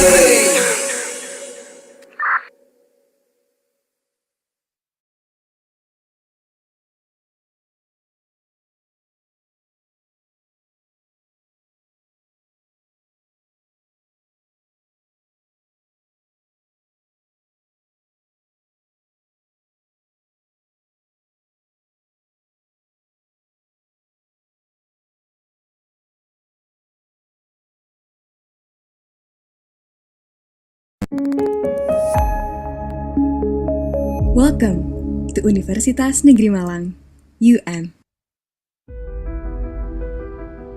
Located in 3 different places, UM provides a comfortable environment for teaching and learning. The main and second campus are located in Malang, surrounded by educational facilities, places for recreation, sports, and business. The third campus is located in the same area as the Shrine of Sukarno, Indonesia's first president in Blitar, East Java. Established on October 18, 1954, UM was born with the name of University of Teacher Education, or PTPG. In 1957, it became the Faculty of Teacher Training and Education, or FKIP. Then, in 1963, it became the Teacher Training and Education Institute, or ICIP. Finally, in 1999, it transformed into Universitas Negeri Malang, which is known to this day. Since its establishment until now, UM has established itself as one of the 12 educational higher education institutions and is included in the 15 best campuses in Indonesia. One of the visions and missions, UM, is to become a leading university and an authoritative center of excellence in the fields of science, technology, and education. UM develops a flexible, adaptable curriculum taught by teachers who guide students and provide skills for the future workforce to become active lifelong learners, independent problem solvers, creators of better communities, and bring education to life. UM educates students across 8 faculties. UM also conducts special programs such as postgraduate program and teacher professional program. UM has been granted an unggulan or excellent by the National Accreditation Agency of Universities or BNPT. Furthermore, there are 4 study programs that have been assessed internationally by AUNQA, and more study programs are accredited by ASIIN and ACUS International Accreditation. As one of the reference universities and a center of learning innovation, UM continues to develop knowledge and scientific research by providing quality education and training. UM has also produced many research products that have the right patent, published internationally, and ready to be commercialized. In line with our new tagline, Excellence in Learning Innovation, UM is the house for top science and technology center in higher education in DLI, or Disruptive Learning Innovation. Disruptive Learning Innovation Center develops innovation in smart learning with research focus on digital transformation on education ecosystem, either in higher education, school, or community, to improve the quality of education service in Indonesia. Many invention and implementation of products resulted from DLI research are expected to support continuous, innovative learning activities. To support the activities of UM residents in carrying out their daily duties on campus, UM provides unique and interesting learning environment through great and comfortable facilities to facilitate both academic and non-academic activities. UM has also made collaborations with many partners in the form of work training in education, research, and community service. Growing rapidly in this millennial era, UM has the vision to be a higher level institution and a reference university in the field of learning and education. UM has always been ready to dedicate itself to be the best university by producing the best human resource. UM, the only one. UM, excellence in learning innovation.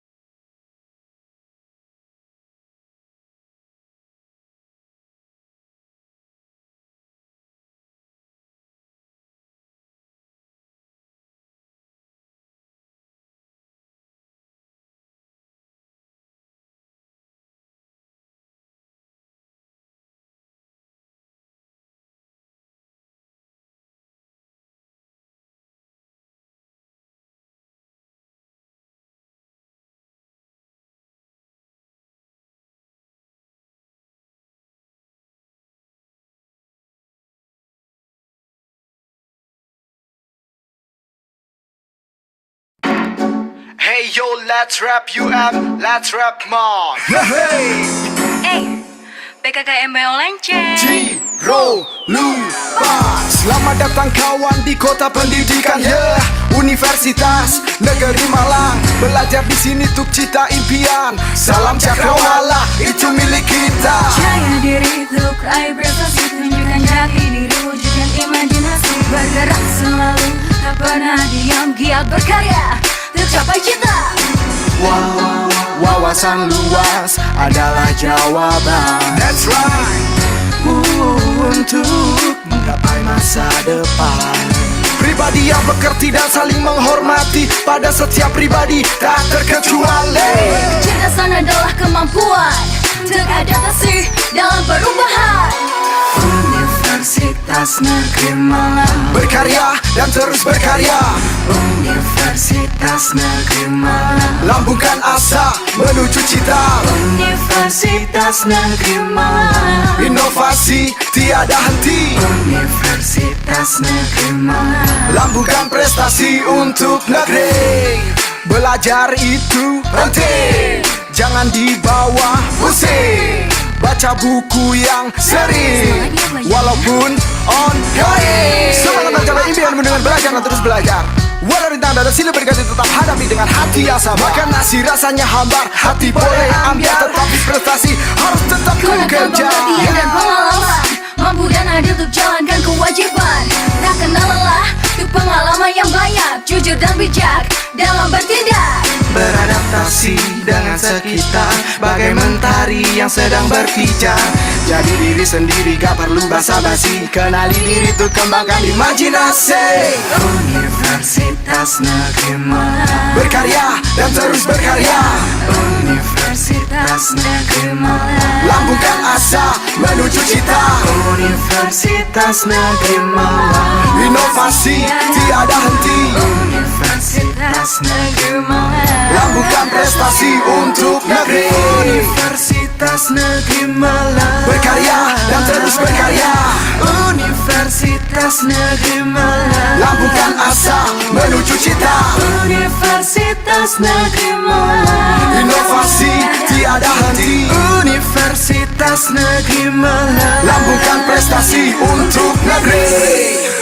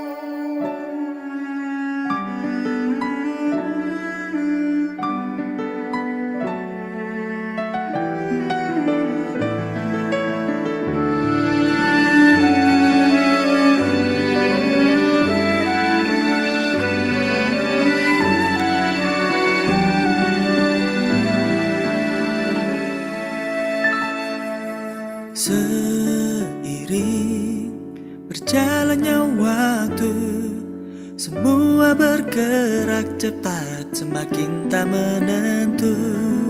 Seiring berjalannya waktu, semua berubah cepat, penuh tantangan baru.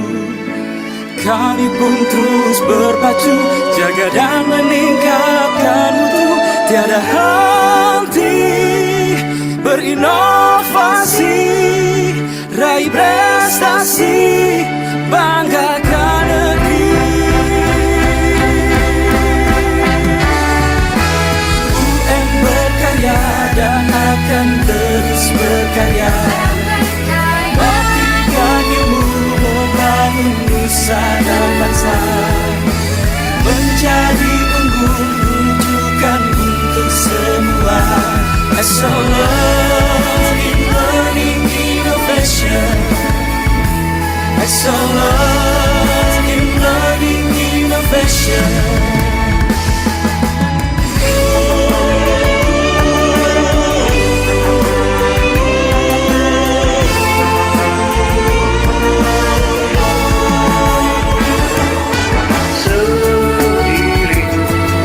Berjalannya waktu, semua berubah, semakin tak menentu.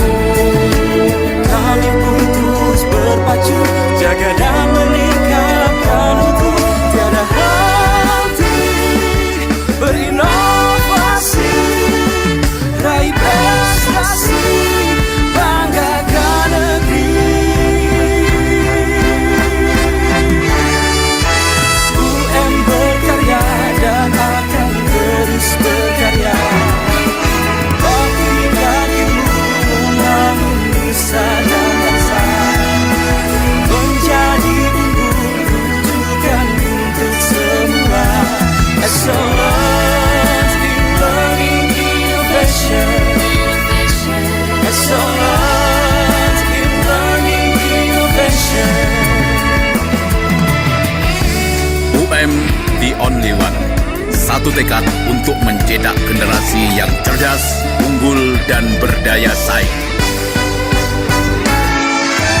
UM berkarya dan akan terus berkarya, baktikan ilmu membangun nusa dan bangsa, menjadi unggul rujukan untuk semua. Ayo semuanya ikut bernyanyi. Let's sing together. One, two. Berkarya dan akan terus berkarya, baktikan ilmu membangun nusa dan bangsa,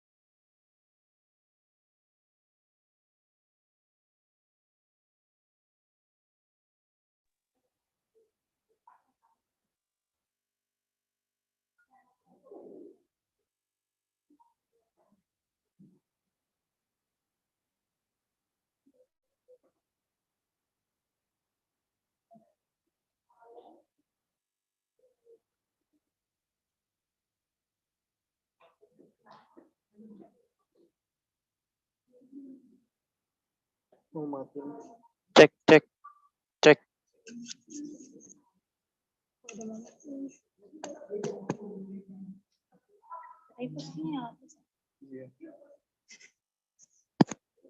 Cek.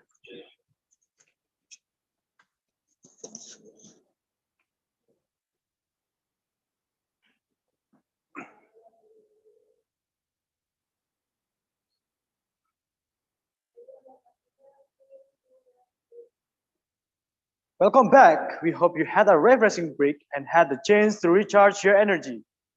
Have you had your lunch yet? It's wonderful to see all of you back in the room, eager to continue to the parallel session. In this session, we will have 7 breakout rooms, each focusing on a different package of our seminar theme. In each room, you'll have the opportunity to engage in oral presentations from fellow participants who are expert in their respective fields. These presentations will showcase the latest research finding, innovation approach, and insightful perspective that contribute to our collective understanding of the theme. Moreover, we are privileged to have experienced moderators who will expertly guide and facilitate the discussions in each room. Their expertise will ensure that the sessions are both innovative and engaging, fostering meaningful exchange between presenter and participants alike. Before we begin the parallel sessions, please make sure you have read the program book. For the room's distributions, don't forget to rename your username into room number, underscore full name, underscore institutions. Once again, room number, underscore full name, underscore institution. Okay, everyone, are you ready? Please proceed to designated room properly. Our moderators are eagerly awaiting your participation. Thank you for your continued engagement, and we look forward to enriching discussions ahead. For the reminder, the time for the parallel sessions is 75 minutes. These sessions will end at 3 p.m. After the parallel session is done, please come back to the main room. Please join the breakout room, the link in on the chat.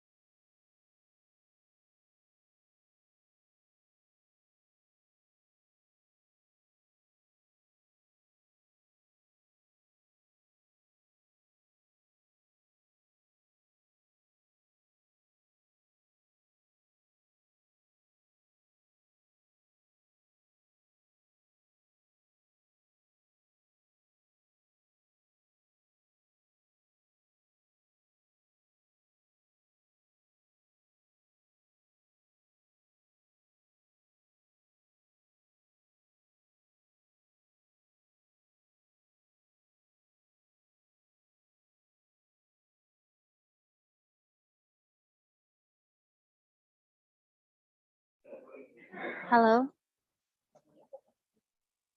Cek. Cek.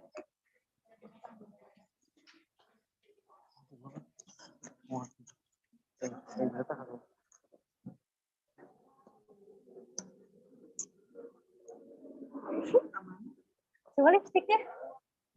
Sadar lah, gila. Ini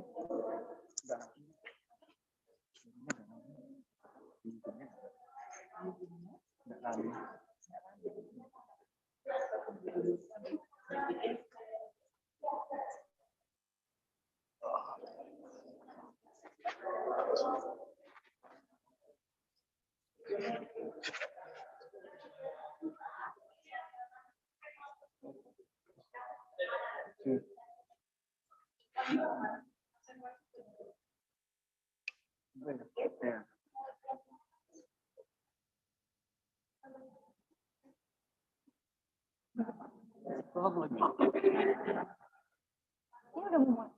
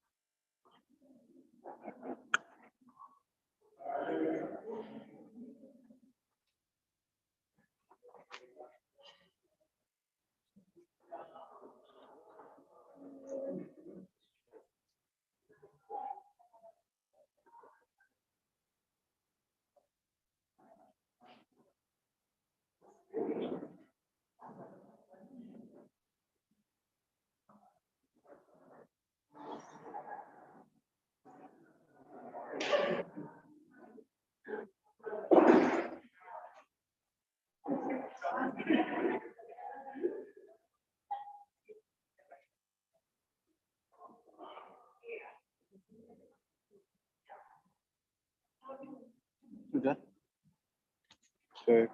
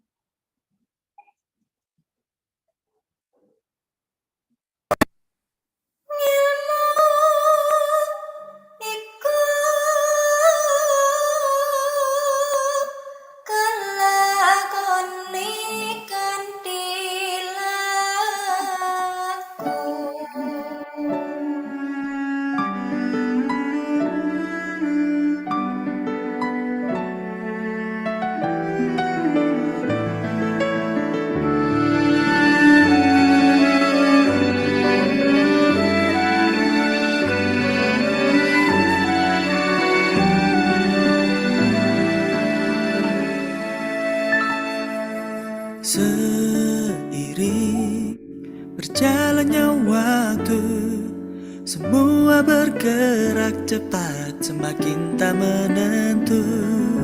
Seiring berjalannya waktu, semua berubah cepat, penuh tantangan baru. Kami pun terus berpacu, jaga dan meningkatkan mutu, tiada henti berinovasi, raih prestasi, banggakan negeri. UM berkarya dan akan terus berkarya, baktikan ilmu membangun nusa dan bangsa, menjadi unggul rujukan untuk semua. Excellent in learning innovation, excellent in learning innovation.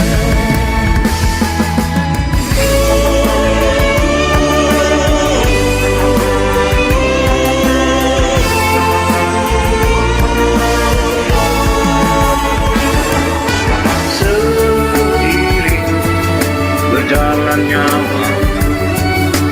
semua berubah semakin tak menentu. Kami pun terus berpacu, jaga dan meningkatkan mutu, tiada henti berinovasi, raih prestasi, banggakan negeri.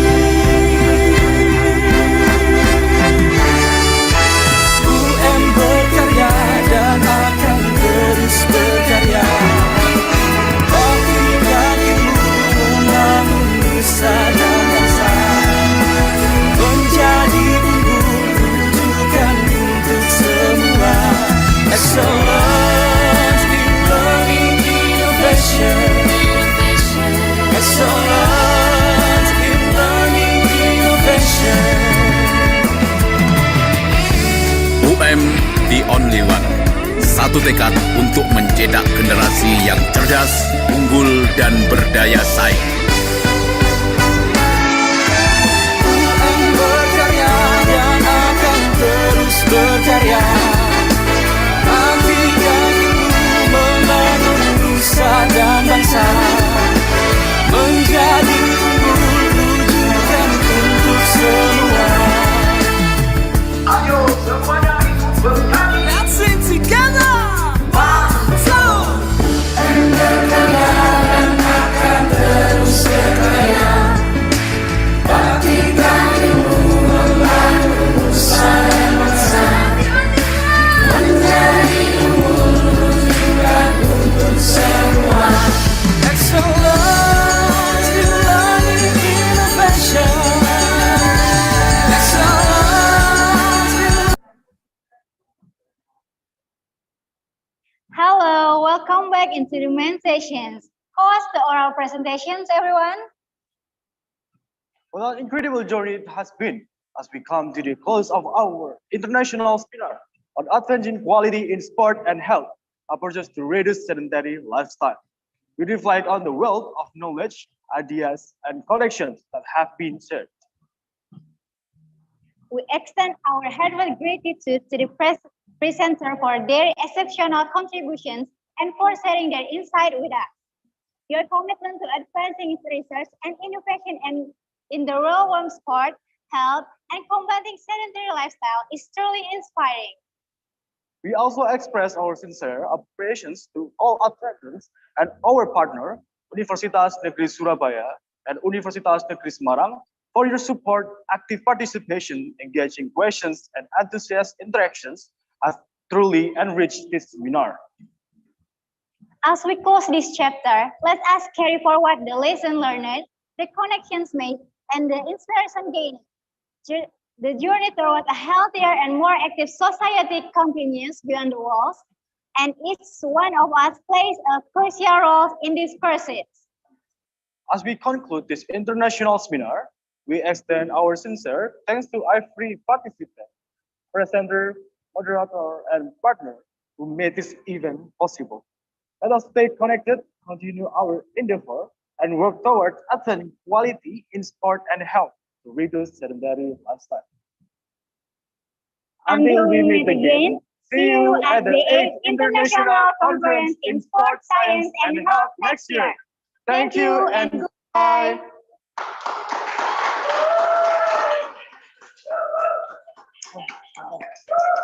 Well,